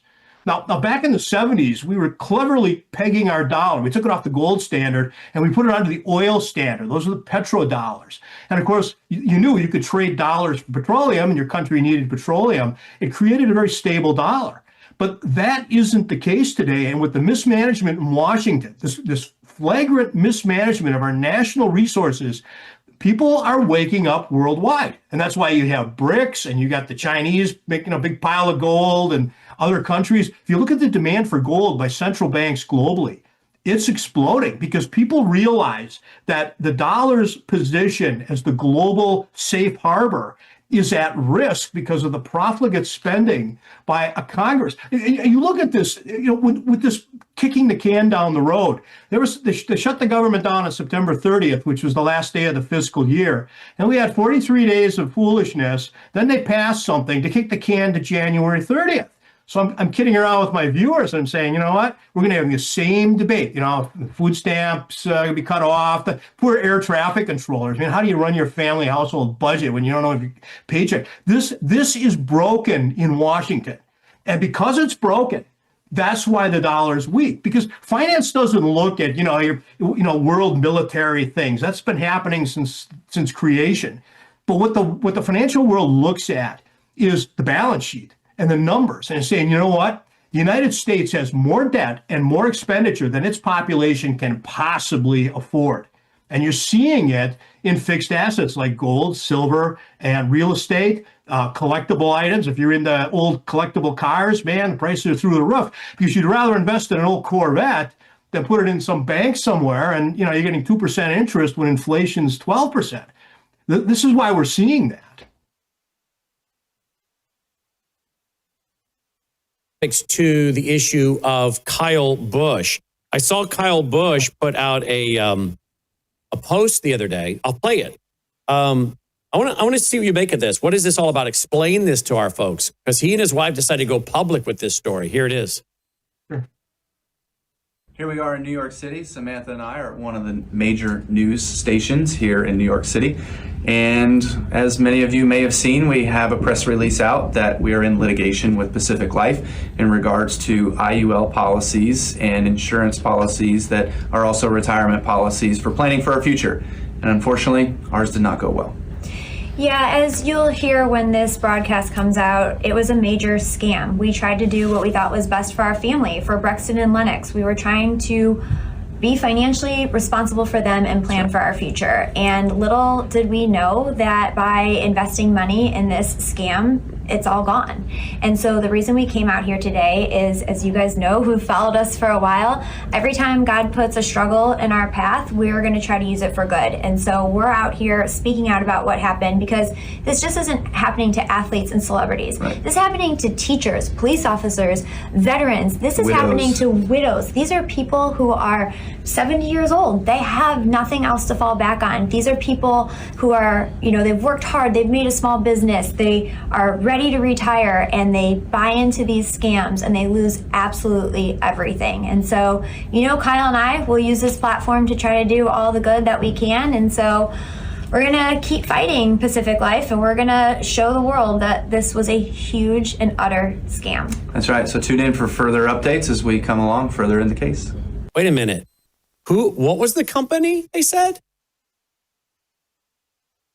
Let me read that again. Let me hear that. And I are one of people who are 70 years old. They have nothing else to fall back on. These are people who are, they've worked hard, they've made a small business, they are ready to retire, and they buy into these scams and they lose absolutely everything. And so, Kyle and I will use this platform to try to do all the good that we can. And so we're going to keep fighting Pacific Life, and we're going to show the world that Pacific Life, isn't that a big firm? Well, it raises an interesting issue that's been a battle raging since probably 1933. In the United States, there are different financial products. Insurance is one product, and life insurance, the idea is you pool a bunch of money together, and somebody dies, then that pool pays the beneficiary. And that's a simple concept that comes out of the 1600s, the way merchants used to finance or insure their ships, Lloyd's of London and all that. And that's insurance. If you put money in a pool, and if somebody has misfortune or joins the Lord, somebody gets a check.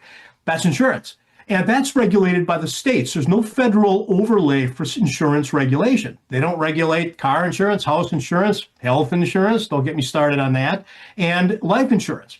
Securities, on the other hand, have been regulated in the United States since the 1930s. And the security is putting money into a joint opportunity where somebody else is doing the management. That's a security, and you have to register it, and you have to tell all the truth and the disclosures. So the securities are regulated very carefully for full disclosure of all material facts. The problem we have, and this is not a new problem, and my heart goes out to the Bushes, this is a real problem, is that the insurance companies want to sell securities, but they're exempt from the regulation because they're state regulated as insurance companies. They're not regulated by the state as securities offering entities or by the SEC in Washington. So what you have is a gap where insurance companies are becoming more and more creative in the ability to bring premium in. And it's not just bring premium in and pay it when somebody dies. They put it into all of these investments, very much like a mutual fund or a collective pool of money that's collectively managed. But there's risk involved. And what they're seeing is the downside risk, market risk in that particular product. And that's where they got their heads handed to them. Well, AOL is reporting this. Kyle Busch's $8 million loss is a warning for those with life insurance. Could your tax-free retirement plan be a scam? Okay. Right. It says here that, quote, I never thought something like this could happen to us, end quote, Busch said in a press release. Quote, these policies were sold to us as part of a retirement plan, something safe and secure that would grow tax-free and protect our family long after racing, end quote. If you go out on social media you'll see various videos thrown at you from time to time where people are talking about how the rich do this. They buy these life insurance policies. And I never fully understood what it was about. I bought life insurance policy as cheaply as I could and paid on it for 20, probably 30 years, 25 years, with a well-known insurance company. But it wasn't an investment thing. It was just $100 a month in case something happened to me and $100 a month for Melissa. But others are saying, this is how wealthy people build wealth. Well, here's a wealthy guy. It didn't work out so well, but he thought he was buying into some kind of tax-free retirement plan with insurance. Well, there in the insurance industry are things called annuities. And the idea is you put a big chunk of money in and then they'll pay you a monthly stipend for the rest of your life. That's an annuity. And those have been controversial. There's good use for an annuity in estate planning, but it can't be all eggs in one basket. The same thing with all of these creative insurance policies. The problem is the people selling those are not licensed as stockbrokers or securities agents. They're licensed as insurance agents. And when they oversell the security or the safety or the benefits, they cross into a zone that puts them squarely in the purview of a security. And if they haven't followed all the SEC rules and the state regulatory rules, that's a regulatory problem, and it creates some civil liability for them as well. So what's important here, and one of the sad things that in America, if you're good at what you do, you can make a lot of money, millions of dollars, but you're good at what you do. And I'm sure Kyle Busch, I follow NASCAR from time to time. He's a legend, man. This guy is great. But I'm not sure I would call him for investment advice, and I don't think he would offer any. So the point is, people with a lot of money are trusting licensed professionals that are licensed by your state to give them the right advice. And it's alleged here that this obviously didn't turn out the way he had hoped. Well, the way he'd hoped, according to an article over at apnews.com, Bush said he was told that if he paid $1 million for 5 years, he'd be able to take out $800,000 a year once he turned 52. Yeah. He was instead told his money was going to the insurance company's account instead of being invested into a market, so his investment never went up as the market rose. That was a lie, Bush said on the eve of the NASCAR seasonal final. I looked at what it was like. This sounds too good to be true, but you've got to believe in those that are looking at it for you and trusting the people with Pacific Life email addresses that are sending you the documents. That was his quote. Pacific Life issued a statement saying it does not comment on specifics of individuals, matters to maintain the privacy and trust of its clients. So wait a minute. Did he actually lose the $5 million? Or is he saying... I don't know. I'm not familiar with Pacific Life, and I'm not familiar with this product, and I haven't read his case. This is the first I've heard of it today. Well, other than what I've seen in the news. But I guess the caveat is, if you're going to invest money, and if you have a lot of money, your advisors need to be trusted. And I think, if it's too good to be true, as he said, then it probably is too good to be true. And it takes a lot of carefulness. And you see that in celebrities all the time, where their money people, for some reason, are able to extract a lot of their money and leave some of them broke. It's tragic, but that's a regulatory problem. And the bigger problem is, if you're buying life insurance, you put money into a pool and somebody dies, you get a check, or somebody gets a check. That's life insurance. But when they try to blend it into an investment opportunity or an investment vehicle, you've crossed into securities land, and you're going to be in, if these allegations are true, I don't know, but you're in a different world. And that's why when you buy this stuff, you have to be very careful about what it is you're buying. And there's people have been selling fraudulent securities for, since before Wall Street was regulated. It's a constant problem. That's why we have a perpetual SEC, and every state's got a blue sky office or a securities office. But keep in mind that insurance product was approved by whatever state he lives in. There's an insurance department, and they approve that contract. You can't sell contracts that aren't approved by the state. And that brings it back to my bigger issue is we depend on our states to protect us. So if you look at Minnesota with that, $1 billion missing and all of this alleged, scamming of the system, you ask, how did the state let that happen? you could ask the same question here. How does the state let these types of products be sold without sufficient warning? And, maybe there was the right warning and they just didn't notice it or read it. You got to read the fine print. So it's a problem. When you think about what you're investing, the more complicated the instrument, the more risk. Yeah. That's why if you go to your savings alone, you put your money in, you get a toaster, you get 5%, you're good. You don't have to worry. It's insured. But when you look for 8% and you're out in the market, there's all sorts of snake oil out there. And unfortunately, this is just a good warning. I think what they're doing is correct, is bringing this issue to the market, to the public. Something tells me, though, that he'll probably get this back in his legal challenge. That'd be my guess. Well, it's a contract matter. I mean, if the disclosure was proper and he didn't read the fine print, well, the judge, contract law is very four corners, as we call it. It's four corners of the document. And what the document says is that's what the document says. The courts don't look with sympathy upon people who made a bad bargain in contract law. So, I have no idea what this case is about, but my gut tells me you have to be very careful and don't put your food in one basket. You never do that. We're going to follow this case and bring you back because this is obviously very interesting. Going to be an interesting 2026. Closing comment from you when it comes to tariffs and taxes. President Trump was out again this week saying we may be able to get rid of federal income tax altogether. But I'm thinking the math doesn't seem to math on this with what we need to bring in, $4 or $5 trillion a year. And then we need to cut $4 or $5 trillion a year and bring the power back to the states. When you look at what DOGE discovered with all of the hundreds of billions of dollars in fraudulent spending and money to NGOs that are doing things that Congress never approved. And even this thing in Minnesota, I got $1 billion scammed out of the Medicaid system. Those federal dollars should all go away. Our federal government, if you read the Constitution, I think there's 18 enumerated powers. You run the post office, you run the military, you issue patents and trademarks so that you can bring creative people in. There's a limited list of things the federal government was designed to do. But after the 1930s and after World War II, the federal government has become an empire. And the 50 states are very much the same as the colonies of the British Empire. And when you think about it, as Washington isn't even part of a state, it's a small little city that controls 50 states of wealth and resources.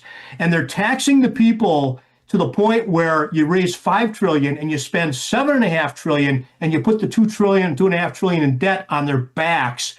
We would be better off as British colonies because we didn't have this problem as a British colony. And that's what we need to do. It's not raising taxes or taking taxes away from the income. And I'd love to see the income tax go away. I mean, when they started this in 1913, the same year as the Federal Reserve, it was people making $1 million or more. That was a lot of money in 1913. Well, it didn't affect anybody. Well, if you've ever tried to fill out your tax forms, it's like it has changed dramatically because there's always creep. So if you can eliminate income taxes and shift it to tariffs, and I've been saying this on my show, President Trump's a brilliant idea, creating a global sales tax. You want to sell in the U.S., we get 10%. You want to sell in Germany, you get 10%. If you had a global sales tax, it's sort of coming out of the same genes, but it's not an income tax. And if you think about it, what slavery was in the United States was people were able to capture the entire economic value of other people's lives. That's the sin of slavery. You steal from them the hours of their life. Well, they're doing the same thing. When they take 35% of your income and ship it off to Washington, and then they have to borrow 40% more, 20% more, they're stealing 35% of your life. It's the same concept. So we need to really cut down federal spending. Washington does not need to be the global empire. Washington needs to serve 50 states. Run the post office, try that. Run the military, they do a brilliant job. And limit it to the few things that they were, the enumerated powers, and put the power back in the hands of the state. Because I can tell you one thing, in Minnesota, the people of Minnesota watched that $1 billion go flying out the door. And Walz is going to pay for that politically. That's a lot of money. And people up here in Wisconsin and Minnesota, $1 billion buys you a lot of cheeseheads, man, in this part of the country. That's going to hurt them politically. And that's what we need. It's a soft revolution. Bring that power back to the state. If we're going to tax our people, we're going to spend it here. And maybe the states should remit money to Washington based on the population. Let the states collect the money from its citizens and send it off to Washington. Then the state politicians are going to feel the heat. But if we don't change the federal model, that all of these naysaying doomsayers are right, the dollar will fall off. Gold will be $10,000. It's getting expensive, and we've got to reel in the federal government. And you know, the last time we had to reel in a federal government, it was 1776. It's a process. Now, you think about it. Yeah. I mean, ask yourself the question. You know, the British tax was 12%. We're at 35%. You know, if you could vote, let's go back. Call Charlie. Tell him we're coming back, man. You know. And by the way, I don't know how you're going to bring in enough from tariffs, though, to cover the operational expense unless you cut the government back to the bone. You have to. You have to. There is no reason. It's the same thing with the airline industry. This is a brilliant thing. After World War II, the airline industry is created, but it costs a lot of money. Planes are expensive, fuel's expensive, you have labor. So what do? You shift your cost of air traffic control to the federal government, because there's all these ex-military guys from World War II that were, getting planes landing without killing everybody. They shifted the entire cost of control to the federal treasury. Then terrorism comes along in the 70s. Well, they shift the cost of security to the federal government. Think about it. Airlines sell tickets to anybody who buys one. The worst terrorist in the world, they go online, they buy a ticket, you got a ticket. Then it's cat and mouse. So instead of the airline trying to figure out who the bad guys are, they shift the cost to the federal government. Billions of dollars to catch the bad guys. So we're all standing there taking our shoes off and everything. This is the problem. It is so easy to dump costs on the federal government. And if you're in a position to do that, that's where you get filthy rich. And that's what these NGOs were all about. And it's a very good thing that Doge and President Trump are cutting that stuff back. Because, man, if you were in the federal gravy train, you got the $20 million mansion on Long Island. If you're not, you're trying to figure out how to make your pickup truck payment this month. That's the problem. We've got to bring this federal government under control, and good luck, because when you go to Washington, it's an army of lobbyists and 435 locals from back home who have no idea how Washington works, except for a few, Pelosi and those people. They got it all figured out. This is a real problem. And until we fix that problem, this is unsustainable. And there are more and more academics and more economists saying the same thing, that once you hit the vortex with respect to more and more debt sucking up more and more current tax dollars for debt service on debt that's 20 years old, it's not sustainable. And they just keep borrowing more and more and more and more until the economy collapses. And that's why gold's $4,200. Like I said, coins didn't get any bigger. Just the dollars aren't worth as much. Yep. And I don't see them stopping the quantitative easing, the printing of money, whatever you want to call it. They have no choice but to print the money that they just... See, what the Federal Reserve does is it keeps the 10-year bond, the 20-year bond, the 30-year bond in a narrow lane. And the way it does it is through market principles. This is the Federal Open Market Desk in the Fed in New York City. Their job is to trade bonds all day. And what they do is they buy and they sell, to keep the 10-year, the 20, the 30-year within like the bowling alley bumpers. Okay, you got to keep the bonds in an interest rate, and the bond interest is reacting market worldwide. So the Fed's job is to keep it in those narrow bands. That's what they do. At some point, they're printing up so much money to buy, sell, that it's ever expanding. And that's why if you look at the Fed's balance sheet online, after COVID and after 2007-8, you're looking at $7 or $8 trillion on the Fed's balance sheet that they can't get rid of. If they dumped all those bonds into the market and sucked all those dollars back and canceled them, well, the economy would go into a massive tailspin and interest rates would go through the roof. So it's unfortunately the Fed's job is to absorb Congress's profligate spending until it doesn't work. And keep in mind, that was invented in 1913. That mechanism of monetary policy is legitimate to the Fed. They buy and sell in the open market and keep the bonds at a nice little tight range, and that's how the interest rates are set. At some point, those tools from 1913 don't work anymore. It's too big. And that's what we're seeing. And that's why when you look at the Fed meetings and, the tiff between President Trump and Jerome Powell, the Fed is theoretically independent, but there's only so much you can do with a printing press. And as Congress, again, we are in a budget situation. They're projecting another $2.5 trillion in deficit spending. Every one of those dollars has to be printed up. You put it out into the bond market, and the interest rates, demand is higher and higher interest rates. The Fed is bringing them back down. And they do that by pumping money into the system. Well, there you go. That's the inflation. It has to stop. We need a balanced budget. And then let's say a magic thing happens. You get a balanced budget. Okay. We got to deal with the 38, soon to be 39 trillion in debt. How do you pay that off? You can't. Keep in mind, the reason we own Alaska, this is crazy, but the reason we own Alaska is because the czars spent themselves broke and they sold us Alaska to pay off the debt in Europe. Well, maybe they buy it back. Maybe the Chinese buy California. What do you do when you can't make your obligations? You sell California to the Chinese. It sounds kooky, but that's within the realm of possibility if you don't get the debt under control. And they're talking about debt. It's 127% of our GDP right now. Those are crazy numbers. When you talk about national debt is higher than an annual GDP of the largest economy in the world, that's not good. Now, in Japan, it's 225%, but Japan's not the largest economy in the world. We have got to find fiscal discipline, and with the current crew of people in Washington, there's no connection between spending and where the money comes from. And it's not the taxpayers. The taxpayers know what they're doing. You fill out your form, you send in the money. But, when you go to the grocery store, gas station, buy a new car, buy a new house, buy gold, buy silver, buy land, buy whatever, you're paying it in a deterioration in the quality of our lives. And you see that all over America. It's getting shabby out there. Dan Eastman, each and every day, 11:30 Central, right here at Worldview 2. He's a professor of economics. He's an attorney, and he's obviously a very smart guy, and we're glad he's on our network.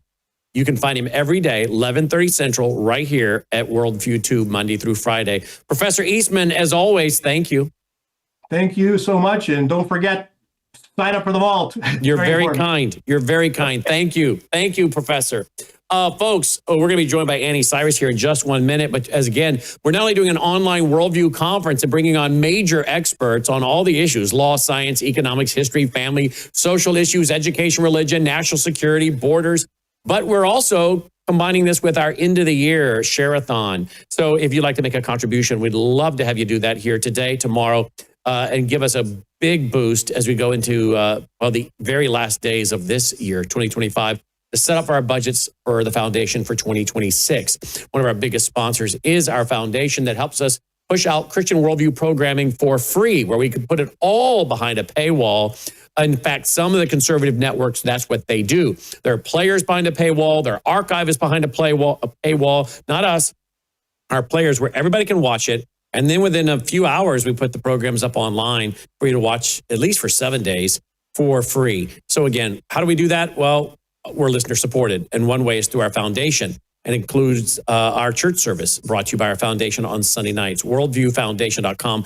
Please consider going right now to worldviewfoundation.com, making a contribution of any amount, or you can call if you prefer to give over the phone, 901-468-9357, 901-468-9357. Let's see. I want to thank Cherie. Cherie has given $26 online. She's from Wyoming. Let's see who else we have here. We got Keith. Keith with $130 from Newport, United Kingdom. He's overseas. Wow. Thank you for that. We also have Barbara. Barbara's given $104. She is from Ohio, Blytheville, Ohio. And Sandy with $20 from Jackson, Wisconsin. I want to thank her for that. Jeffrey and Darlene, $200 from Iron River, Michigan. Paul from Saco, Montana. Let's see, Greg and Robin from Heartland, Wisconsin. We also have Dennis and Holly, $70 from Port Salarino, Florida. What is this one here? Felipe, West Virginia. Donna and Fred, $300. Thank you. Larry from Waukesha. Well, we know where that's at. Waukesha Expo Center. Larry from Waukesha, $1,000. Thank you, Larry. Let's see. R and J, that's their initials, from Coriscana, Texas. Coriscana, Texas. $100. $200 from Sharon and Charles from Heidelberg, Pennsylvania. Melbourne, Florida, Wayne and Patricia. $500. Wayne and Patricia from Melbourne, Florida. So thank you guys for that. We appreciate that. Let me bring in Anni Cyrus here. And then at, let's say, 5 o'clock Central, about 20 minutes from now, we're going to be joined by Dr. Rob Lindstedt, who's just literally last night got back into the country. He's going to join us. Trevor Loudon at 5:30. Dr. Peter McCullough at 6 p.m. Central. Tweet, text, email, Facebook, Get Her True Social. Let all your family and friends know we're live here on the air with our International Worldview Conference with a lot of great guests coming up. I just listed some of them. Lindstedt, Trevor, and McCullough. Joining me now is one of our broadcast partners, Anni Cyrus. Anni, you think you could hold down the fort for 19 minutes? Yes, sir. I can do it for 90 hours. I knew you could. I knew you could. Yes, I do have some updates for your audience and my audience, so I'm going to go ahead and take over. Good. And it's a big shoes to fill, but I'm going to do my best. Okay, guys, before I die, I have some good news. Well, some good and some bad, but the good news is really huge good news, so I'll get there. But let me do my share, especially to my audience on my platforms. A lot of you have messaged me, and by the way, for next 20 minutes, I'm going to open the comment sections on my platform. So if you have a question, a request, anything, pop them up. I'll check them and I get back to you. But a lot of you have messaged me and saying how happy you are or how you cannot wait Monday, Tuesday, Wednesdays for me to start my show. A lot of you have wrote saying that how much you enjoy me joining Brannon on Brannon Howse Live. And I'm very happy that you're there, and I'm very glad that we're helping. But I want you to, just a quick refreshing your memory. I want you to know that if it's not for Worldview Tube platform, the website, the Vault, X account, Rumble account, YouTube account, the events, either online events or in-person events, I can do what I do, but I get constantly shut down everywhere. I don't have a platform. I don't have a network. I don't have a TV. I don't have a wonderful, amazing, smart, young group of people in a control room to do the show. So I'm getting all of that for free. I do my best to contribute to the network through my knowledge, my research, but I'm asking you to contribute on your behalf, and again, Brannon already said, your contributions are tax deductible. So chip in. You can either go to let me read so I don't mess it up, worldviewfoundation.com, or you can pick up the phone, which I would, because I feel safer talking to a person that I trust rather than going online, 901-468-9357. We're going to be here tomorrow as well, but make your contributions tonight. And then when this is over and the rerun starts, grab the link, send it to your family members, to your neighbors, to your church members. Say, guys, this is what they're doing. And I can say by far, if not the only one of the handful of networks that will bring you, just look at today, not putting me in the list, you have heard from 7 different people from 2 different countries, America and Israel, probably 6 different states on 6 different topics. Let's be fair. Where do you find that? Nowhere, especially for free. So yeah, send it to your friends, to your families, say this is what they did, they're coming back tomorrow, and encourage them to make a donation as well.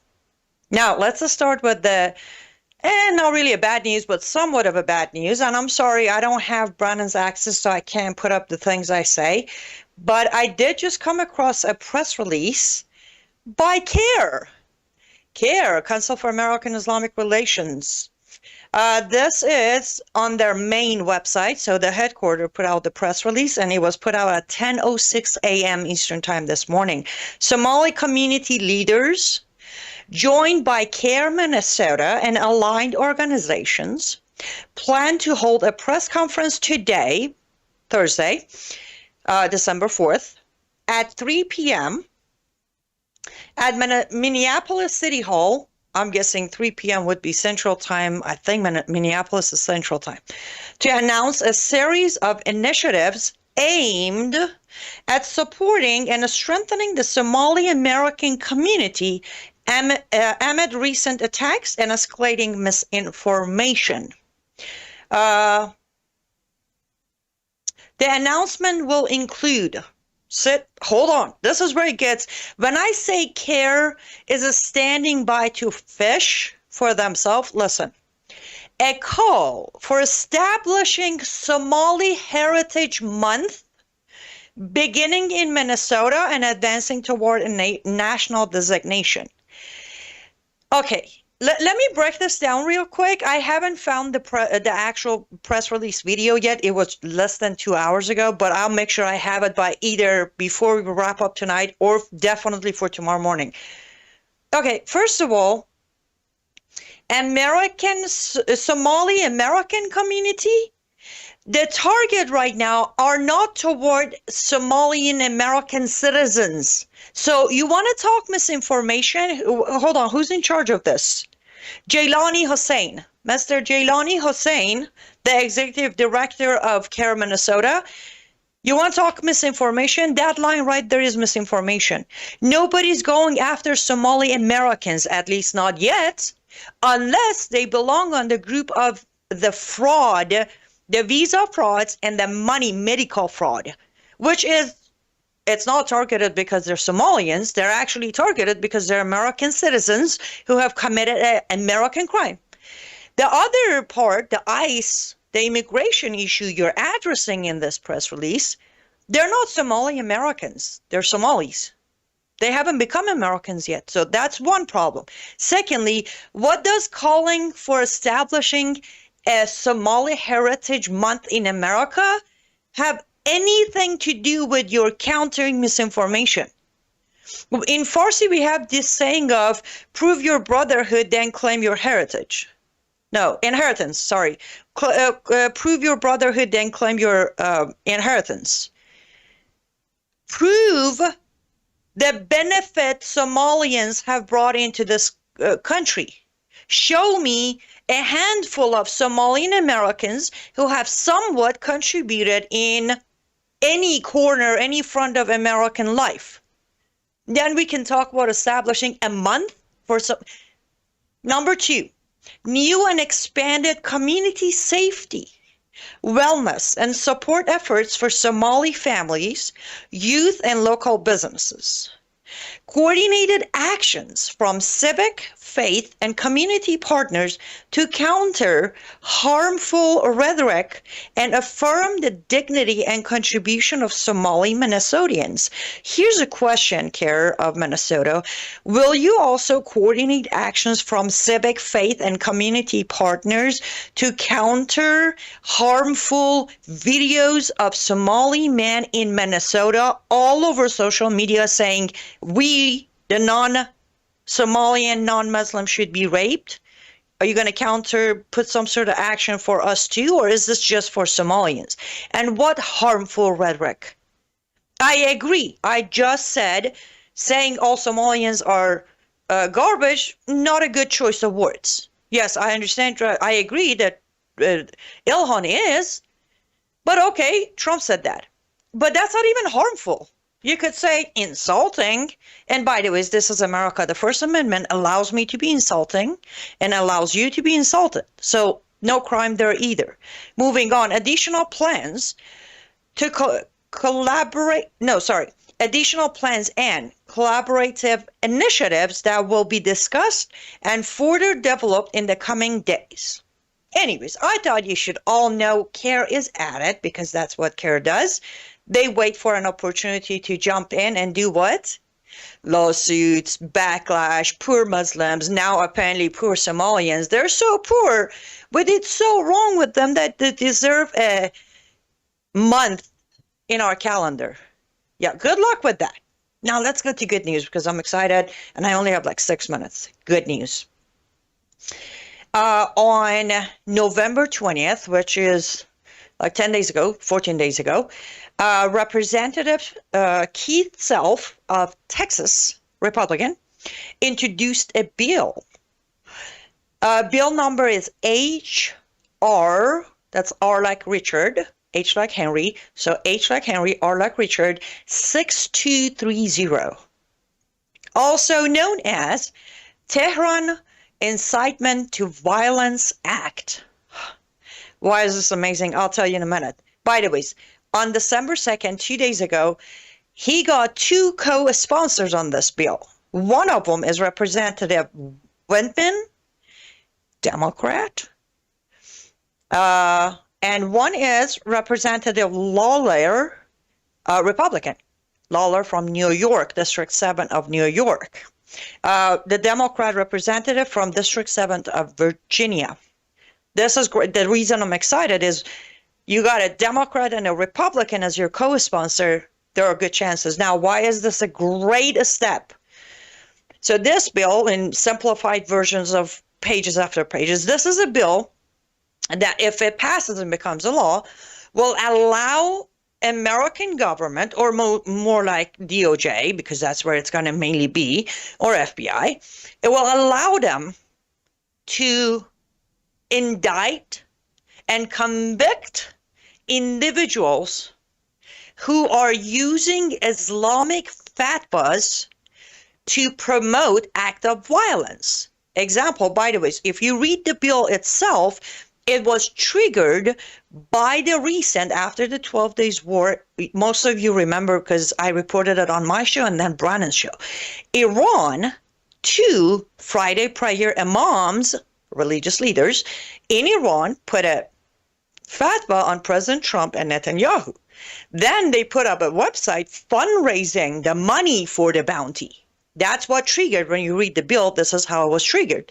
This is how Representative Self says, oh, okay. So, example that. Anyone who issues such fatwa from Tehran, now this is only towards Iran, but the great news is if we establish that, then we can expand that into other Islamic countries and other Islamic leaders.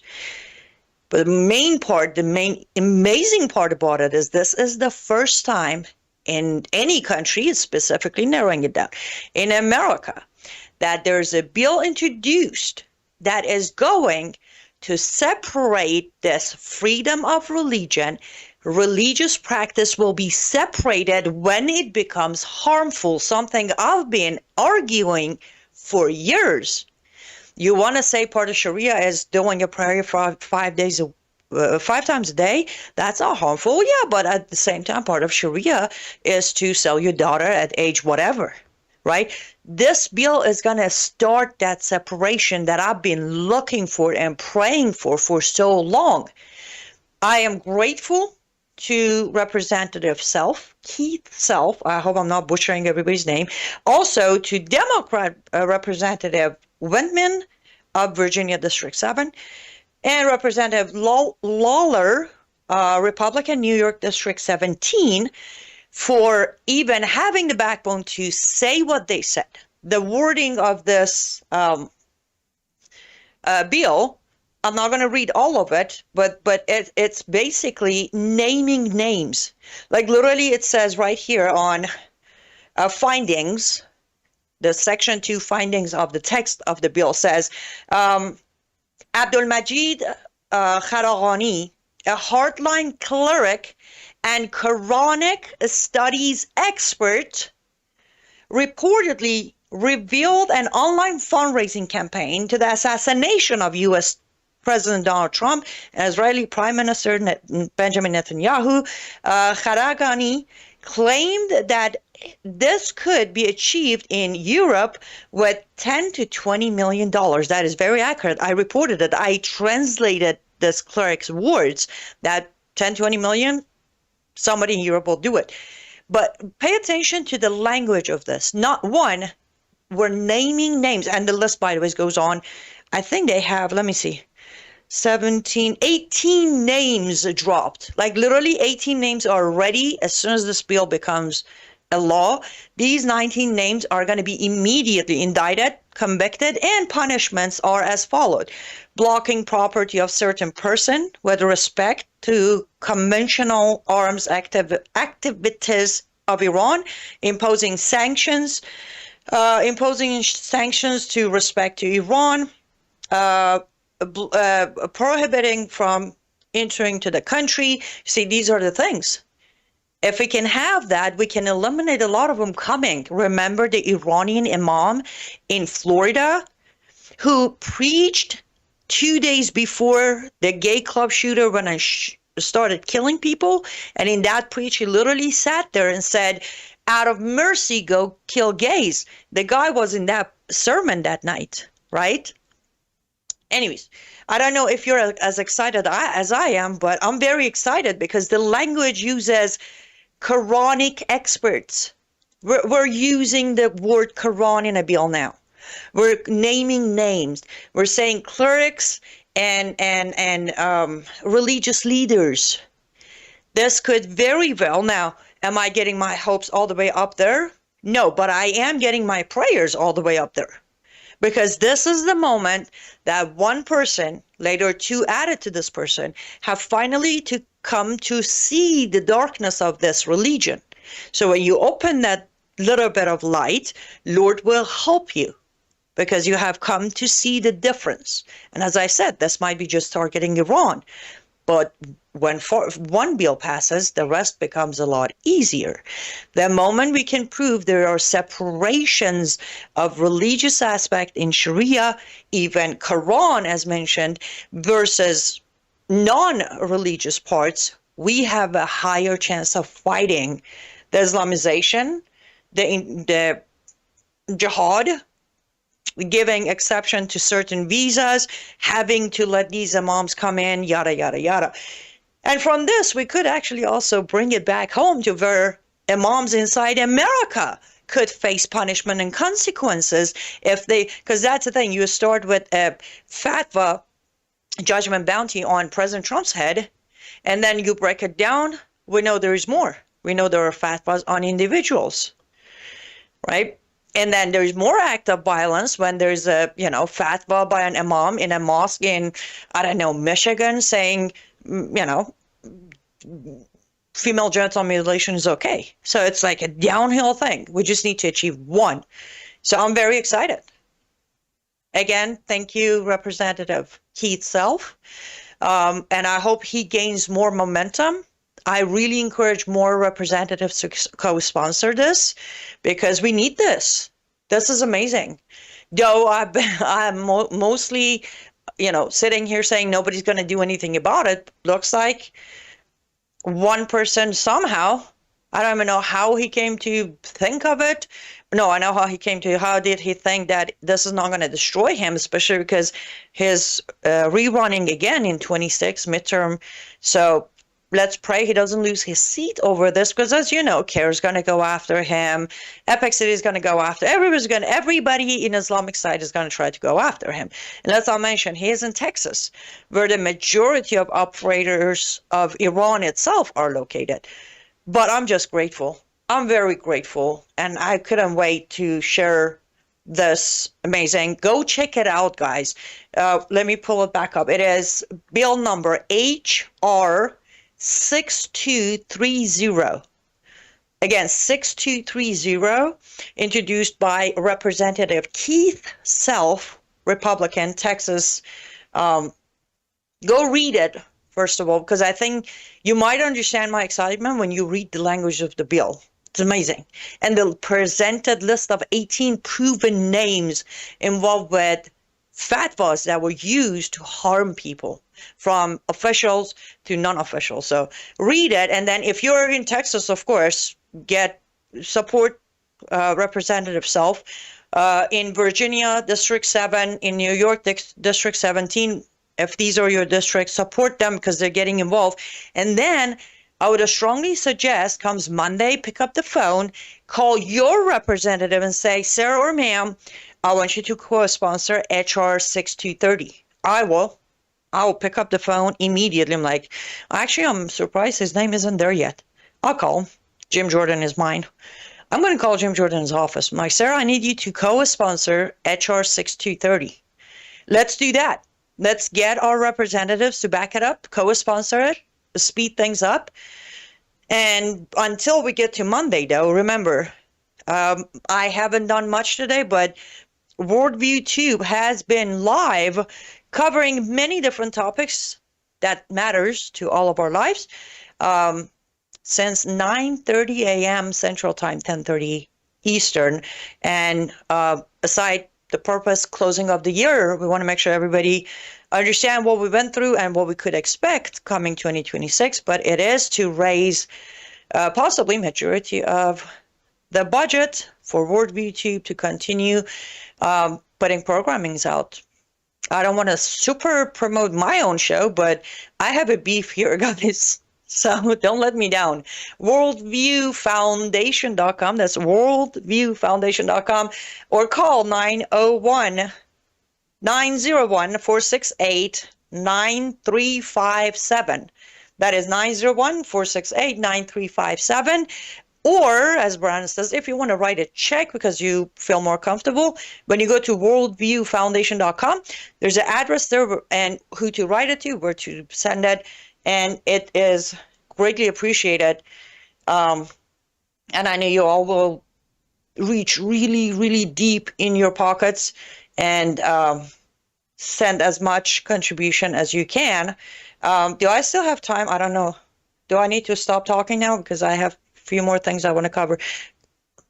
Okay, good. Yeah, I have more time, guys. Okay, there is something else I want to cover quickly, or kind of. Okay, earlier today, Brannon was talking to Aaron Lavarco during his Worldview Radio, and he brought up the whole, how Germany, with Israel's help, they are getting their Arrow system up because they're worried about Russian missiles coming toward Germany.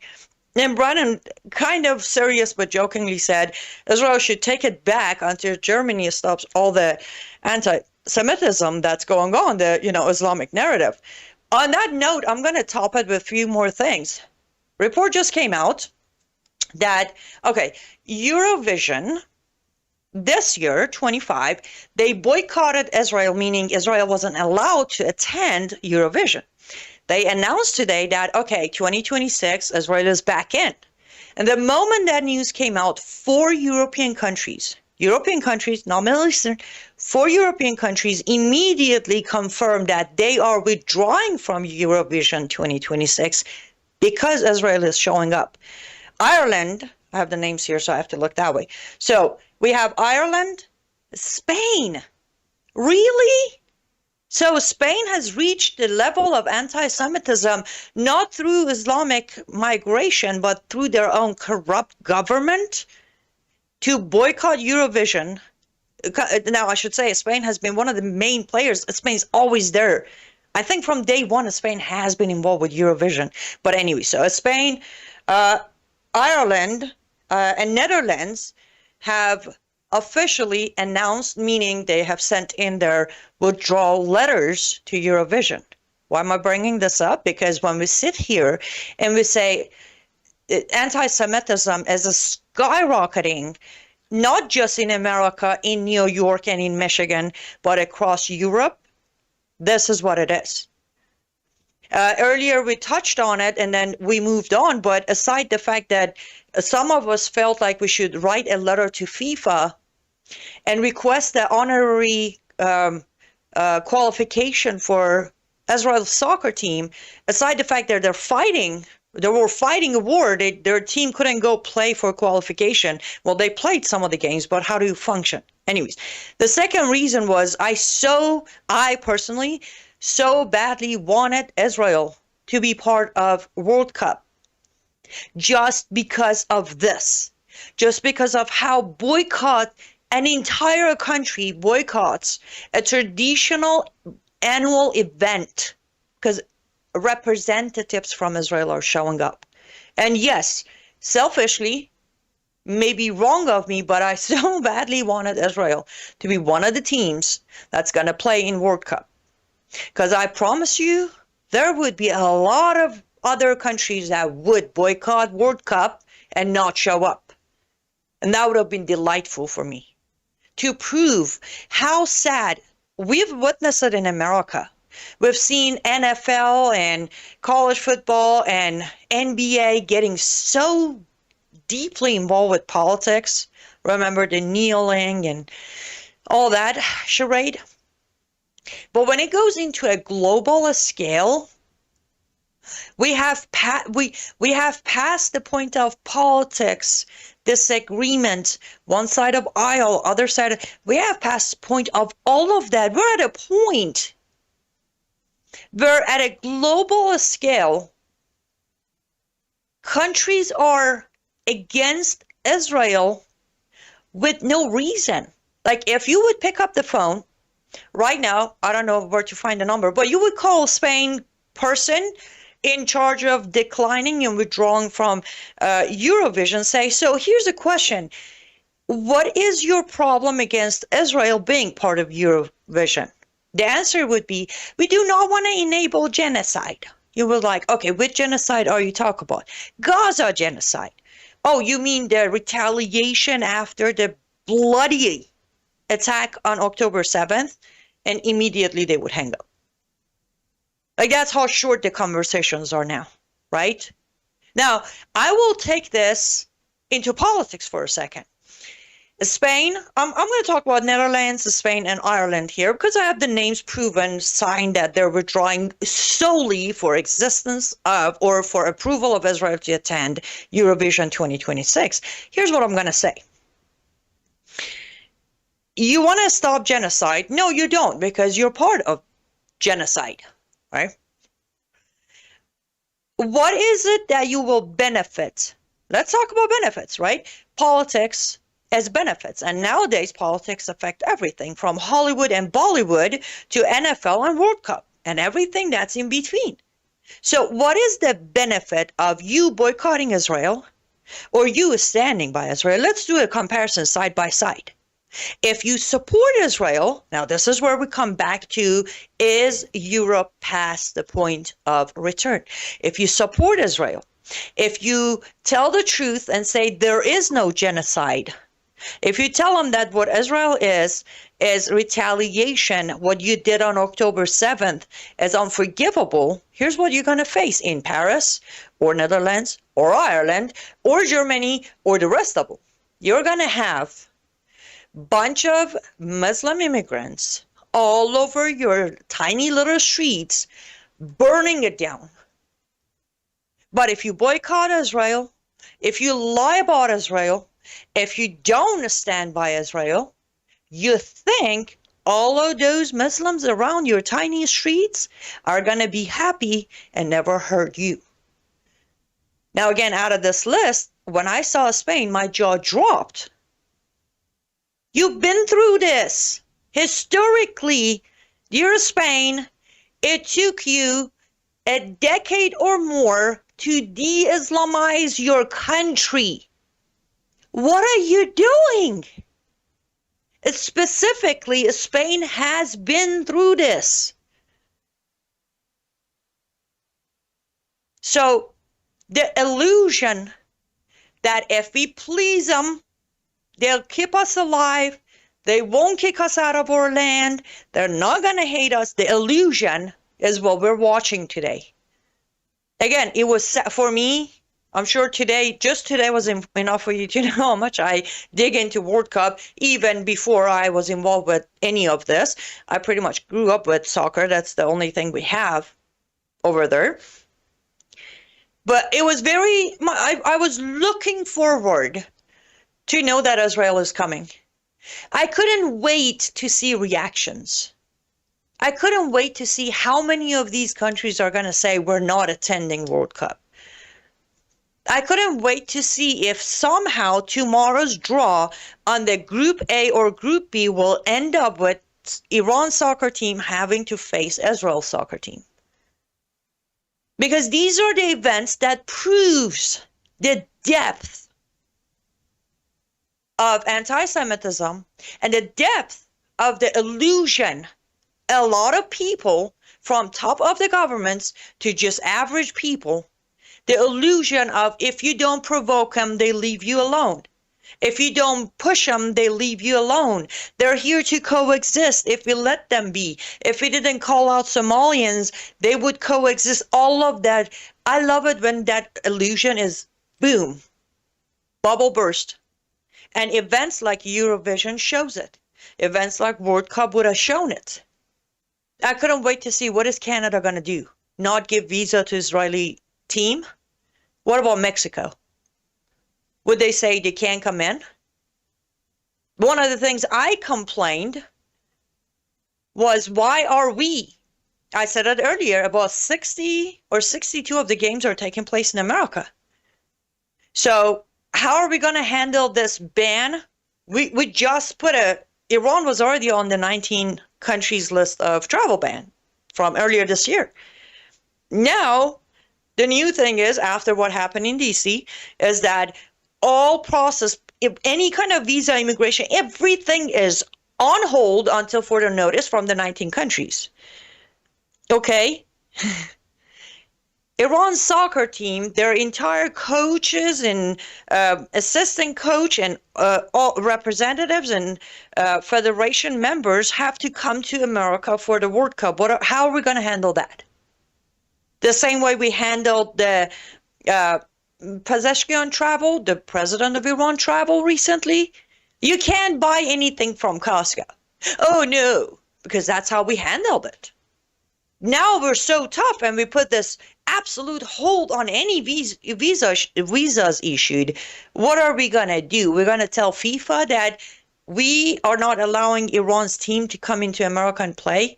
Of course not. We don't want to do that. We don't want to do that. The money World Cup is bringing is going to hugely help our economy next year, by the way. Huge help. There should be celebrations in California, considering how many of the games are in Los Angeles and San Francisco. They're going to make a lot of money. So we're not going to upset FIFA. We're not going to tell them we're excluding few of your teams. These are the moments that I say solutions are very simple. But as long as we're operating based on illusions, solutions become absolutely far-fetched.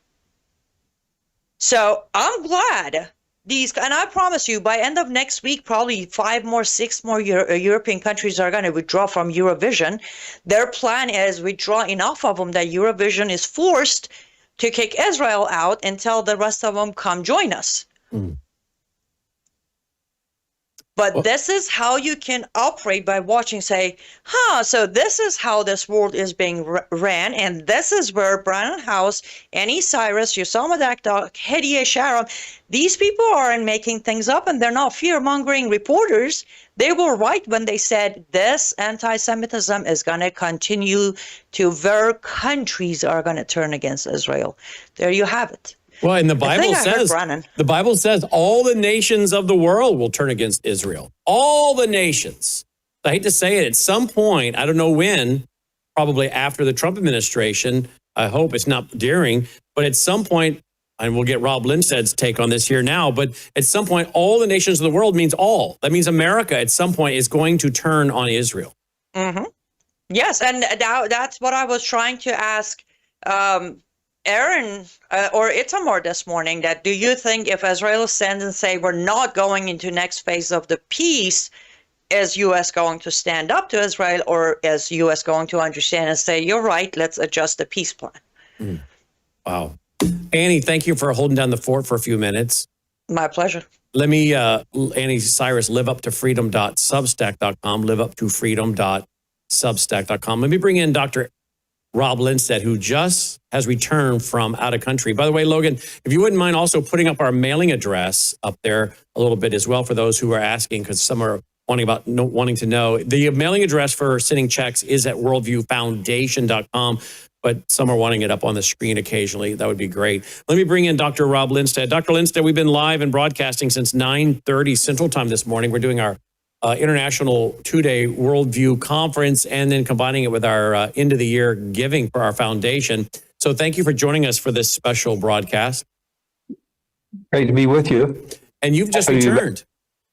Just got back late last night and had Where were plenty to you? do at school.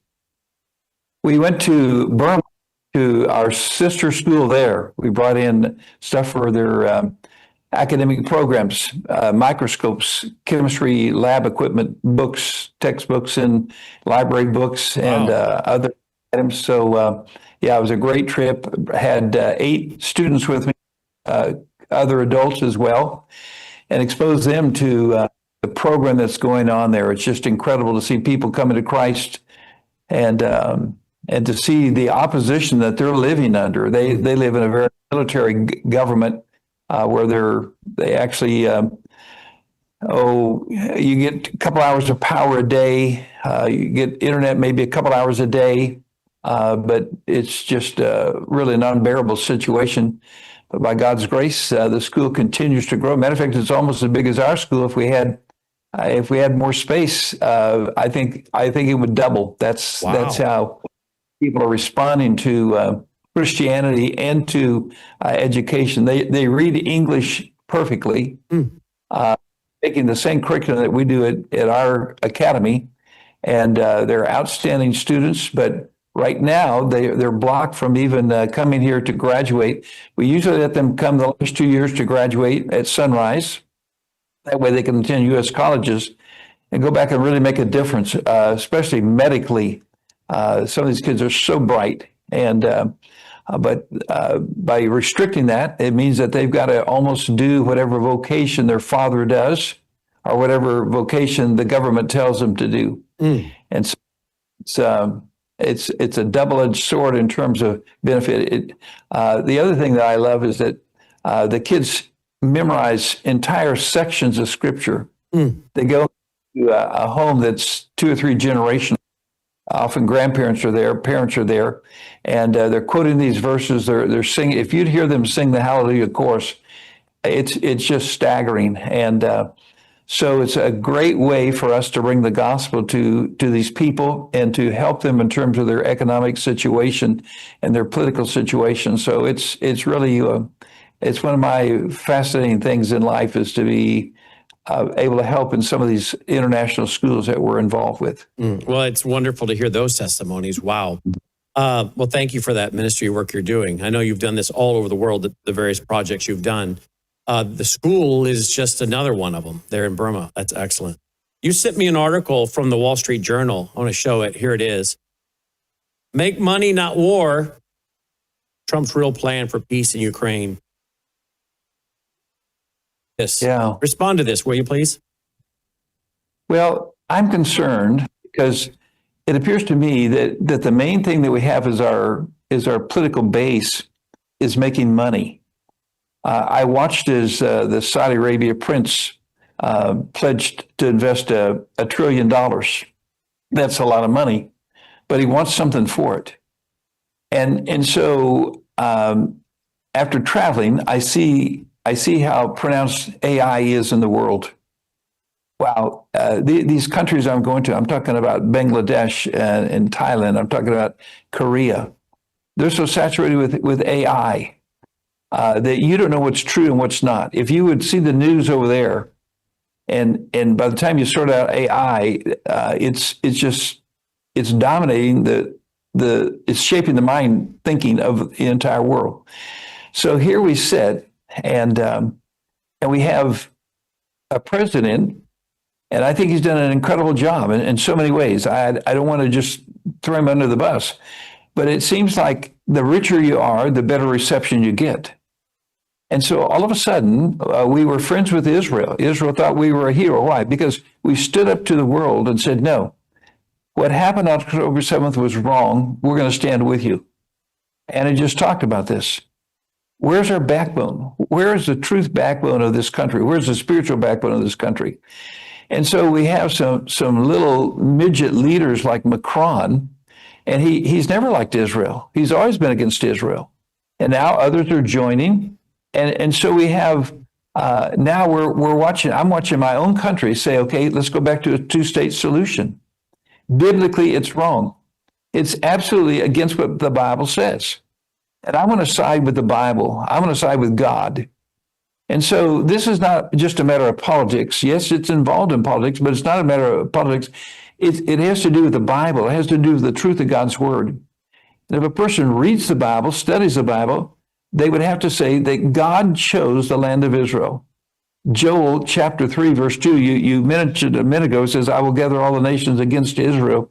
Why? Well, they're going to come down to Armageddon. And as I see the rally, it just makes me think that these things are in motion. But he says, they come to part my land. And so here we are with a two-state solution. Here's a real simple question. We've tried a two-state solution. Did it work? The answer is no. It didn't work. And so if it didn't work in the past, how is it going to work in the future? What are we changing? The only thing we're changing is we're saying, okay, if you don't do this, Israel, then we're going to abandon you. That's the only thing that's changing. We haven't changed the economic conditions for the people of Gaza. We haven't changed the political situation at all. What we've done is we come in like a bully and said, okay, look, we're your friend. Stop firing. Israel was within a week or two of completely eliminating Hamas. Everyone knows that. Every single person knows that that's how close it was. But instead of allowing the job to be done, we gave them a reprieve. Now they're rebuilding. It's unbelievable that the Pope would say the only way to resolve the Israeli-Palestinian conflict is a two-state solution. That's not a biblical answer. That's a prejudiced answer. And so I guess I'm just so tired. Here's the UN, and they're trying to pull their power to say a two-state solution is the only way to go. Here's now Eurovision. Anni did a great job of saying, you know what? If we had a backbone in this country, here's what we'd say. If you don't welcome Israel to the games, then we're pulling out, and you're not going to use our facilities. Everyone wants to come to America for the World Cup. Everybody does. The whole world does. Don't kid yourself. They want to play here. So tell them, fine. You don't let Israel in, then why would you let Russia in? Isn't Russia violating more civil rights than Israel? Because Russia is not just defending itself, they're aggressively going after the Ukrainians. You could name a half a dozen countries that are more aggressive against their people than Israel is in terms of Gaza. Israel was attacked by terrorists. They have every right to stand up. And so if they say, okay, boycott them, France has been a chicken all along. It's France. Their leader is a shadow boxer. He's not a leader. He's a follower. He's a leech. And so now we have the Netherlands. We have Ireland. Are we talking about countries that really matter? You know what? Tell them, okay, fine. You don't welcome Israel, then we don't welcome you. If you want to play in the World Cup in America, then you allow Israel to participate. If you don't want them, then you don't want us. I'll tell you what, it would solve that monkey business with the World Cup in about a week. But we don't have the guts to do that. Why? Because you see, some people are not willing to stand with the Bible. The Bible is clear that if we take away Israel's land, if we divide that land, then we'll be judged by God. And the truth is, God has blessed us. He'll continue to bless us as long as we obey his word. I just finished on the plane reading 6 books of the Bible that probably a lot of people don't enjoy reading, but I love them. 1st and 2nd Samuel, 1st and 2nd Kings, 1st and 2nd Chronicles. And I watched the kings because it says this king did right in the sight of God. And I see how God blessed. This king left the law of God. And God destroyed them, brought them into captivity, sometimes to Babylon, sometimes to the Assyrians. Look, God has not changed his principles. We need leadership that's not afraid to say, we're not trying to run a popularity contest. We're trying to do what's right. And what is right is that Israel was attacked. They have every right to fire back against that. And they're willing to do it. And we've been a good friend to Israel. But all of a sudden, I see the pressure being put on Israel to accept a two-state solution. It's not going to work. The people of Israel, you watch, there's some very influential people in Israel who will not settle for that because they know a two-state solution is no solution at all. It will put us right back to where we've been, and we'll have terrorists crossing, doing all kinds of destruction, not just in Israel, but other places as well. So to me, this is one of the great, huge things that is taking place right now. And I'm afraid that it's being swept under the radar because we keep talking about, okay, Saudi Arabia is going to invest $1 trillion.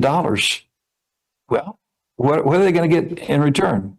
Here's what they want in return, a two-state solution. Saudi Arabia is not giving us $1 trillion because they like America. Saudi Arabia is doing it because they think they can buy America. And all over the world, I think we're selling ourselves short because the dollar is what we're going for instead of for the truth, for what our country stands for. So that's one of my big concerns. I think that's one of the top stories that's kind of being swept under the rug as all the other things go in and out. What about this one here? Two-state solution, the only way, says the Pope. So the Pope is for a terrorist state, quote, Palestinian state, which is a fake people, as you and I both know. Just to remind the audience, there is no Palestine. Their name came from the Emperor of Rome, who said, let's call it Philistine or Philistine, after the Philistines, like Goliath. That was the arch enemy of the Jews. Let's call it that. Philistine, which again, if you go over there, you'll hear people pronouncing it in a way that's kind of a combination of Palestine and the Philistines for Philistine. With their accent, that's more closely how they pronounce it. Then Yasser Arafat comes along and says, yeah, we're the Palestinians. Their DNA isn't from there. They're not from there. This is a fictional people. And they were given the chance. What was it, 2005? All the Jews left Gaza, pulled out, left them. And what'd they do with it? They spent billions on building terror tunnels and amassing weapons so they could carry out October 7th and all the other attacks they've done against Israel. They had their chance to be a state. They blew it. They should have no other chance. But Pope Leo, I guess, he's for a terrorist state. Unbelievable that they would find someone who's supposed to know the Bible, because for him to say it's the only way, what's gone on for the last few years is a two-state solution. Has it worked? Are the Palestinian people happy with it? No. Is Israel happy? No. Is the world happy? It's a total failure. It's hard to believe that we would fail so bad at something and say, okay, let's go back and do it again. How can we expect something different? And so we've gone through this ceasefire. It's amazing. 20 points, 21 points, 23, it changes every day. But so how are we doing on the 23 points? Well, not too good. We still don't have all the bodies back. We're within one or two. Some of them weren't even actually part of the massacre. But the world says, okay, that's fine.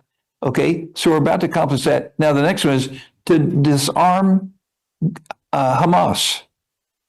It's not going to happen. We've allowed them to reload, and anyone who thinks that they are disarming is foolish. They talked about making it so that there was not, at first there was not going to be any part of Hamas in the government. You cannot make a government there that won't have Hamas a part of it. Every time people go in, they're shocked because they're finding, here's another harbor of weapons. Here's another place where goods are stored. Here's the support that's going supposedly for the Palestinian people. It's being robbed and sold by Hamas. Hamas is still in control of that area. A two-state solution will not work in the past, and it's not going to work in the future because the corruption is so deep, the hatred that's there. Look, these people even hate the Palestinians. I mean the Gaza people, the Hamas people, they're willing to kill the Palestinians and the Gaza citizens. That's how evil Hamas is. So the Palestinians, as you mentioned, are not a nation. Now, here's the United Nations trying to make a two-state solution for a people that don't exist, for a nation that doesn't exist. So let's invent another nation. I mean, if you stand back and look at it, you can see that someone's pushing this agenda, but it's never going to result in something that's going to bring peace to the world and not even relief to the people that they're talking about. I've been to Israel a number of times. I have good friends that are both Arabs and Jews. We sit at dinner, we talk, we may not agree on many things, but you know what? There's a lot of fine Arab people. But when it comes to terrorists, you don't have dinner with them, you don't do business with them, and you don't make deals with them. And I'm afraid that we've been sold as a country. We've been sold for $1 trillion because why did Saudi Arabia offer $1 trillion for a deal? It wasn't because they need money. They don't need us to make money. They have oil. They can make money. They can probably do everything we're going to do with AI investment. Why did they do it? They're going to get something for their investment. And what they're going to get for their investment is they set out to have a two-state solution, and they're going to buy it. They're going to buy it from America. And as a result of that, America is going to collapse. You know, that's on one end of it. And let me show you the other end, how foolish this thing is. In Chicago, I don't know if I sent you this article or not, but in Chicago, they're talking about this universal guaranteed income. Now, what a crazy deal is this? Because they say that if we can have a universal guaranteed income, to me, that sounds like Marxism. I don't know about you. It is, yep. And so Chicago says, well, here's what happened. We want to do this because people, they felt lower stress. Is that a reason to bring in Marxism? It says that it helped their mental health. It was money that they could possibly use for an emergency. You know, when I say, go get a job, just go get a job. So on one side, we're welcoming $1 trillion from a country that doesn't agree with us on the very principle in the Middle East. And within our own country, here we are saying, okay, let's guarantee everybody a wage. This is so heartbreaking. They even said, I think one of the things was, well, AI is going to replace a lot of people's jobs. So if we guarantee them, that way they're not going to be afraid of AI. No, go get a job. You know, find a job. If AI takes your job, find another job. I mean, it's possible. I see places that want people to work, but people don't, they'd rather have a guaranteed income. I don't want a guaranteed income.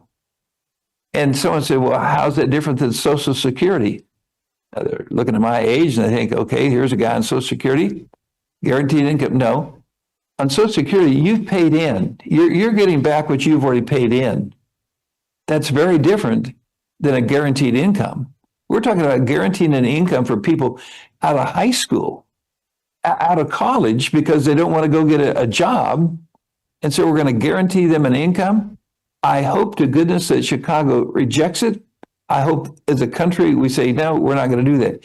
You see, I think we're allowing money to manipulate what used to be principles of America. Principles of America, let's do what God wants. Let's do what God's word said. God says the land belongs to Israel. Brannon, I want to go back and pick up another thing on the two-state solution. As you know, when I travel to the Middle East, I frequent not only Israel, but Jordan, Egypt. I've been to Israel a good number of times, about half that number to Jordan and to Egypt. I love going there. I love seeing the pyramids. I love seeing Petra. Jerash in Jordan is one of my favorite sites in all the world, Mount Nebo. And so I enjoy those countries. But the thing that just is amazing to me, how much country there is in both Jordan and Egypt. And so let's say that people were really concerned about the people in Gaza, the citizens of Gaza. Do you know how much land there is in Jordan that's on Egypt? Egypt has, I think 90% of the population of Egypt is in Cairo and Alexandria, and 10% is in the rest. They could easily put you travel for an hour or two, and you don't see anybody there. You could put all of the Gazan people in either of those countries, and there's other countries. Matter of fact, why doesn't Saudi Arabia make a place for them? Now, if they want to have a two-state solution and put them in Saudi Arabia, that would be great. But isn't it interesting that Egypt will fight for them against Israel, but will not allow them to have any part, any ownership in what we call Egypt? That says there's something wrong. They don't really want the people. They just want to do something against Israel. Oh, that's a great point. Let me ask you about this before we let you go and go to Trevor Loudon. And that is, I was looking at this one here. People are betting on Polymarket that there's almost 100% chance Israel strikes Iran in 2026. Yeah. There you go. What are your thoughts? Yeah. Here's what I know. I know that there's still some backbone left in Israel. Some of the people in Israel have paid dearly for their freedom. And there's a backbone of people there that I wouldn't be surprised if they do have to strike again. Now, will the United States be a partner with them? I'm not sure. I hope so, but I'm not sure. Will they strike again? It's so hard to say because I really don't know what was really destroyed and what wasn't destroyed. I know this, that Iran holds Israel responsible for making the United States an enemy. That sounds funny, but that's how they look at it. Iran actually is foolish enough to believe that if Israel didn't coerce America, America would be friends with Iran. I got news for them. That's not true. I think the majority of Americans would say, no, we reject your form of government. We even reject your form of religion. And we reject your takeover attitude. So Israel, though, is in a different situation. Israel does action. And so it's highly possible that Israel, see, I think that Israel stands on a situation and in a peculiar place in the world where at any moment they're a target of Lebanon, they're a target of Syria, Turkey, Iran, Iraq, Qatar. Any one of those countries could provoke Israel to where they would have to strike. And so I don't know that I can say who they're going to fight. I wouldn't be surprised if the Lord doesn't come before 2026. I'm kind of hoping that he comes this year. This would be a nice year for the Lord to come. Yes, it would be. Yes, it would be. We're so glad to have you on our team, Dr. Rob Lindstedt. His broadcast airs every day right here at, what is it, guys? 11 a.m.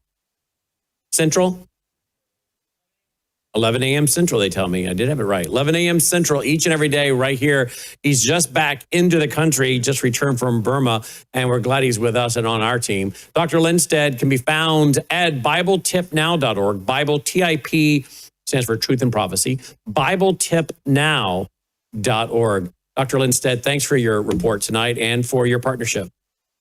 Thanks so much. Enjoy being with you. God bless you. You too, Dr. Rob. Dr. Rob Lindstedt. Dr. Rob and I have been working together about over 30 years now. Over 30 years. Can you believe that? There you go. All right. Thank you for all your support. Before we go to Trevor Loudon, make that phone ring. Call in. You can use a credit card, 901-468-9357, 901-468-9357 to make a contribution to our foundation. We'll send you a receipt with our EIN number before the end of January 2026. Or you can just go right online. Make a contribution now at worldviewfoundation.com. Worldviewfoundation.com. Again, worldviewfoundation.com. Let's go to Trevor Loudon. Trevor, we've been going at it since 9:30 this morning for our 2-day International Online Worldview Conference and our end of the year giving campaign. Glad to have you here with us at 5:40 Central. We got Dr. Peter McCullough coming up in about 20 minutes. Thanks for being with us. Oh, look, always a pleasure, Brannon, and congratulations for the event, and I hope it's very successful. Thank you. It has been so far, but people need to keep giving so we can meet our budgets for the first quarter of 2026. But thank you for that. All right. What is Trevor Loudon covering? I don't know. Think about that while I ask my first question. We've talked a lot about the military. We have the seditious six, as they're being called. We have now Senator Mark Warner. Was that his name? Senator Mark Warner. Virginia, yeah. Yeah, talking about how, well, it may take the uniformed military to save us from Donald Trump. And then, of course, we see what seems to be an all-out assault to get rid of Pete Hegseth. I'm reading that there are some Obama-Biden people behind that. The reports are accurate. They really don't want Pete.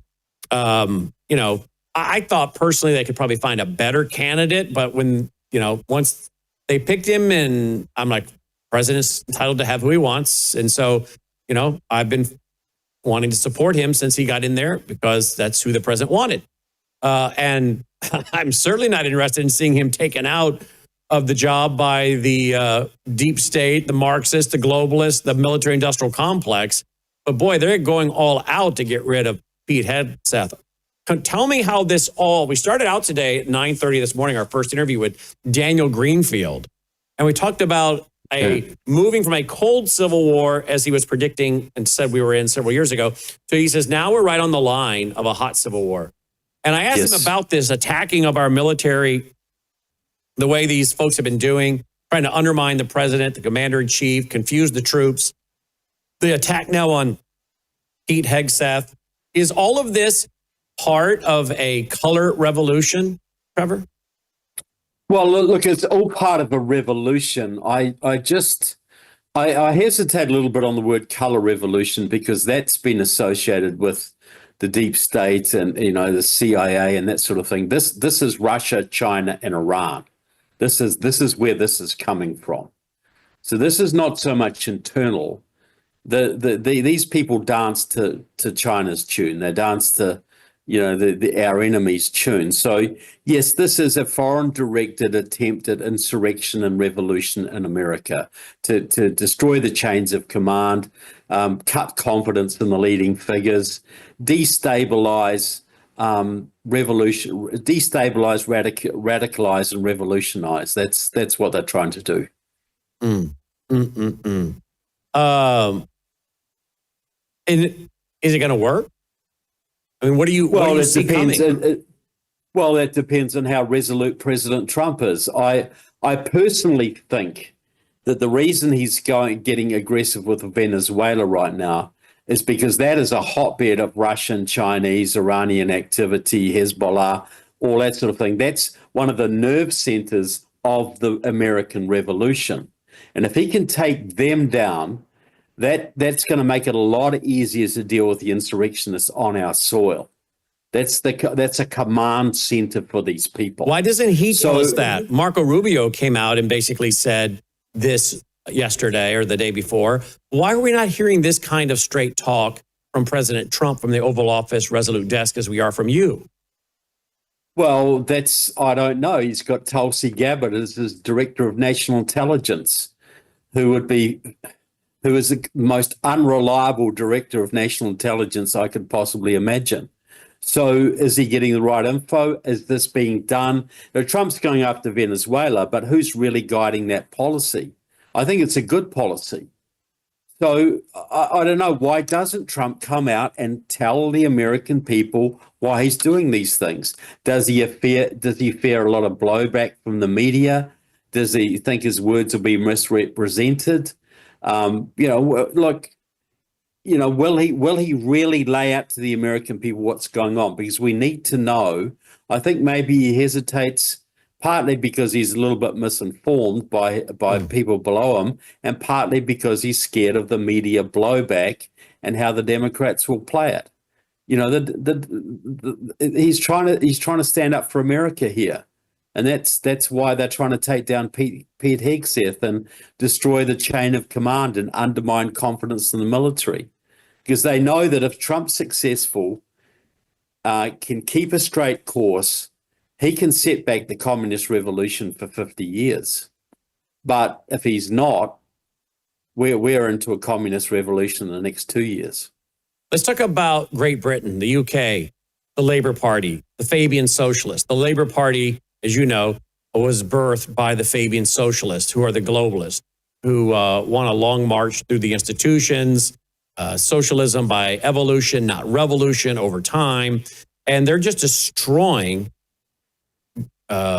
the UK, the Great Britain particularly. And now we see that Keir Starmer's come out and canceling all kinds of elections and trials by jury. Listen to this report from GB News. Listen to this and respond to this, please. So Labour is postponing a load of next year's mayoral elections until 2028. 4 new combined authorities, Essex, Hampshire and the Solent, Sussex and Brighton and Norfolk and Suffolk, will have their polls pushed back by 2 years. 2 years. Gosh, Jamie, your immediate reaction to this then? My immediate reaction is, I think it's unbelievable. Yesterday, Reform UK announced their Essex mayoral candidate, and the following day they're going to cancel them, or so they're suggesting. But look, whatever you try and do, you cannot stop the British people from wanting change. They want change. They want Labour gone. They will never trust the Conservative Party again. And keep cancelling your elections. This is people's democratic rights. These are not optional elections. People have the right to vote. And the government should remember that, as should the local Conservative parties that are begging for elections to be cancelled. People died for this country so we would have freedoms and the democracy that we enjoy today. It is a fundamental right, not an option. And this government needs to wake up to that. People's rights are not optional, they are fundamental. I just wonder, look, we're going to get more detail on this. Yet again, as often happens with breaking news, I find out about this at the same time as you do. We read the first bits of detail, and so I'll get some more information for you when we do the papers in the next section and also in the next hour. But I can't help but wonder if we were living under a Nigel Farage government and the elections were being postponed at this rate, it's not the only set of elections that have been postponed under Labour, how long would it be before the accusations from the Labour Party benches of us living in a dictatorship would come flooding out? I don't think it would be that long, would it? But anyway, Jay. Now, the reason I bring this up is because these are some of the same globalist power elite from the UK that are here in America. They're helping to influence our policies. They want to shove America right up underneath them. They want, I think, make us a Eurocentric world government. And I was playing a clip the other night from, I'm sure you remember it, a 1982 interview. Norman Dodd, he was the chief investigator for the Reece Committee, and he was asked by G. Edward Griffin, who I've interviewed, several times, what is their goal? What are the goals of these foundations that were influencing, according to the Reece Committee, influencing and funding education in the 40s, the 30s and 40s, to teach collectivism, not individual rights, but collectivism, socialism to America's kids. The foundations were supposedly funding this in the 40s even. He said, what's their objective? What's their goal? And he said, some of them is to see the United States rolled into the Soviet Union. Others, he said, they want to see a return of the British Empire. They don't like what happened with the establishment of the British colonies, America. They want to put us back up under them. Well, to me, that fits with what my eschatology Bible prophecy described in the book of Daniel as a revived Roman Empire, a Eurocentric world government. So when I see what's going on over in the UK and the attack on religious liberties and freedom and free speech, I pay attention because A, I think Europe is ahead of us, but B, I think a lot of what's happening in the world is being driven out of London, which is a major financial center. And I think this is the center for a lot of the globalist policies that they're trying to drag and suck America into. What are your thoughts? Yeah, well, the Royal Institute for International Affairs, was influential in setting up the Council on Foreign Relations in this country. So there always has been that that strand there, that Alfred Milner, going back into the 19th century, Cecil Rhodes and all those people, and they tie in with the Fabian socialists. Every British Labour Prime Minister ever has been a Fabian socialist. And one of the main plans for Britain is to take away power from Parliament and give it to the local authorities, but unelected local authorities, amalgamate all these local authorities and turn them into new Soviets. So to basically eliminate the power of the British Parliament and put the power into these local authorities with appointed officials. And I think one of the reasons they're delaying elections is that the Reform Party might win them and scuttle their plans. So they might be, being hoist with their own petard here. But yeah, look, we are, we got competing factions out there. There are the straight out globalists who think they're going to have this big world government, and they worked for a long time with the Soviet Union. And now you've got this block of Russia and China who are have infiltrated that group a lot. So we got a lot of enemies out there, and they all hate the American Republic, the constitutional republic that our founding fathers gave us. Some of them are royalists, some of them are communists, some of them are globalists, some of them are Satanists. But every single one of them hates America, the American constitutional republic. The royalists hate it. They destroyed the divine right of kings. The communists hate it. The Islamists hate it. It is the greatest form of government ever to have been on the face of this earth. This is a blessed nation because our founding fathers, guided by God, gave us the best possible political system in human history. And that's what we got to preserve because it's got enemies all over the world right now.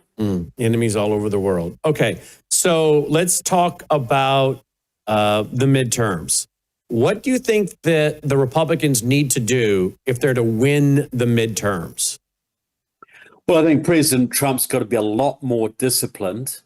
I don't want to hear any more remarks about not enough qualified Americans to do jobs.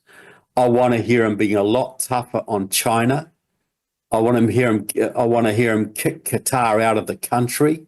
I want to hear him exposing the people, the deep state that he was elected to expose.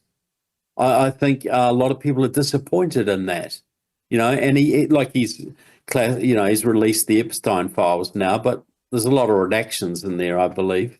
No, he's got to. It's all down to President Trump. He has got to get back on message. He's got to do what he promised to do and not get diverted from that. Just do it. I'm very supportive of many of the things he's doing, but he just wanders off message far too much. Is that because of his personality, or do you think it's because they keep a level of confusion around him at nearly 80 years old to keep him like that? In other words, I'm concerned about some of his advisors. Have some of his advisors been put there to make sure he isn't successful? Yeah, look, I think it's a combination of both. He's an impulsive guy. He likes to, react to things. And we could tolerate that and be amused by that in certain circumstances. But we're getting too close to disaster to indulge in that kind of thing, but I think there are people around him, and I would point to J.D. Vance as one of them. I would point to several of the Yavanites around Trump who are trying to push him in a sort of push our allies away, trying to sabotage his agenda. Yeah, I think there are people around him who have to go. Tulsi Gabbard being one. I think he's got to get rid of certain people from the State Department. He's got to get Tucker Carlson totally out of his orbit, and just get back on message. There's a civil war going on inside of the administration between the Marco Rubio people, who are much more sane and rational when it comes to foreign policy, and the Yavanites, who tend to be much more pro-Putin, pro-Russia, anti-Israel, and this kind of thing. So he's got to stick with the conservatives, stick with the patriots, and get back on message. So what do you think was the big story, before we go to Dr. Peter McCullough, what do you think was the big story of 2025? What do you think will be the big story in 2026? Well, 2026 is going to be insurrection on our soil. It's going to be world instability. It's going to be probably a Russian invasion of Europe. It's going to be, it's going to be insurrection on in American soil. What does that look like? The elections. What does that look like? Well, Islamic terrorism, Black Lives Matter on steroids, Chinese nationals doing bad stuff on our soil, airport attacks, or maybe biological attacks. I think there's going to be a whole raft of things. Is that what is the goal with an election year? What is the goal of our enemies leading up to the November election midterms?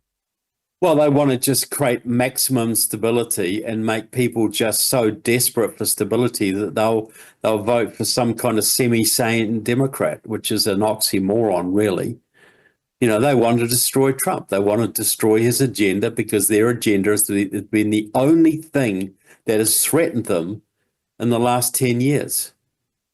So, and Trump's a bit of his own worst enemy. He doesn't stay on message enough. He gets people around him who are not very trustworthy. And he's gone off message from what he got elected on. A lot of people who elected him are getting disappointed now. And we can't allow that. This is just too important to make sure we get through this period. We can't allow the next 2 years of impeachment, then a Democrat president, then legalizing the remaining 30 million illegals here, and just having a socialist America then forever and a day after that. Mm-hmm. What are your thoughts on what we're seeing unfold in Minnesota? $1 billion fraud with the Somalis up there. What are your thoughts on that? Well, we all know this has been going on for some time. The left imported put those Somalis there to flip that district and flip that area and turn it into a revolutionary hotbed and a bed of corruption, etc. I'm glad that Trump's going after it. He needs to go after it hardcore and clean it out. There needs to be lots of indictments, lots of prosecutions. In fact, I think people will be shocked that something I know you know, but most people don't know up in Minnesota they have what's called the DFL up there. And a lot of people don't know about that. The Communist Party, by the way. The Democrat Farm Labor Party, the DFL. Tell our audience about the DFL in Minnesota. Well, the DFL was originally the Farmer Labor Party was set up in the 30s by the Communist Party. It was a Communist Party creation, and it spawned a whole lot of very famous Minnesota politicians who were secret communists. Some of them ran for very high office. And then it amalgamated in the 40s with the Democratic Party. But that communist element has been there ever since. It's never gone. That's why you have the Keith Ellisons and the Peggy Flanagans and the Tim Walzes and the Paul Wellstones. These all come out of the Marxist movement. Virtually all of your leaders at statewide level in Minnesota have Marxist backgrounds.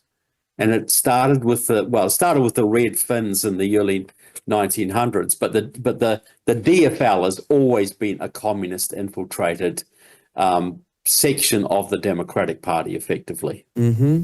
Is there any other? Well, I used to live up there. Is there any? Is there any other state that has a DFL, or is Minnesota the only one? No. Well, I think there was something similar in South Dakota or North Dakota, I think, but not to the extent, like Minnesota, northern Minnesota was communist central. They had all these red Finns, communist Finns that immigrated there in the early 1900s and turned the whole Iron Range into a communist enclave. That's where we got Gus Hall, the Communist Party leader from. Then we got the Farmer Labor Party, and that's led to Keith Ellison and Tim Waltz and all of these people we see now, Peggy Flanagan. I could list them all. The senators and the congressmen, they are red as red can be, and not in the good way. Well, I brought that up because I wanted people to realize that what's happening in Minnesota is multi decades, and a lot of people don't know about the DFL. And what they're doing in Minnesota, they want to do in all the other 49 states. Yeah, Minnesota is a bellwether. Where they started there, it was the revolutionary center in the Midwest. And they've wrecked that state, They've completely wrecked that state, and the Somali immigration into that state has made it way worse. And that was a deliberate policy. Like I went to Wilmer, Minnesota? Wilmer, 15,000 people. And they're right in the middle of the cornfields. Michelle Bachmann's old district, right? And there's 5,000 Somali refugees in a town of 15,000. You go down the main street and you just get hostile glare after hostile glare because you're a white person and you're not supposed to be in there. And so this is endemic. It's not just in the Twin Cities. This has spread to several regions of Minnesota, and this is part of the revolutionary process. Americans need to understand that the enemies of America have been trying to bring down this republic for 200 years now, 250 years. But in the last 100, specifically since the Bolshevik Revolution, they have targeted heavily Minnesota, Oregon, California, and New York and Illinois, and I would also say Massachusetts for the revolution. But Minnesota is the Marxist capital of the Midwest. There's no doubt about that. No doubt about it. TrevorLoudon.com is his website. TrevorLoudon.com. TrevorLoudon.com. Trevor, as always, thank you for your analysis. Well, good. Thank you, and congratulations on your event, and I hope it continues to be successful. Thank you, Trevor. Appreciate it. Trevor Loudon checking in. You can check out his site, TrevorLoudon.com. All right, joining me now is Dr. Peter McCullough. He hasn't been on with us in a while. We have Nick Holscher on all the time. We had him on early this morning when we started out. But it's great to have back Dr. Peter McCullough himself of the McCullough Foundation. What's that? Hey, they're telling me 1 second. Oh, I thought someone told me in my ear he was ready. They can't let him in he's in the waiting room. We have to wait for one interview to get over to get the other guy in. All right, I got it. Just let me know in my little ear when you're ready.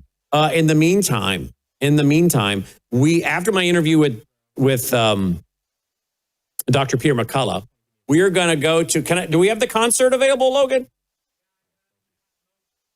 We're going to have most of the concert, not all of it. Huh? Well, why don't we do the one we just got finished doing from 2024? We're going to bring you the concert from 2024 that Logan, I know we still have to do 2025, which he's working on in there.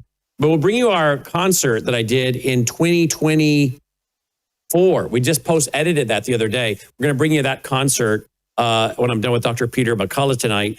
And then we have the news at 7, the Worldview Report, and then I'll be back at 7:30 for Brannon Howse Live. And my guest is Dr. Erwin Lutzer. Tweet, text, email, Facebook, Getter, Truth Social.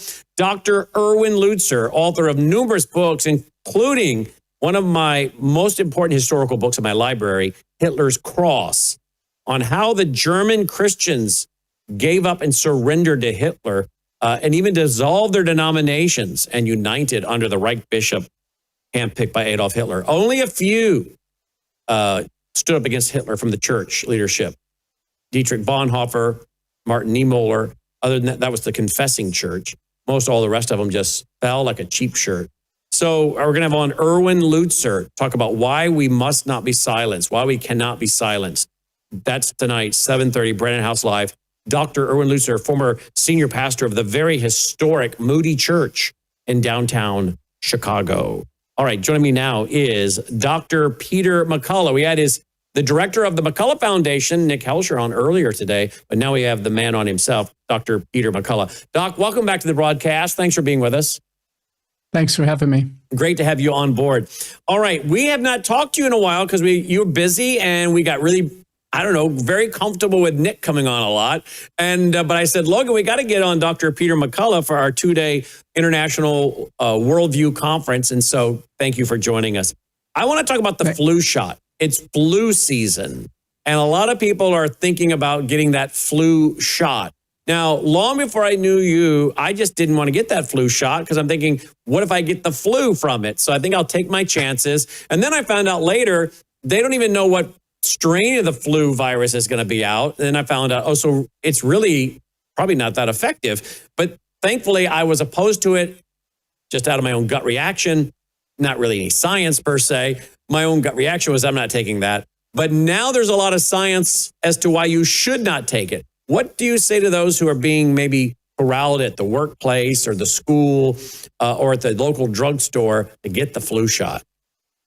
Well, Brannon, thanks so much for having me on the program. I'm in practice as an internist and cardiologist in Dallas, and I can tell you I've stopped recommending the influenza vaccine. I've stopped taking it myself. I had previously taken 40 of these shots, over 40 years, because, in a career in medicine, we're required to do so to be on hospital staff.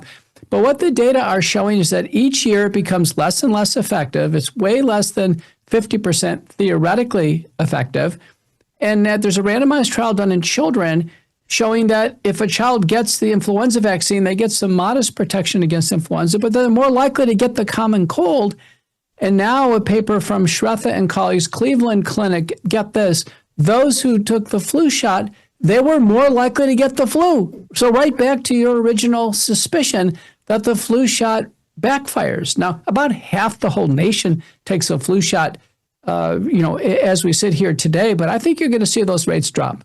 Well, we should. Now, do we know about anything that's in the flu shot itself, like aluminum or mercury or anything like that?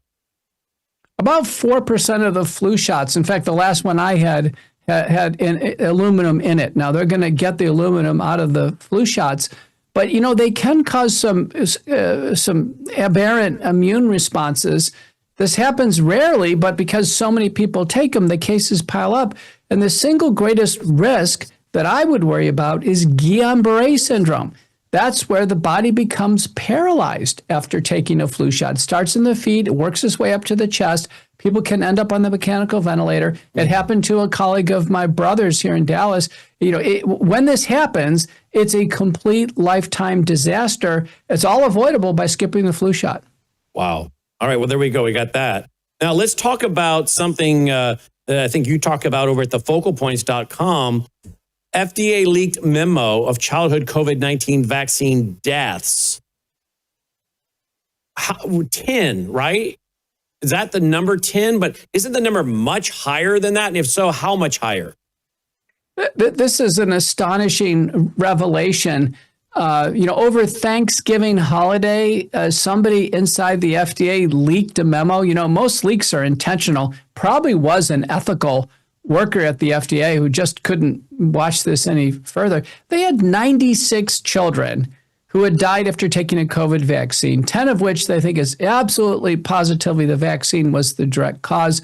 This was leaked out over the holiday weekend. And then FDA staffers were out with the Washington Post and other CNN trying to do damage control here. But, this is what so many parents have thought is that, sadly, parents lost their children after the COVID-19 vaccine. I know you and I, Brannon, we didn't take it. Our family members didn't take it. But, others sadly did.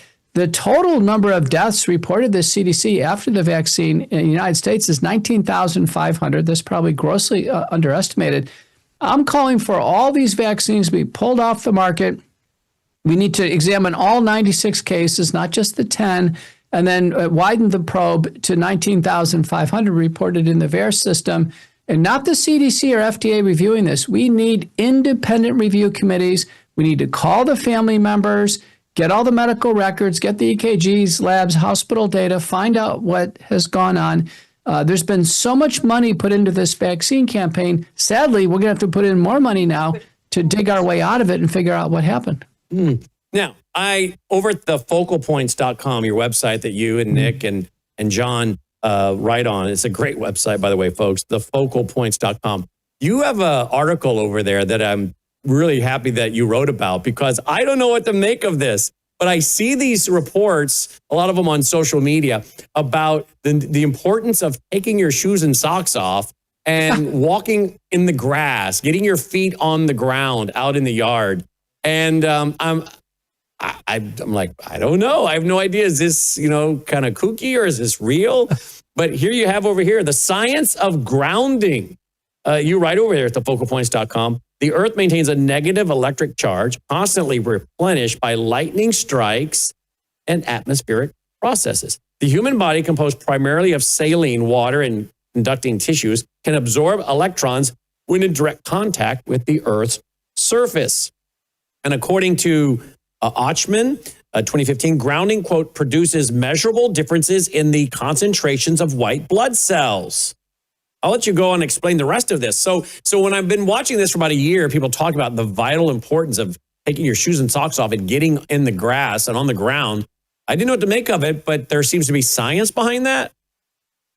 Yeah, I tell you, this is an astonishing revelation. I grew up in a lower middle class Irish upbringing. We were always told, Brannon, to put our shoes and socks on. Right. We were always told that as kids, right? Right. I think it's because a lot of poor Anglo immigrants to the United States. Actually, I think originally we lived on dirt floors. I'm nearly certain of it.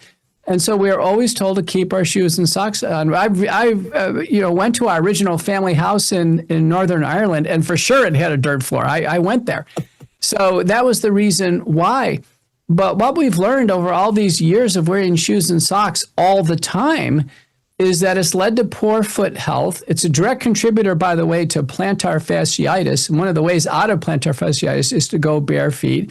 That was my personal experience when I had this. Stop right there, if you will. Stop right there for a second. What is what you just described? I know I've heard the term, but what is that? Because I don't talk about this on the air, but since you brought it up, I have feet that are tender. I have to keep a pair of slippers so that if I get up in the middle of the night to go to the bathroom, I put those slippers on because I don't want to walk across the hardwood floor to the tile floor because my feet are sore. And my wife is always like, we got to go out and walk. So I get the best cushy pair of tennis shoes I can. But doggone it, if after walking a few miles, I get home, my feet are so doggone sore, like bruised, and it can take weeks for them to get to feeling better again. So I don't go around with bare feet on because my feet are so sore all the time. Is that what you were just describing? Yes, you're describing the vicious cycle. So plantar fasciitis on the heel, it becomes so sore that when you first get out of bed in the morning, your feet touch the ground, you get that pain. It turns out that's due to an imbalance of muscle strength in the feet. There's 20 intrinsic muscles in the feet. And when they get weaker and weaker, you start to get pain on the bottom of your foot, typically right by the heel. And then you start to wear cushiony shoes and it keeps going on and it gets worse and worse and worse. The way to break the cycle is to go bare feet. I know it's uncomfortable. Let your toes spread out. Let the bottom of your feet toughen up. And you'll notice that your foot balance strength will improve. You can roll your foot over a tennis ball or a cross ball. That can help. But you're going bare feet has all these podiatric benefits. And then, as you pointed out, it's interesting that, we're the only mammalian species that wears shoes. All the other animals are grounded, meaning that they touch the ground. Touching the ground is a healthy thing. When you let your dogs outside in the backyard, Brannon, it's healthy for them to run around and have the pads of their feet touch the ground. The same thing is true for us. Listen, my son ran for Baylor. They have barefoot running for cross-country workouts. The University of Oregon started this years ago. There's a lot of goodness to going barefoot. Wow, isn't that something? Well, that's a very fascinating article I found over there at thefocalpoints.com. All right, let's talk about something that's over on your X account that you brought up, and that is you wrote on, which I think was today, you wrote that radical transparency needed for all 19,536 U.S. domestic COVID-19 vaccine deaths. Tell me about that. But that is just 19,536 based on the VAERS government reporting website, which is only reporting we've heard, 1%? So that number is much, much higher than that, right? It's catastrophic. And if you can bring that graphic back up, Logan, I want to point out that there's about 1,100 that die on the first day they took the shot. Most of that was back in 2021. Another 1,200 die the day after. I mean, Brannon, this is nearly immediate. You know, people are having cardiac arrests and dying in the vaccine center in Dallas. I remember hearing the reports of this. And I interviewed on my show Harry Fisher, a paramedic who did CPR on so many of them. He said the vaccine was the direct cause. But these are the cases reported to the CDC by doctors like myself, and we've determined the vaccine is a cause of death. So these are the solid death numbers. And I wouldn't report a death to this system when I didn't think the vaccine was implicated. So you're right. This is underreported. In an FDA testimony, a conservative underreporting factor is 30. That means we're between 550,000 and 600,000 vaccine deaths. And we need radical transparency. This is worse than a war. I was responding to Senator Bill Cassidy, who has been pushing vaccines, including the COVID shots, and he doesn't want to see any reduction in the childhood schedule. And the current ACIP, adult committee, the Advisory Committee for Immunization Practices for the CDC is meeting. They're going to meet tomorrow. They're probably going to start to take the first steps in lessening the burden overall of vaccines. First up is the hepatitis B vaccine on the first day of life. It's only needed in 25,000 babies where the mothers are Hep B positive. It's not needed in the other 3.6 million babies born per year. And I think we're going to see a reduction in vaccination. I was just on Fox Business across town going over this. And, you know, Trump, put on True Social this morning. He said, we're poisoning the babies. It's too much. And he's right. Are you happy with the MAHA movement? Is it going well? Well, the MAHA coalition, I think, is a mixed review. We wanted to see things happen with Health and Human Services, and some things are happening.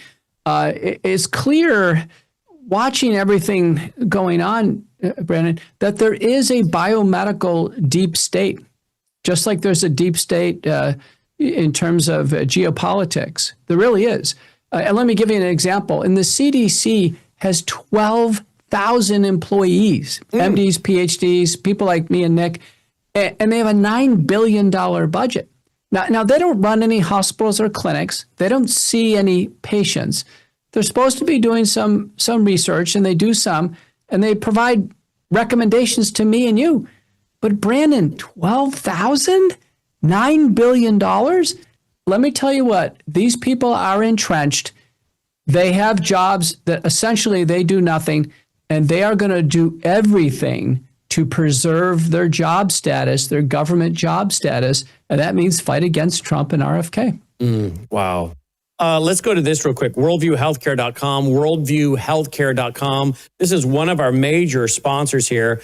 And of course, we recommend the Wellness Kit. We have a bunch of them here, and I would travel with them. We just went to Illinois. We took it with us. We don't go anywhere we don't take the Wellness Kit with us because I don't want to get out of town, get sick, need an antibiotic, and then find myself sitting around in an urgent care that I don't know. So we take our own urgent care meds with us. I've had to turn to it before, as you know, last year with the pneumonia. This is a great thing. We've turned to it for other family members, Melissa, Logan. So folks, we highly recommend this. Dr. McCullough is tied with the Wellness Company, as you well know, and the website is worldviewhealthcare.com. Tell us about a couple of these products before we let you go tonight. Well, I'm the chief scientific officer of the Wellness Company. I was with the founding group. This company now, Brannon, has had over 30 months of progressive profitability and growth. It's one of the great startup stories in America coming out of the pandemic. The products are best in class. Most people need to be on the ultimate spike detox, Brannon. You've had COVID. Yep. I know Logan, other people have. The ultimate spike detox helps clear out the spike protein, the residual part of the virus that is stuck in the human body after the infection. So I was on it. I'm still on it at a low level. I cleared out the spike protein. I checked my blood test before and after. It's very gratifying to see that. And you're right, the emergency medical kits, my wife was just traveling. helped my daughter change apartments, and my wife got stabbed by a cactus in her finger. So a cactus thorn. It quickly got infected. She was going to have to go to the ER or urgent care. And I said, get out the emergency kit. And sure enough, we went through the steps. She needed both oral antibiotics and topical, and it completely pulled her out of it. And we were able to avoid. Listen, these ER visits or urgent care is easily over $1,000, and it's many hours of time. Indeed. Sit for hours and hours and come out of there. Who knows what you know with the bubonic plague or something when you come out. So go to worldviewhealthcare.com if you guys would. Great way to support yourself and us at the same time, and the great work of people like Dr. Peter McCullough, worldviewhealthcare.com. Now, I want to point you guys over to thefocalpoints.com. This is a great website. John is there. We've got to get John on more often. We've got, of course, Nick there. We got Dr. McCullough there. All of it's there. And then, of course, you can follow Dr. McCullough. Then you just click Dr. McCullough right there and find out all about him, what he's up to, his books, all kinds of great stuff. If you go to the very bottom of the page, then you see all of the different pages he's on. So that's how we get to his Twitter real quick. And then you see his Twitter handle, which is @P_McCulloughMD. And you can follow him and keep track because he tweets a lot of great stuff. And you should be following him. And it's always great to have you on with us. And thank you for making time for us. Before I let you go, last question. Anything rumbling in the your world that says that they're planning another pandemic or pandemic? Is there anything going on, particularly with the midterms coming up? Remember, we've already had an attempt at a monkeypox pandemic during the Biden administration. We snuffed that out with just good, in a sense, counter-narrative reporting. I was on national TV dozens of times for that. Then a bird flu pandemic. Remember, they were inching closer to vaccinating all of us for bird flu. The wellness company, we stepped in, we distributed bird flu kits, treatment kits to all the farmers in the United States. We told them to stop killing the chickens, and they followed our advice, and we ended the bird flu crisis. And, we presented this to HHS and Robert F. Kennedy. I actually had a meeting with the CDC, and, they didn't really go along with our plan, so we took matters into our own hands, and we took care of it. The wellness company is essentially delivering public health in the United States. I mean, it really is amazing. But, Bill Gates, who supports CEPI, the Coalition for Epidemic Preparedness and Innovation, they have a piece out over 100 pages saying there's a disease X, that they will have another illness, and it's going to come out of a lab. It's probably going to be a respiratory virus, and we're going to have to stay alert. And Brannon, if it happens right in times for the midterms, I mean, I was listening to a piece, Brannon, you're following this. I think there's like 40 members of the House of Representatives that are retiring. So it's going to be a huge midterm. Yeah, it's going to be huge. Well, folks, if they release something like that you mentioned, the wellness company with the antibiotics and all that, this is, again, why people should have this stuff on hand, right? That's right. And especially immune defense. Immune defense is super important. Now, we've developed a nasal spray and throat spray that guards against cold, flu, RSV, influenza, all the other respiratory viruses. Use it twice a day. Have it on you at all times. Very affordable. Go to Wellness Company and get immune defense. It comes as a pair, a nasal spray and a throat spray. Excellent. Well, as always, Dr. McCullough, we sure appreciate all you're doing and for being the frontline health department for us patriots. Thank you for what you guys are doing. Thank you. Dr. Peter McCullough checking in tonight. Look again at his X account so you can follow him, write it down, take a screenshot with your phone or your iPad @P_McCulloughMD and keep track of what he and Nick and John are doing. They're doing some great work. If you want to, again, get some of their great products, we highly recommend you go to worldviewhealthcare.com. That's the page that has all of the great stuff for them. And then you're supporting us at the same time. So thank you for doing that. Worldviewhealthcare.com. All right. We need you guys to, continue to help supporting us because this is how we push out the network, listener supported through the products, whether worldviewhealthcare.com or whether it's Bella Grace, which I take each and every day, which is, of course, melissahousebg.com, whether it's having your own satellite phone like I have, which is available at Worldview talk.com or the solar generator or the bulletproof backpack or the beanies and blankets that knock down the electromagnetic force. Again, you'll find that at worldviewtalk.com. A lot of these things make great Christmas gifts. These are great ways to help fund the network. We got to bring in about $40,000 a month just to pay all of our different bills and expenses for keeping this network going. So we are a listener-supported network. So thank you for your support. You'll find all of our sponsors at worldviewtube.com/sponsors, worldviewtube.com/sponsors. You'll find all of our sponsors there. In fact, I'll just take you there real quick. worldviewtube.com/sponsors. Just go there and you can scroll through and find all the different sponsors. Glutathione, that's in the Numi, the Bella Gray, or the Numi, the Swish. The glutathione that detoxes your cells. Some studies show it may remove mercury from your brain, helping prevent Alzheimer's, dementia, and Parkinson's. Melissa Howse GPA, that is phytoplankton. That is a scoop. I have it every day in my water. One small little scoop, the equivalent of 90 billion plant cells. I give half a scoop on Dolly's food to her each and every morning. She gets half a scoop. There are several clinical trials on this. There's particularly a pet product. It's a little bit cheaper than the adult human product. So I buy her own, pet product. Here's Binks the cat, had a tumor in its eye 3 weeks after getting on the phytoplankton. It's gone. So again, Dolly's on this each and every day. Melissa's on it. I'm on it. We also, as I said, do the Numi, which is the glutathione. And of course, we do the Bella Grace as well. We also, of course, know that Bella Grace has their skincare that Melissa highly endorses. And then the Bella Melt, which activates your natural GLP-1, where there's all the negative stuff that comes from the Ozempic and whatnot you hear in the press. This all-natural Bella Melt stimulates your own GLP-1, and it helps you feel full, cut your cravings.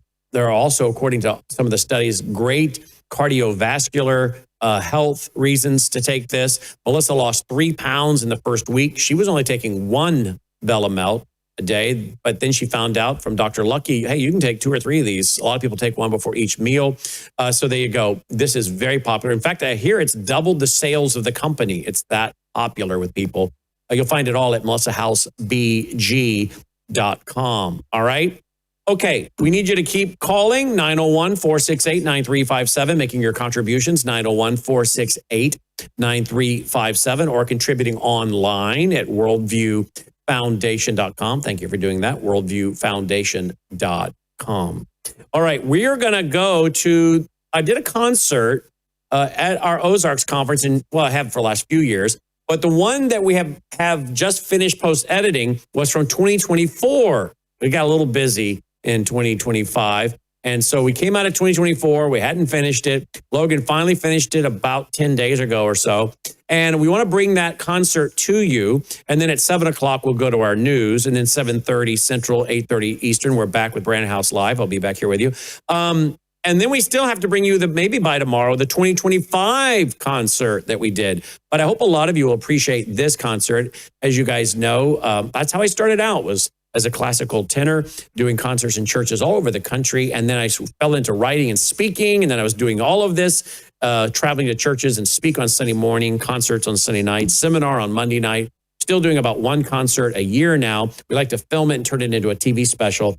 And I hope you enjoy this. Maybe it'll bring you a little more peace and tranquility in this crazy world. Maybe you can enjoy your dinner with my grand piano and piano player and the concert I did a year ago. And then we'll come back with our news at Worldview Report at 7 Central, and then 7:30 Central. I'm back here with you, Brannon Howse Live, with Dr. Erwin Lutzer. So tweet, text, email, Facebook, Getter, True Social. But please keep giving, because don't you appreciate a network that brings you the news and information through the lens of a Christian worldview? You notice, folks, despite how popular our network has become, and we're doing many, many times 1 million views a day, 1 million views a day. And despite how popular we become, we're not compromising, and we haven't.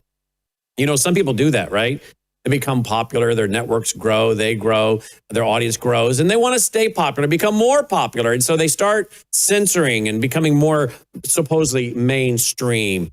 And they end up really defeating the whole purpose of what their mission statement was at the beginning. Well, I've been doing this now next year, 36 years. We're not changing course. And we have, yes, grown. And yet we're not changing. We're still the Christian worldview organization that we started out to be, and we still are, which is why we bring you programming like we're going to bring you right now, because we love to concentrate on all areas of a Christian worldview. And that includes the issue of worship and music that is, well, godly and Christ-centered and has great theology and doctrine in it. And I hope you appreciate this concert from 2024 that we just had post-edited. And then we'll go to the news at 7 Central with our Worldview Report back here with you at 7:30 Central with Brannon Howse Live and Dr. Erwin Lutzer. So I hope you enjoy this concert. Why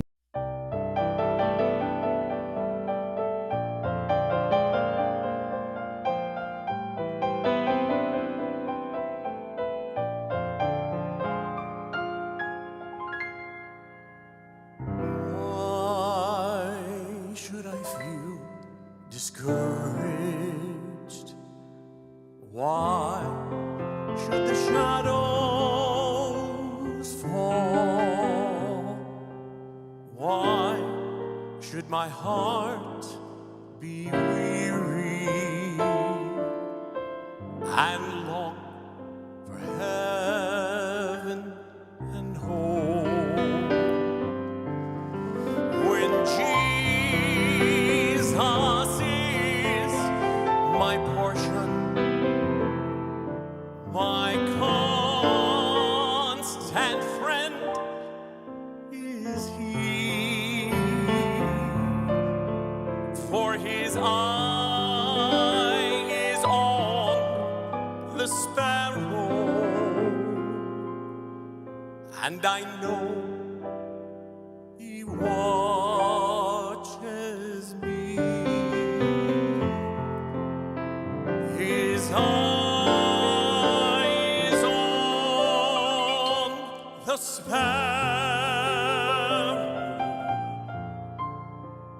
and I know He watches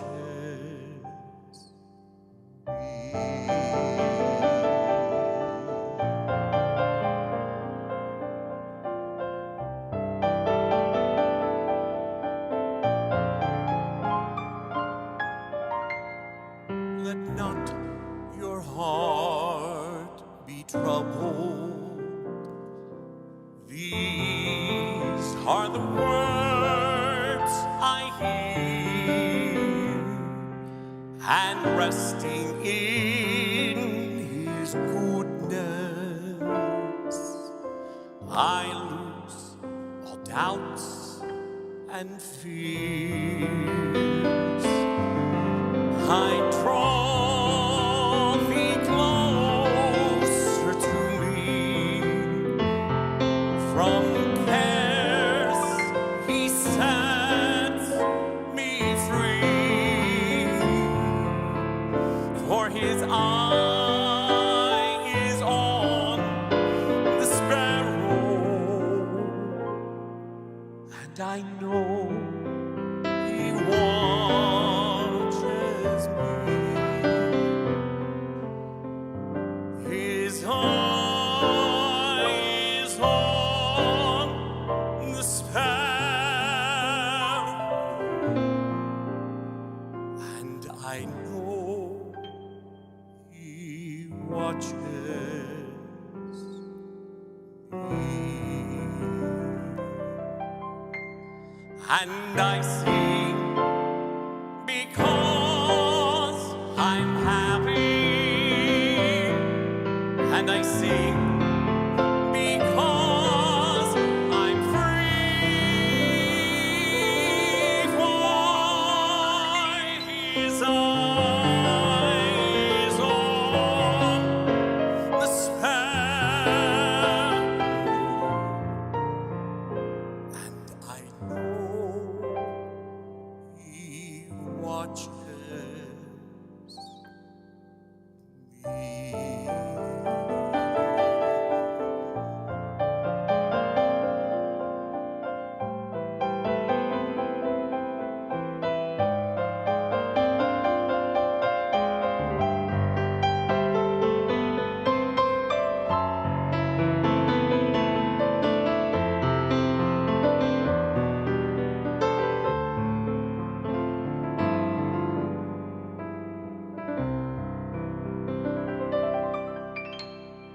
and I sing because I'm happy, and I sing because I'm free,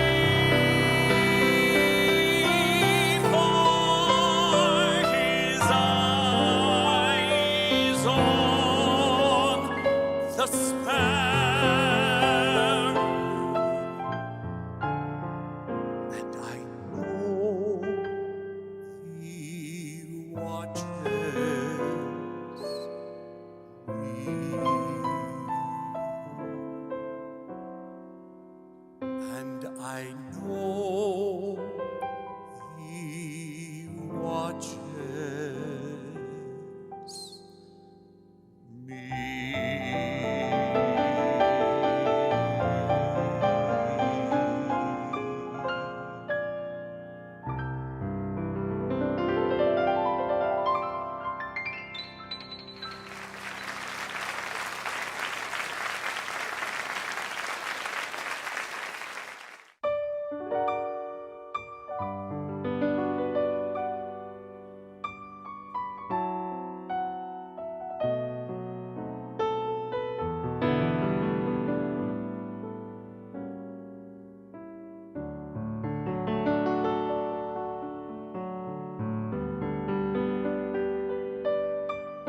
The love of God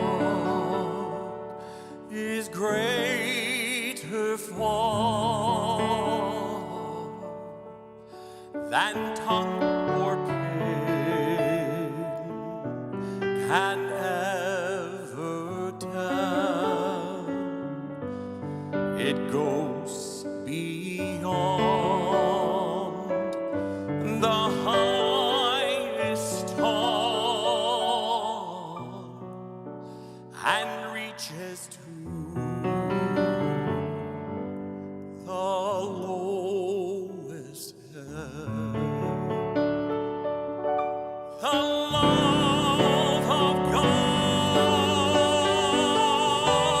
how rich and true, how measureless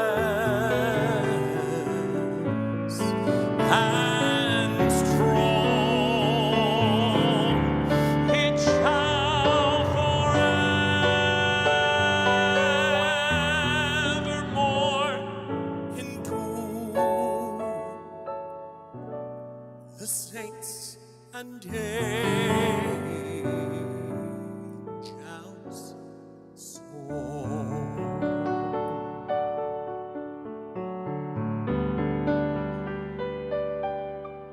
If we with eke the ocean fill and worth the skies of parchment made, were every storm on earth a queen, and every man a scribe by trade, to write the love of God above, it would drain the ocean dry, nor could the scroll contain the whole, though stretched from sky to sky. The love of God, how rich and true, how measureless and strong, it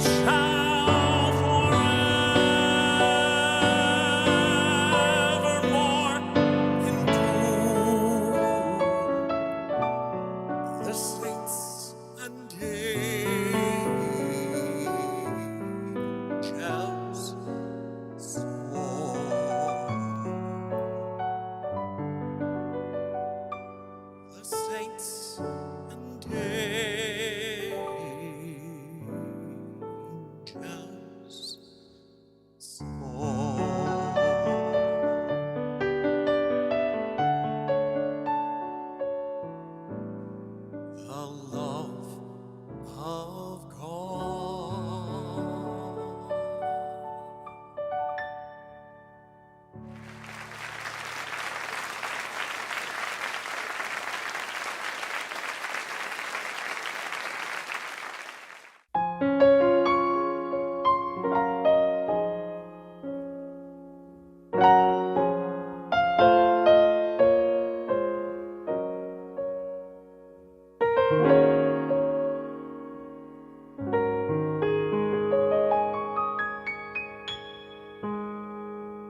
Were you there when they crucified my Lord? Were you there when they crucified my Lord?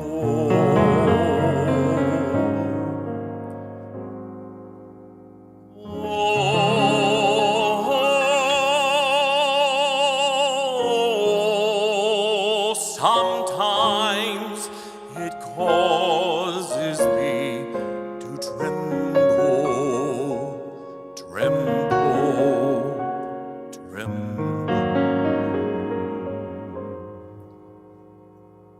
Were you there when they crucified my Lord?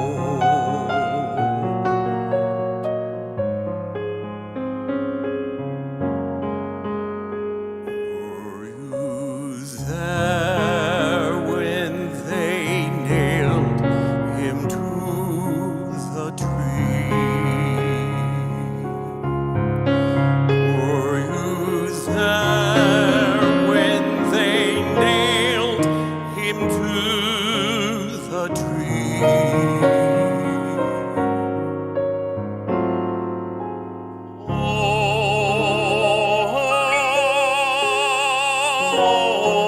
Oh, sometimes it causes me to tremble, tremble, tremble. Were you there when they nailed him to the tree?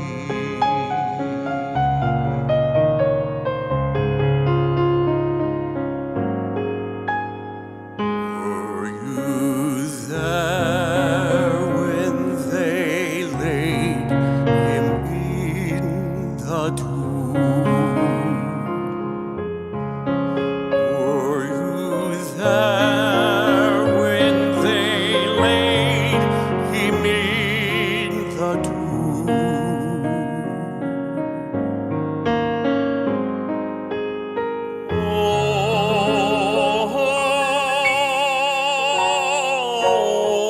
Oh, sometimes it causes me to tremble, tremble, tremble. Were you there when they laid him in the tomb? Were you there when he rose up from the dead? Were you there when he rose up from the dead?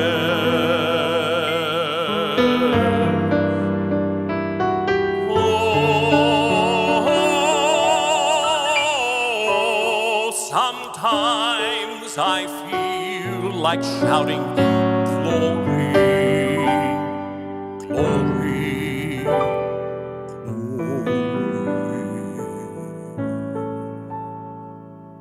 were you there when he rose up from the dead?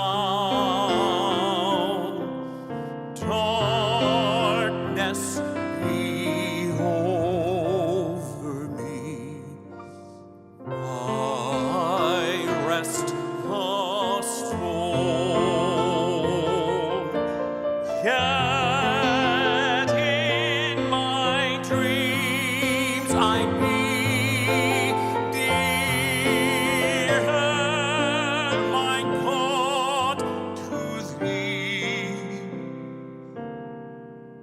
Nearer, my God, to thee.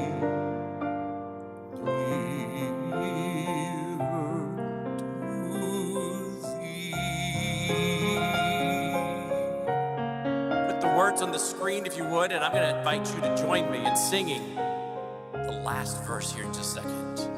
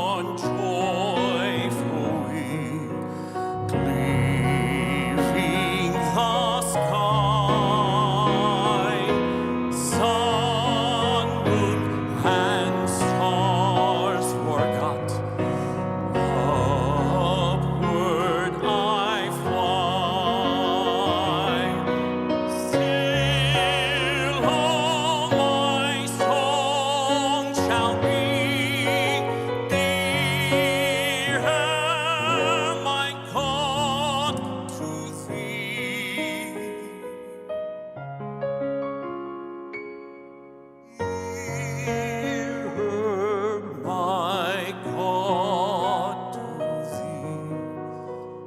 thee.